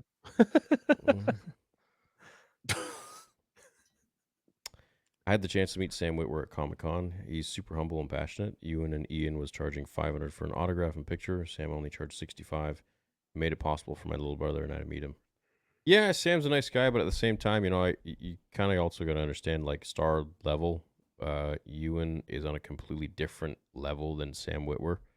And also, Ewan probably has so many more people to pay. But yeah, it is much more affordable. I don't think Ewan's sitting there like, hey, I'm gonna take $500. These guys, they don't need money anymore at this point. But I think Ewan and Ian McDermott. Getting a photo with Ewan and Ian McDermott is completely different than Sam Witwer, and that's not to take anything away from Sam, but I mean, it's the fucking Emperor and Obi-Wan Kenobi. I mean, come on. I think Sam Witwer would say the same thing, though. He would. Yeah, and it's a voice actor versus live action actor. But obviously Sam's in a lot of different characters as well. A lot of characters that people care about. Yeah, but I'm sure there's people that go to talk about Galen Merrick. I'm sure there's people that go to talk about Maul. You know what I mean? So yeah, Yep. yeah, no, absolutely. But I think that's for Ewan and Ian probably together, because I remember Hayden. Hayden and Ian together was, I think, like $200 or $300. So, I don't really see that being them individually, but fuck, who knows? Maybe remember during COVID where people are paying like $500 to get a picture of somebody, and not only does everybody have to wear masks, but there's like a plastic thing in between you, and you're like, terrible. Yeah, that's a cardboard cutout. Yeah. I usually like these streams, but tonight's been pretty toxic in the chat. There are some people in the chat have been bullying me and calling me names. Well, I'm sorry about that, but just tell them to fuck off. Sorry to hear that, Mariana. Yeah. There's always going to be those kind of people, man. I go on Twitter, I'm just like, oh. There's been a couple people calling me names in the chat too. Oh, come on. Really? I didn't see that. They should be allowed. Pull an Adam Driver. Okay, fuck you. Yeah, exactly. Yeah, that's right. It's like how you got to deal with these things, and if you tell someone that, they'll think you're insensitive or whatever. But honestly, like, just take a page out of my book, man. Fuck them. Every time I get a crybaby in the chat, someone is notifies me and says, "Shill in the chat." Yeah. No, we love you, Mariana, so it's all good. What if George didn't do the Clone Wars, instead does a post-Return of the Jedi animated series to build up to a prequel trilogy? Yeah, I mean, animated has so much more leeway. So I always, in my head, I would have loved a new Jedi Order, not this new bullshit, but an NJO, expanded universe NJO, Yuzong Vong invasion. I would have loved to see that as a Clone Wars style animation. Because I don't think you could do something like, I think it would be really hard to do something like that justice live action based on the almost kind of anime style nature of like the ferocity of the Yuzong Vong villains and how expensive it would be with all the Jedi. Like, I just think it'd be so crazy. And I think you could do it animated and tell the story in a great way. Yeah, you could. And we almost saw the Yuzong Vong in Clone Wars.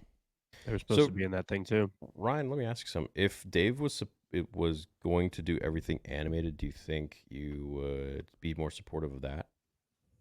I think that he is better at it with animation. Yeah, me too. I think his style of storytelling fits animation better. Yeah.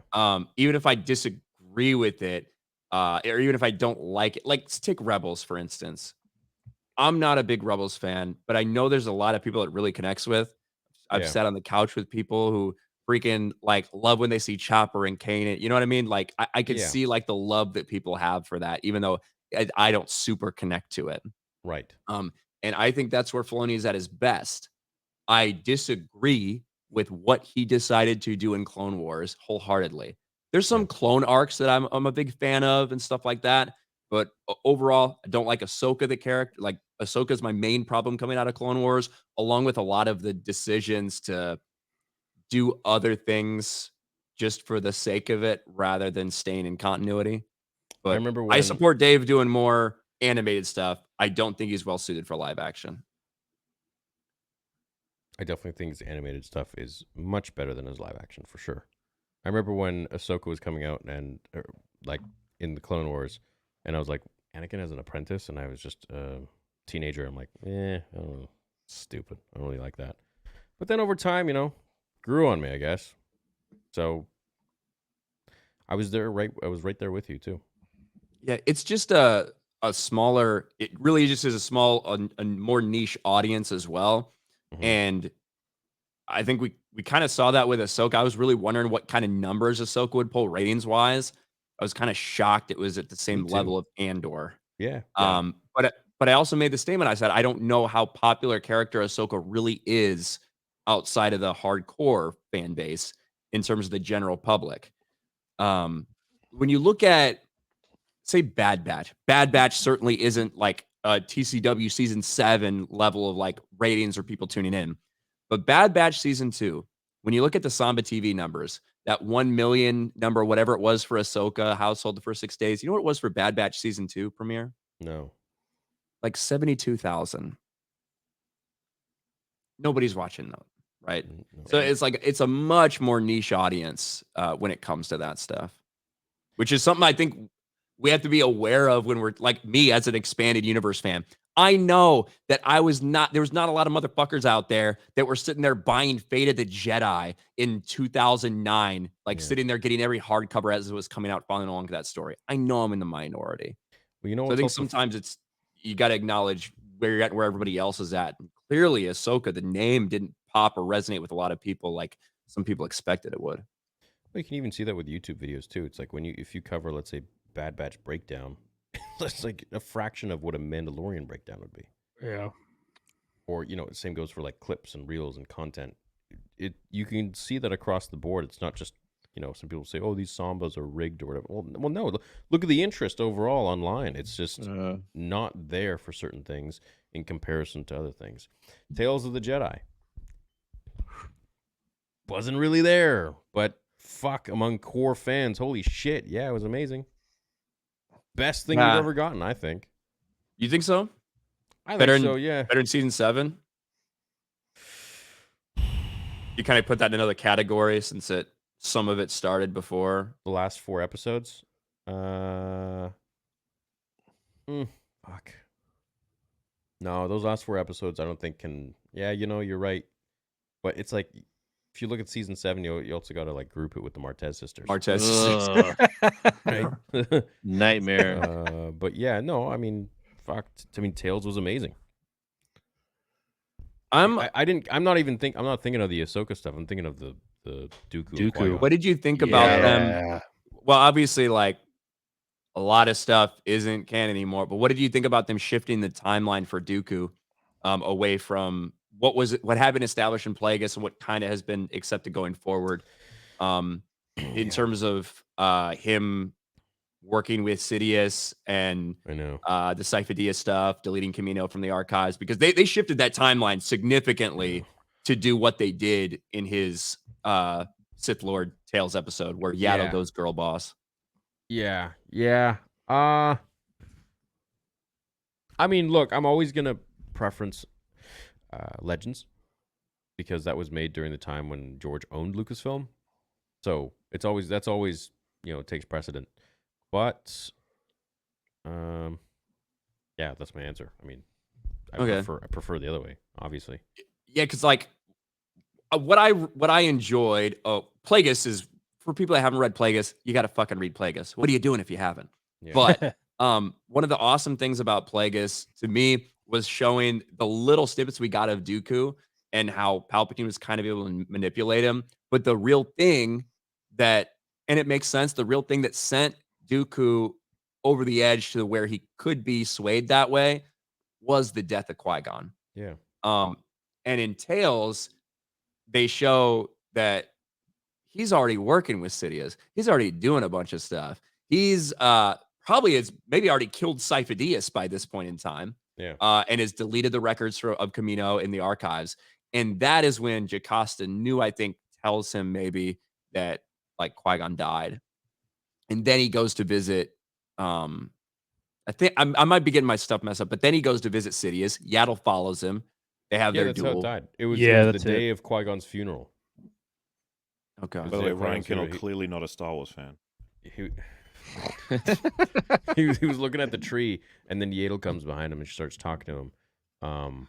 And then she follows him because he goes to the works, which is like, you know, where Palpatine fucking trained Maul and Dooku in secret, and then they fought. That was it. Yeah, that was the one thing that really stood out, was like they established that he was clearly working for him before Qui-Gon's death. Yeah, that he knew, which was like shocking to me. Yeah. I also didn't like that Qui-Gon saw Dooku force choke like that. And obviously Qui-Gon saved the kid and the senator. I didn't like that Qui-Gon witnessed that Really? and didn't like How come? tell anybody, I guess. It seemed pretty Oh. extreme. Do you know what I mean? Like the fact that Qui-Gon saw that, and they didn't really establish how old he was, so I'm not sure. But there's a lot of Tales that is really cool, and I think the animation levels that they've achieved in it are fucking wild. Yeah. Yeah. They're so good, and I think a lot of the soundtrack surrounding it as well is solid as hell. The Ahsoka stuff, not a big Ahsoka fan. Why did they or did they not throw Kanan in there in the Ahsoka training scene? Yeah. Why the fuck you gotta do that shit, man? Just stop putting your characters everywhere. Just fucking do your thing. Yeah. But yeah, I don't know. They also didn't they give her the ability to talk to animals in that opening? They did. So they kind of established that she gets that. The whale, so they can establish the whale thing. Yes. And now Ahsoka also has psychometry. Yeah. I know. She gets every fucking power, bro. Yeah. And she comes back to life 3 times. She's a wizard Which now. that to me is the weirdest is the coming back to life and the being pulled out of the world between worlds. That to me is just like, okay, all right, let's go with it. She's a god. Okay, fine. Are you guys on the world between worlds? Like, I didn't like. I mean, I don't. Like, I fucking hate it. Yeah, I don't like time travel in Star Wars, man.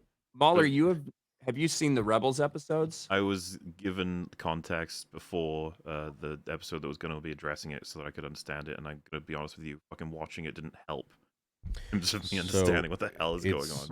It's the way Dave has explained it. It's a place that isn't time travel, even though it fucking is, and literally pull people out of like storylines and save them. And I mean, and the whole argument about Ahsoka not coming up during the time when the Empire was prevalent with Vader and the Emperor and Luke is because she was told that she has to lay low because in that timeline she was supposed to die and not be around. So the whole thing was she was supposed to hide until And then she comes out at some undisclosed time. It's like right. And so the idea of the world between worlds is essentially it's a place where everything echoes. You can hear echoes from every event in Star Wars that is like time altering or something like that. Is there you any usually hear things that are important to you. Yeah. is there any assumption that this is just a writer's tool to escape corners that they've written themselves into? I honestly, I'm not a fan of it. I didn't like Endgame solely for the reason of time travel. I think time travel only should exist in like Hot Tub Time Machine or, comedies and stuff like Back to the Future. It just really detracts from any sort of important moment in a storyline when you have time travel, because it's like, well, whatever happens next, if it's really bad, we'll just, we'll do the time travel thing and we'll fix it. It's like, well, no, we can't do that. So it's, and Ezra contemplating going in and trying to save Kanan or whatever, and she's like, no, you can't do it. You'll change the future. But it's like, what did you just do? Yeah. You literally just did that. Who are you talking about? But that's a woman. It's okay. Yeah, I guess it's okay. But that's why Palpatine was trying to get in there too, right? Because if he had control of that, man, he could do everything. I was going to say, surely anybody getting in there could fuck with like the entire timeline. Right? Literally everything, dude. Yeah. Exactly. I don't like it. I think that it is being kept very intentionally ambiguous. All the rules surrounding it, what it really is. I think it's strategic because then you don't really have to answer anything necessarily. Yeah. And you're not held to anything. Right. Which I think that's a good strategy if you don't want to be held to answer those questions and still have this mystery of what are you going to do with it. Right. The bigger mystery to me going forward isn't World Between Worlds. It's what are they going to do Mortis Gods wise? Yeah. And is it like what are they going to do? Like, are they going to if he brings Anakin back in his spirit realm to like act as the father or something, I am going to hate that dude. I am going to despise that. I kind of don't like the idea of the Mortis Gods in general, because the way I had always heard George talk about the Force was balance is not the typical like person sitting there judging people. Balance is the absence of darkness. And the father's entire role was not to keep darkness absent. It was to maintain a balance between the son and the daughter, which is light and dark, which to me is the antithesis of the way George has described the Force. So I didn't really like that. You know, But the I way don't the Jedi saw balance was just like, balance is like there's no bad guys. Well, yeah, not really balance. Think about it. it's not, but that when I heard George talk about it, even there's a video somewhere of George with Dave right next to him taking notes, talking specifically about that and talking about what he means by balance. I think And Will, like that you have is a clip of that, don't you? What? Say that again? Sorry. Of George talking about balance and the Force, and Dave taking notes. Yeah. There's it's a behind the scenes thing. I think it's from Clone Wars behind I think the it is scenes, Clone and he's Wars, like yeah. he's standing over a table, and he's like at the head of the table explaining what balance of the Force is, and it's a panel of all the Clone Wars writers or the people who worked on the Clone Wars, and everybody's just jotting down notes. Yeah. Will has That a clip of everything. No, literally. Oh, I actually was just about to. I was editing something today, and because we were talking about it earlier with the whole Rey and Reva of it all. What's the actor's name who plays Carson Teva? I forget his name. I don't know. You mean the guy who's in like literally everything now? Guy Yeah. shows up everywhere. Yeah. X-Wing pilot. Oh, that guy, right? I Next clipped to up Universe. something where he's talking about Kelly Marie Tran, Rose Tika, and it's Tika. like him saying, "Isn't that her last name, Rose Tika?" It's Tico. Tico. Respect. Come on, bro. Okay, You sorry. heard if- Tiki. Rose Tiki. Can I buy a vowel? Sexist. Jeez, oh Pete. You're What's the the reason she difference between deleted Tico social and media. Tika? Because you make me think of curry. Well, if she was Hispanic, it would be the difference between man and woman. I don't even remember Yeah, what what do you got the against? point What do was. you got against Latin people now? Yeah, come on, Will.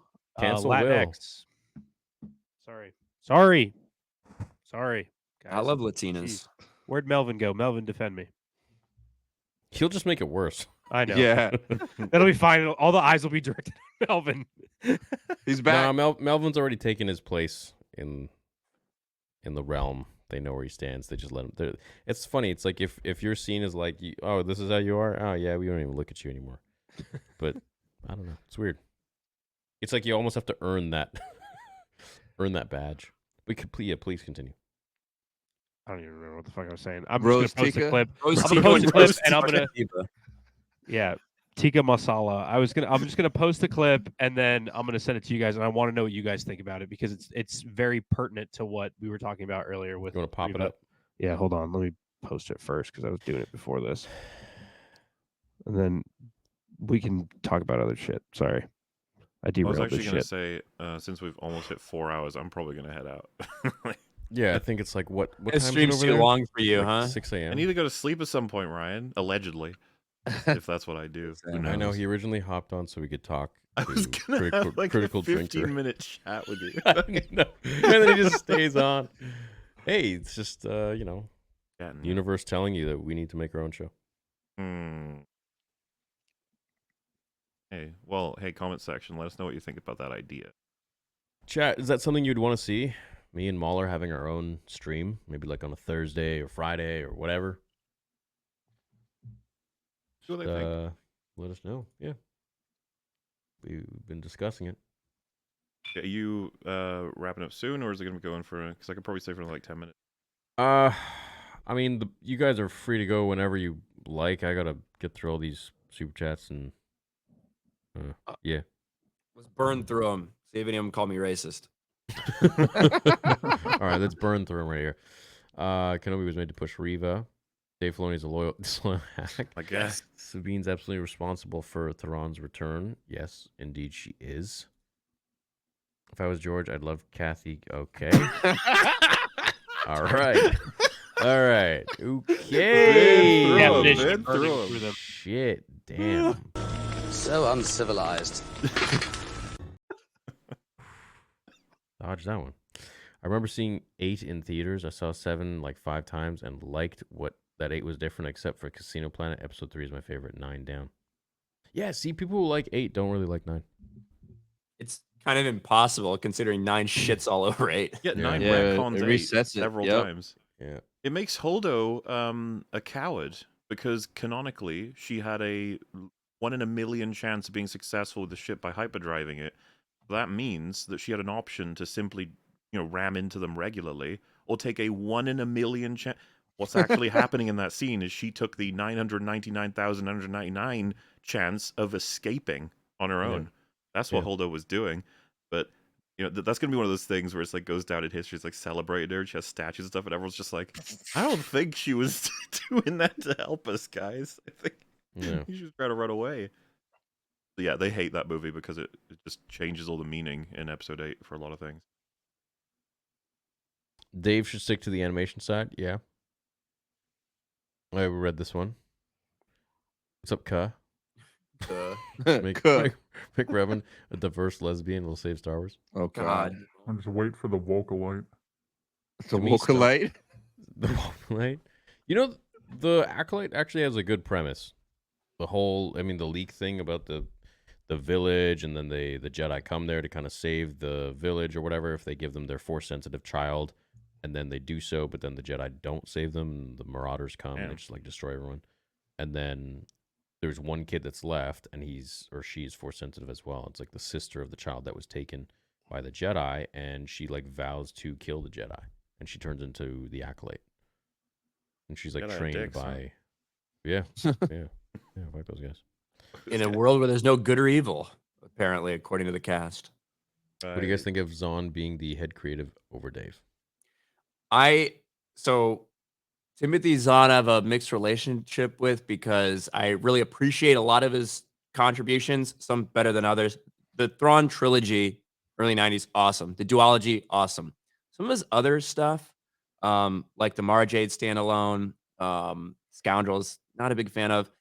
This is a guy who sat there in 2013 when there were hints of them retconning and getting rid of the EU. He said that would be a massive mistake. We have people that have built this up for so long, been so dedicated to keeping it within continuity, all this stuff. It would be a huge mistake for them to do that. And then he's the first guy that took the 30 pieces of silver to write for new canon and retcon all of his Thrawn stuff. So I have my problems with him. I haven't read all the canon Thrawn books. I think I've read about half of them. I don't think they're up to par with some of the older stuff, but I appreciate that he does at least try to incorporate some of the older things that people do know about Thrawn into this type of story. Yeah, the way I look at that is okay, well, first of all, he's a writer, so he wants to get paid. But at the second place, who's gonna write Thrawn better? If he says no, some other guy is gonna come in there and try to rewrite his character. Yeah. So it's well, might as well take the money and make sure the character is protected as much as he can, because he'll be able to swindle his way if he pushes way a little bit, because he knows it's easy for me to say turn down the money, in my position. I would hope that they paid him well. Only money. Hey, Star Wars Theo, I've been with you since your Vader fan film, and I'm as sad as you with the decline in Star Wars over the years. The only way I still love the setting is because of fans making fanfics. Now, fanfics are the way to go. Put a chick in it, make her gay and lame. And lame. Kathleen Kennedy. Do y'all have thoughts on Star Wars Eclipse? Doubt the game gets made, but curious your thoughts. So what, 10 years away? I hope it gets made, dude. Ryan, you saw the trailer, right? I did. How much of an update have we had about that game? Nothing. In a long time. Yeah. I don't know anything about cinematic trailers. They are what they are at this point. Until I see some actual gameplay and legit know what it's going to be about, it's tough for me to judge. But I'm all for making more Star Wars games, though. I think they need to make more Star Wars games, not less. I need to take more shots on more different varieties of Star Wars games, like we were talking about earlier, like they did in the 2000s. That's the best place for them to go. I love the fact that the EA contract, is up and a lot of other people can make it. And hopefully you roll the dice, you throw a lot of stuff out there. Half of it's good and half of it we can just shit on. Yeah. But we can the half it's good. It honestly looks like a really fun. 20 million views just from the trailer. This trailer was crazy, man. Dude, it was badass. It makes me want to be intrigued to play the game. Like, make this a movie or a show instead. Yeah, why not? In the same animation style. Yeah. Literally looks real. It's really expensive. For sure, but it does feel like out of these so was billions Andor. things they could do, they chose a lot of the shittiest ones. Like in terms of what we actually got in the live action. Dude, what is with that? Like, I highly doubt that if they made a movie like this, it would cost them more than $200 million. No way. What were the SWTOR cinematic trailers back in the day? Those were the coolest things I've ever seen in my life. That's what Vader Episode 2 is gonna look like. Damn. And 3. I mean, fuck, maybe not like as good, but I don't think you'll really be able to notice all that much for a fan film. Yeah, I mean, she gets me so hyped. I know that guy. Damn, man. Yeah. Ryan wants his son to be offed. Me? Yeah, you want Grogu dead? Yeah, fuck that. I hate Grogu. Pick any other little baby. Yeah. A Jar Jar baby. Had to be a Yoda species. A Jar Jar baby. Could have made it a Rodian. Could have made a Wookiee. I'm bold with a Jar Jar When baby. are they doing teenage Grogu? Jar Jar When's baby that would be coming? cute. Will Filoni kill Thrawn later, or will he respect Zahn to keep? Oh shit! Yeah, I mean, Thrawn definitely has to die eventually. I mean, Thrawn's probably gonna like take a wrong turn and like run into a black hole. He's so fucking incompetent in Ahsoka, and he'll probably call it a complete and total victory. It'll probably do it just like they did it in Heir to the Empire. Well, not Heir to the Empire, but in Zahn's, and they'll wait till the end to kill him. Like the idea that the ship's getting torn apart by the black hole, all the ships fleet are going in, and he's like, just wait and see what happens. That's a good Thrawn voice. Don't wait until the black hole takes me. Black hole can make me more powerful. I know. Thank you, Kevin. What's up, Sand? Appreciate you, dude. What's the best place to find post Return of the Jedi Legend stuff? I grew up on the OG 6, the Clone Wars, and watched the sequels when I was 13. Never saw the old. Best place to find post Return of the Jedi Legend stuff? Ryan, what's your answer? Let's see. Best place post Return of the Jedi. You mean like where to buy stuff, or what should you look for? If you've never done it before, Thrawn trilogy, hop into that. Takes place about 5 years after the events of Return of the Jedi. So definitely get those. From there, if you want to learn more about Luke Skywalker, build a Jedi Order, do the Jedi Academy trilogy, then hop into New Jedi Order, which is like a 19-book series. It's a slog, but it's like the Game of Thrones for Star Wars. It's fucking awesome. Legacy of the Force after that. Well, you could probably do the Swarm War or skip the Swarm War trilogy in between. Legacy of the Force, 9-book series. And then Fate of the Jedi, 9-book series, which that introduces Abeloth, who we've heard a lot about in recent weeks after Ahsoka. So that'd be my standard. That'd be my go-to for post Return of the Jedi. What would you say is the worst EU book? Crystal Star, Planet of Twilight. One of those. Pretty bad. Never heard of him. What if Malgus, in terms of cheating death, the dude won't die. A freaking mountain fell on him, and that was the first thing. Awesome scene, lol. Malgus is awesome. What is his Deceived? One of the Deceived is a great book in SWTOR, yeah. Hail, Theory MauLer, Ryan, and the 199. Ryan, I've just started the new Jedi Order series now. I love it so far. Hail the EU, the true Star Wars canon. It honestly has the best stories in Star Wars. Hell yeah, man. Awesome. That's good to hear. I love people getting into it. Do you read the Yoda comic? It's good. No, I didn't. Which one? The one from when he was called Minch Yoda? He was like, I was going to say, like, the one from a long ass time ago? Yeah. Tuscan lady. Oh, Jesus. Oh. I never read names or look at profile. I just. Tuscan lady. This is great. Y'all checked out the new Rebel Moon trailer yet? Thoughts? No, I didn't. It'll be good. I was excited for it, and then I saw the first trailer, and I'm like, It's a lot more in the new trailer. Dude, it's in the Army of the Dead universe. So kick ass. Because you guys all saw that film and loved it, right? I didn't see Army of the Dead. It seems so wild to feel the need to connect those cinematic universes. Yeah, right. My sci-fi fantasy spacefaring fucking Star Wars film is connected to a zombie film set in Vegas. Like, why? So you Is can it get actually? He Yeah, said it. he There's probably gonna be announced like one little thing in the background or something. Oh, weird. Why is it in the same galaxy? I probably would have been excited for this a couple years ago, but I'll pass on it. Ooh, you Only gonna pass? You don't even want to watch MCU? it? We'll see.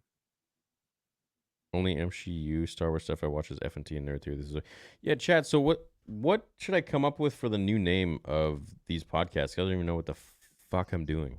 I don't know what I'm calling it. Like talking stuff. Third Neary. Theory talks. Theory. No, we have a channel like that. Theory. Melvin Cast. Mania. Theory Cast. Theory podcast. Theory Mania. Theory Mania. That's actually kind of dope. Not bad. Theory Mania. It's Theory old Mania. wrestling. Old wrestling, yeah. Ah, there you go. I kind of like that. Theory Mania. WW Theory.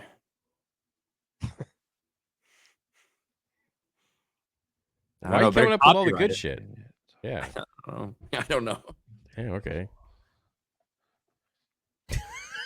Long theory.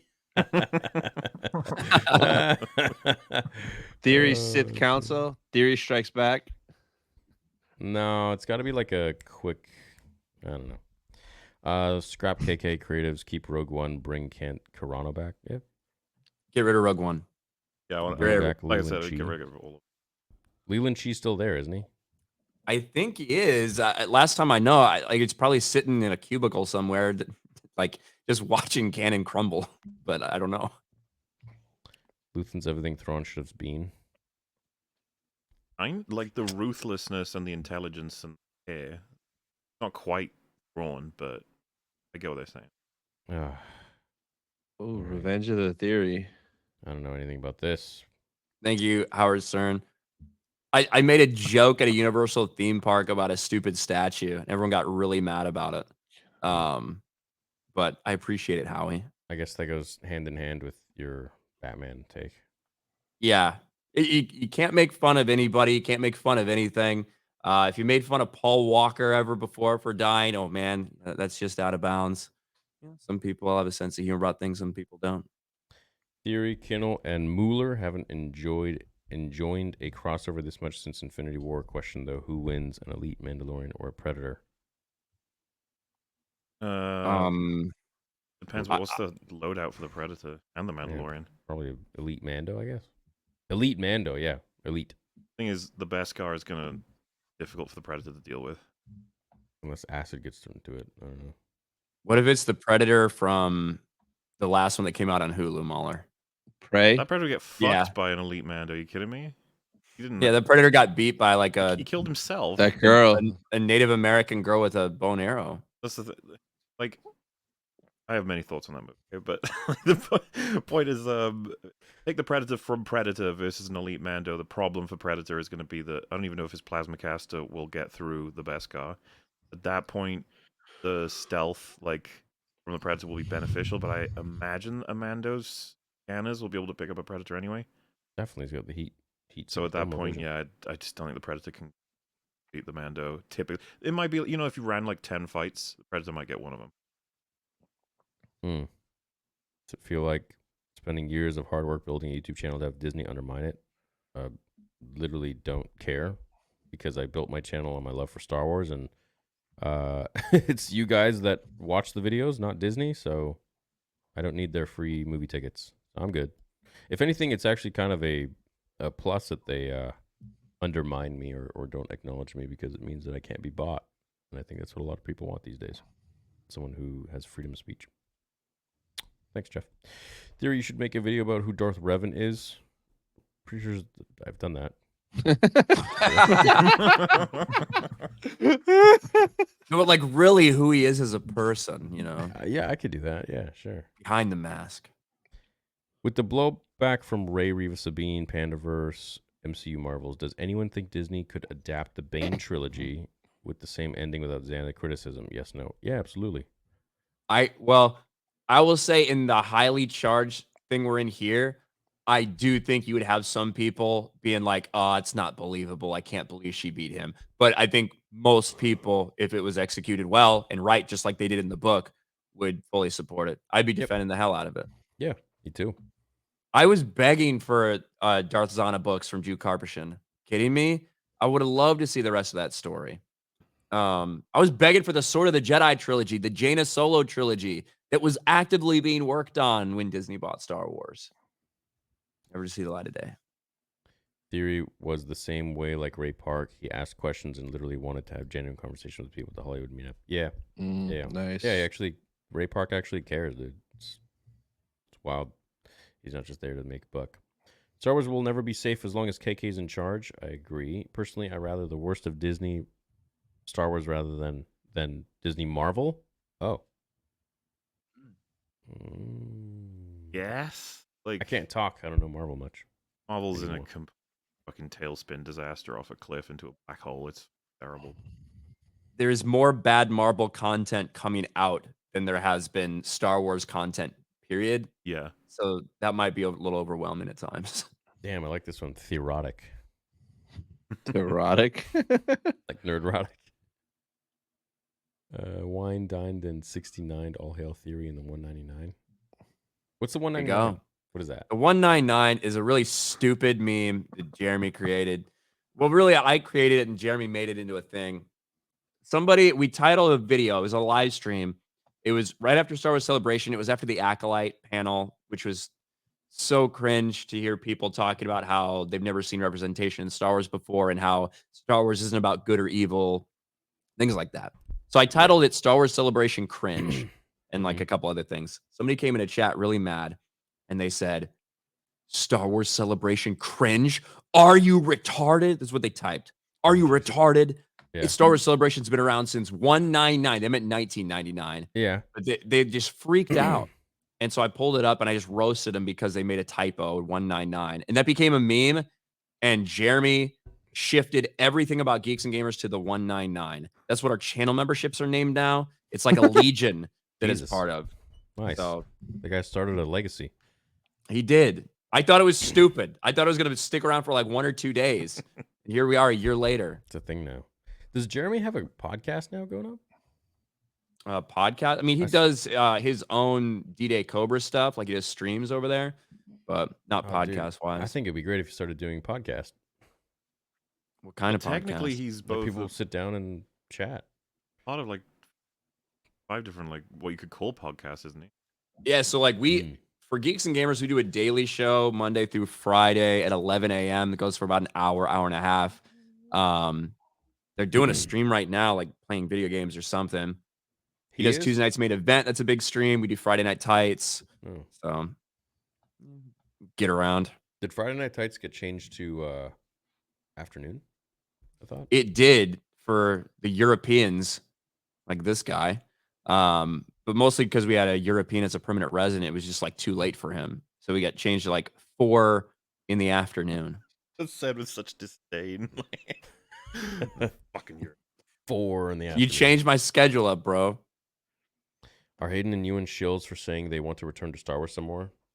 No, No, not at all. I thought it was so cool to see Hayden.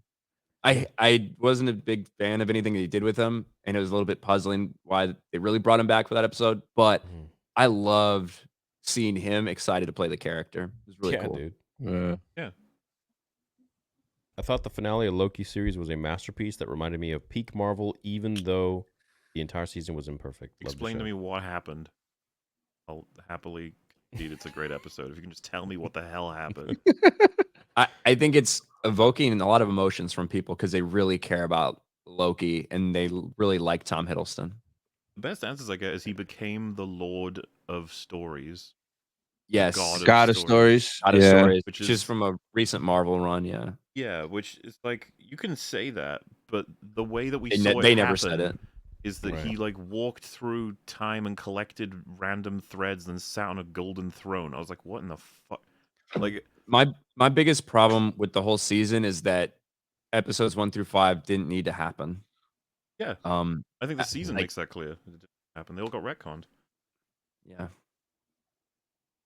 Were you mad at Josh for the way he left with no warning? Also, who's been your favorite guest on here so far? Love y'all. I don't really have a favorite guest, man. I think everyone's so different. I think me and MauLer hit it off really well. I mean, the boys are now regulars here. Melvin's like the mascot. You know, Ryan's the special guest for tonight. It's me and Arnold had a great time. Love talking to Nerd of the Rings. Everyone's different. It's really great to be able to learn from so many different people. And as for Josh, I think, you know, giving me more than an hour's notice after a 3-year show would have been expected, but I'm not mad, dude. It's his choice, and he's got a kid, and he's got a comic book to worry about. So, no, it's all good, dude. Glad Ryan's here. Love his videos. He honest. Yeah, he is. Thank you, Leon. And if you guys want to check out any of the channels linked in the description, you guys can find these boys there. I like everyone here. Might not agree with everyone, but it's nice to see you guys have discussions about Star Wars and have different opinions. You guys are awesome. And that's the beautiful thing, is that we can all have different discussions and opinions about Star Wars. We don't have to agree, because a world where everyone agrees with everything is just ridiculous. And boring. Yeah, boring as hell, dude. Yeah. What's up, Garrett? It was Melvin. Melvin, brother of the Joker. So, please don't tell me I'm the only one who knows that meme. What? I don't know what that is. Melvin, brother of the Joker. I'm not going to actually have another stream where I have to explain that meme to people. I don't get it. Does Melvin get it? Nobody here knows what Brother of the Melvin, brother of Joker? the Joker is. Okay, I No. did. No idea. Last eve, Nope. I I had to get- explain it to everybody. I I get guess to do it compared to again. the Riddler a lot. Melvin, brother of the Joker is a meme that got started because nostalgia critic Doug Walker was doing skits and stuff, and he makes one where he thought his idea was, what if the Joker had a brother who was retarded? That's a really funny joke. So he makes a video dressed up as Joker, and he makes a little tune where he's just like, Melvin, Melvin, brother of the Joker, and he's like, that's me. And everyone was like, what the fuck are you doing? Like, What the hell? As soon as you said nostalgia critic, I remember that. it's like the cringiest attempt at a joke ever that managed to full circle turn back into like, yeah, Melvin, brother of the Joker, bro. And this was in Batman? What, No, this is where just was a video he made on his channel, but it was from like, Oh, I want to Jesus. say like over 10 years ago or something. That's an ancient. That's I mean, funny. That's funny that Bob would get that. Late to the stream. Awesome seeing MauLer and Ryan on here with Star Wars Theory. Been watching each of these guys separately for a while. All hail Toxic Avengers. Like, you know, we got to remove the word toxic, and just honestly, I think everyone else who doesn't allow other people to have opinions are toxic. I think we're just. Oh, absolutely. It's perfection at its finest. But, you know, Literally, sometimes yeah. you just want to be like, yeah, fuck you. Okay, I'm toxic. Whatever. I'm just Yeah, want to talk about Star whatever. Wars. Yeah, go cry about it. Mel, did not George and Dave create Ahsoka together? Yes. You did? It's a gray 100%. area, but still doesn't fit. TCW doesn't fit with expanded universe. I also agree. It'd be fine if you guys came together and just give us Star Wars stories. What would it take for you guys to collectively write and create projects? This could be our canon. Would love Old Republic. I mean, yeah, when we do streams together, I think we riff off of a lot of different possibilities and stories. Yeah, to commit to like all of us working together to create Star Wars stuff, which is like, I don't think any of us have the time necessarily to. No, we're all doing our own things. We're all, you know, pretty busy, but I'm not very this- creative either.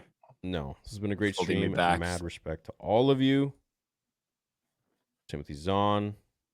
We're blasting through these here. Almost done. Kai Patterson Kenobi movie edit thoughts. I haven't seen it yet.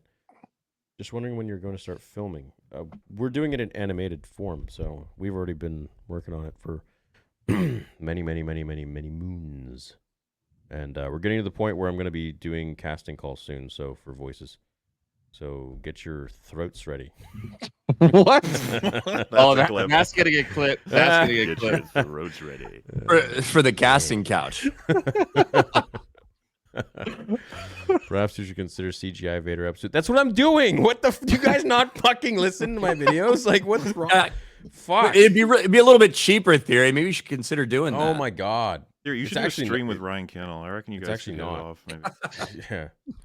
Because everyone thinks CGI Vader 2 would be cheaper. It's actually not at all. Because like the money that you save, you just put it back into making it look better. What's better, Marvel or Star Wars? Like That right is now, an Star Wars, in my impossible opinion. question to answer. honestly, right now Star Wars is in better standing. But if you meant like overall at their best, Check oh, that it's name. gonna be Star Wars. I'm biased to Star Wars. It's not fair. Damn it. Do you think I'm trying to like blast through these? The guys just got his. Do you ever think they'd ever do Legend Stories animated, Heir to the Empire? Probably not. I was hoping at one point they would. I would have loved it. I don't. I don't think they have any interest in any Legends stuff other than ripping it off. Yeah, it's gonna be probably a fan thing at this point. Fan film. Yeah, well, you have some people. Darth Angelus, I think is his name. He's doing an animated Heir to the Empire, like chapter Yeah. by chapter. It's really cool, and he's really dedicated to it. Dude, he's great. Animated Heir to the Empire. He's put a lot of work into that thing. Yeah. Damn, bro. Hey, Theory and crew from New Zealand. May the force be with you. Oh, what's up, man? What up? Found 2 Star Wars movies in storage this last weekend. I have VHS version of Phantom Menace and New Hope in decent condition. That's Nice. awesome. Hell yeah. You know what I have? I have the original Harry Potter books, like the Whoa. first editions or whatever it is. Oh. I didn't even realize this. All of them. I don't think all of them. I don't know, but a lot of them are like first or second editions or something. That's cool. There was a lot of different prints of those as well. Mhm. They tried out some really weird covers before they settled on like the famous one that everybody like kind of remembers now. So do you have the? You mean like the one that was printed like in U.S. and Canada? Or are you talking about the UK ones? I remember checking it. Philosopher's Stone. Yeah, I remember checking it a while ago, and it was like I was like, "Oh shit, I actually have like one of the originals or something like that." That's cool. Yeah, I love Harry Potter. me too. Read them like You You guys should psyched start for a the reboot? Harry Potter theory channel. Oh yeah, there you go. MauLer, I have one. That's even I knew. British sarcasm okay. doesn't come through sometimes. No, it doesn't. You're Yeah. subtle. But I don't handle the channel anymore. So. What about when the show comes out? You gonna make an appearance? I don't know. My friend just handles that channel now at this point. So, yeah, I'd love to. I'd love to make some videos. It'd be cool. I'm disappointed that the chat is not starting enough crap with me or calling me names. Also, Darth, Melvin, MauLer, and Ryan kick ass. Special Ray. You special Ray. I like Special Ray. The Fandom is still blocked, but I don't know. Is it? I don't even know if the Phantom Menace is a thing anymore. But if they were, they'd probably still be blocked. I doubt they'd be unblocked. Shadows of the Empire would have been a great animated series. That being said, Black Sun should have been the organization to rise up for the sequels.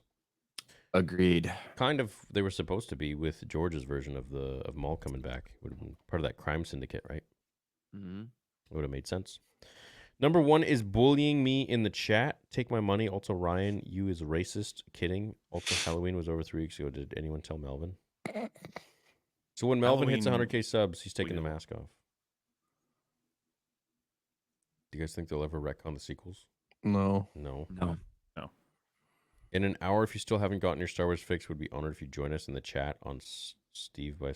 No, we're peacing out, dude. It's been 4.5 hours. I feel bad for these guys. Beat boop bop. Ryan, I'm picking up what you've been putting down. I've been a fan since Star Wars came out. Novels were great. Theory, sorry, Star Wars has broken your heart, but I dig your passion. Love you, MauLer. Yeah, appreciate Oh, yeah. Thank you, Sue. Thanks, Sue. I won't call you dude because I think Sue's a girl. I call women dudes too. Dudes Yeah, I is do all the fine. time. Call him bro. I call girls bro. Brother, how should they go about explaining the mystical parts of the Force, like the Mortis gods and future sagas and shows? They should do it. That's a great question because I don't really know. We have like a tease of the Mortis gods, and I don't think most people that watched it have any fucking idea what they even looked at the end of the show. Nope. No idea. Nope. We maybe And wait until they figure out how to just do basic stuff like people walking around first, like before we get to Like the having a mystical shit. conversation and Yeah. seeming normal. I don't want to give them mystical shit. Yeah, okay. It is wild, and like all the Abeloth theories, and most of the people that I see talking about Abeloth theories probably like have no idea who Abeloth is. You know what I mean? They like read the Wikipedia thing. It's like Abeloth's a crazy fucking character for them to introduce. if that's what they do, but who knows? They could probably have like some sort of a flashback or something since, Ryan introduced that shit into Star Wars. They could, or Ahsoka could use psychometry and basically flashback to everything. Yeah, could do that too. Or you could literally just have the sun being like coming in there, and you'd have to go on YouTube to see the breakdown. The next Tales of the Jedi is going to have an episode devoted to Ahsoka learning a new esoteric force power when she was a child that she'll now use to get back from another galaxy. Quite probably. Did you guys notice that Harvey Dent was race swapped in Batman '89? No, I didn't. I did. Thanks. Was he black? He's Yeah, black? Oh, really? Billy D. Really? Cool. And it would have been really neat to see Billy D play Two-Face, but what? Theories Council? No, not going to that name again. Fuck. I don't know. We'll figure it out. Remembering when Star Wars felt like something. What did you call it, Ryan? I actually liked it. It was Theory Mania. Theory Mania, I think I said, yeah. WW Theory. It's also good too. WW Theory, yeah. Theory. I like Theory Mania. It's kind of dope. Remembering when Star Wars felt like something that belonged with Lord of the Rings, Harry Potter, Percy Jackson, whereas now it's cotton candy Marvel content. Yes. You watch the first 6 films, it feels totally different. Yeah. Well, I challenge anyone. Go watch one of the first 6 films. You'll notice. You'll be like, oh, weird. Massive Theory Outpost. That's a good one. The Lucas Council is a good one. It's a good name. Just call it George Lucas Live. Ultimate goal of the podcast is to get George Lucas to join. Yeah. Type 54 Banshee versus T-47 Speeder. Star Wars. Who wins? Probably the Banshee. Right, it has to be. Yeah. Yeah, I would have thought so. Melvin, you want to read that? Chuck for 199. Hail Lord Melvin. Hail the Knights. Hashtag Melvin full time. Really great mix. I'd name the show The Trash Compactor. I've been following you all for a while now. The Trash Compactor. Damn. Funny how Megan concludes God doesn't exist after Megan got hurt and not after Megan shanked a pen. God, what are you talking about? Megan Rapinoe, United States soccer player, tore Achilles in her final game ever, and she said, "This is proof God doesn't exist." Doesn't? Yeah, it doesn't, because she got hurt in her last game. Yeah, I'm sure How God. does she know God was trying to stop her from winning? Waiting. Yeah, God's been waiting around for that. Fucking He was like, "No, you ain't getting the gold, in bitch." life. I made a video out of for my sports channel, so that's probably why that comment's there. Long Theory Fap KKK Outpost. Damn. A horny koala. When do you stream Star Wars: The Old Republic? Every Sunday. We're doing every Sunday around 2:30 p.m. Bro, PT. That profile, Dwight Howard is straight. Yeah, He's we're like at the killing me bottom of the right barrel now. with these account names now. Holy crow. What's wrong with it? Lunatic Butcher, what's up, man? What's up, Jason? Throat. Damn, bro. Hey, Theory, your girl was fine last night. She shin. Yeah. Well, she might be on stream tonight too on Theory Talks. So, what do you all want to see continue the story of the clones? Even though we will never get that because Disney knows what would make us happy. I'm still trying to find out what happened to Cody. It's like we've had a lot of clone stories. Obviously Bad Batch is, wrapping some of that stuff up too. But Yeah, like, dude, are we supposed to get all these like season 3s and shit? Season 3 of Bad Batch, supposed to get Tales of the Jedi season 2. What was the other show with the kids with the ship? Skeleton Crew. Crew. Yeah, Melvin's looking forward to that one. I heard That's his favorite, and Acolyte. We got Billy D, Two-Face, and Yeah, Lego I'm really Batman for looking 12 forward seconds. to the Acolyte. Would love this panel lineup to be permanent. Need a little more Melvin versus the Shills rants, though. It would be fun if we had like a bunch of Shills come into streams and I'd duck out and it would just be Melvin. Yeah, I can't just like start yelling and screaming. I probably wouldn't get invited back. Hey, here on Star Wars Theories channel. We're taking over. I'm Darth Melvin, leader of the Knights of Melvin. What's going on, guys? What's going on? Oh my god. What do we have going on here? All right.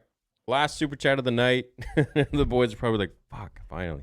Loki has to destroy the time loop and keep the branches alive himself to save his friends and not kill Sylvie. He made it clear throughout the season that he did not want to throne or to be throned. A true selfless sacrifice. Oh, I know. Oh. Yeah, sorry, maybe I'm not making myself clear. When I say what happened, I don't mean don't tell me what the writers intended. I mean, how the hell did any of it make sense mechanically? Like, the season starts off and they establish the time loom, which was not mentioned or in any way in season 1. Doesn't make any sense at all. It's just this thing. And they establish it, and then they reveal, like, in episode, I want to say the finale or whatever, that the time loom isn't what they thought it was throughout the whole season. It is instead just a fail-safe TVA. This isn't going to make any sense to anyone who hasn't watched Loki. Don't worry about it.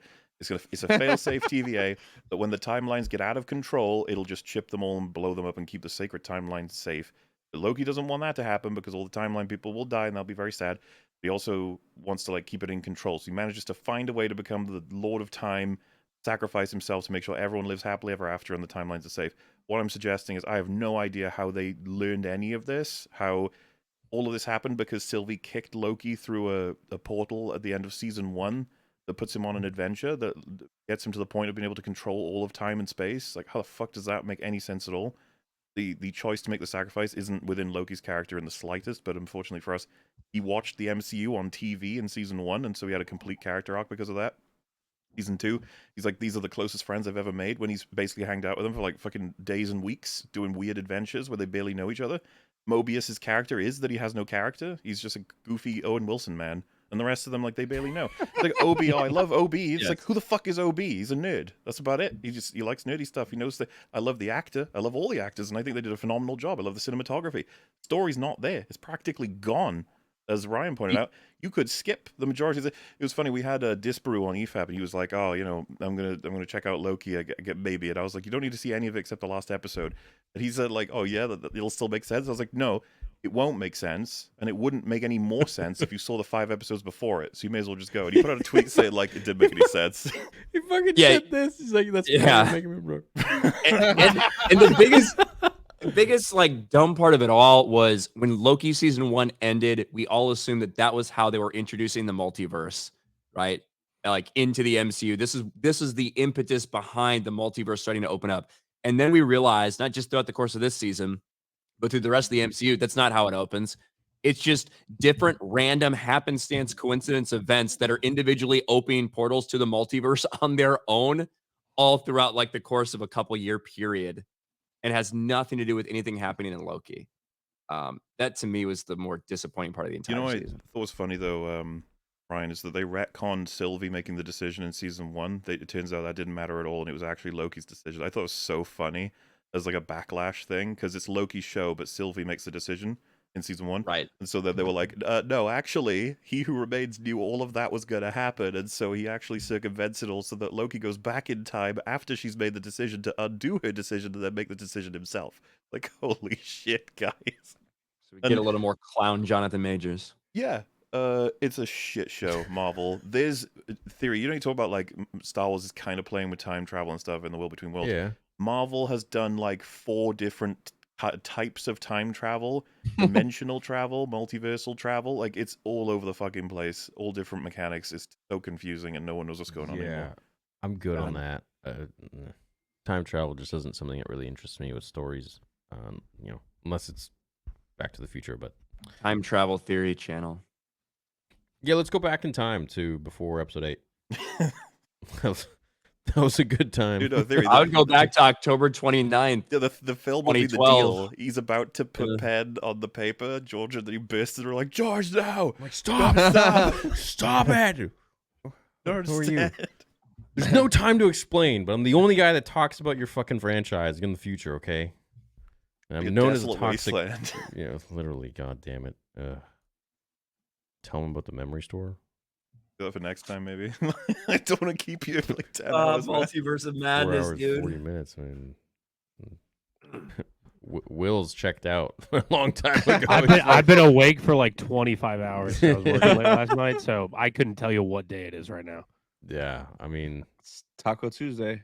I had a great show. I appreciate you guys coming on. Chat, I'm doing my merch sale for Black Friday. Link is in the description. And also the link to all these boys' channels is in the description as well. Yeah, I had a great show. I mean, this was one of the longest streams I've had in quite a long time. So, yeah, I'm glad you guys enjoyed it. See a lot of positive comments right now flowing in, which is great. And we'll all see you guys on our respective channels. Me and MauLer still have to figure out what we're going to do, if we're going to create a stream or not together. But I certainly would like to, and I know you guys would like to. We just got to figure out the logistics. But big thumbs up before you leave the stream. Let's try to get over 3,000 likes, and we'll catch you guys in the next vids. Love you. Catch you Stream, later. guys. Bye, everybody. Catch you later.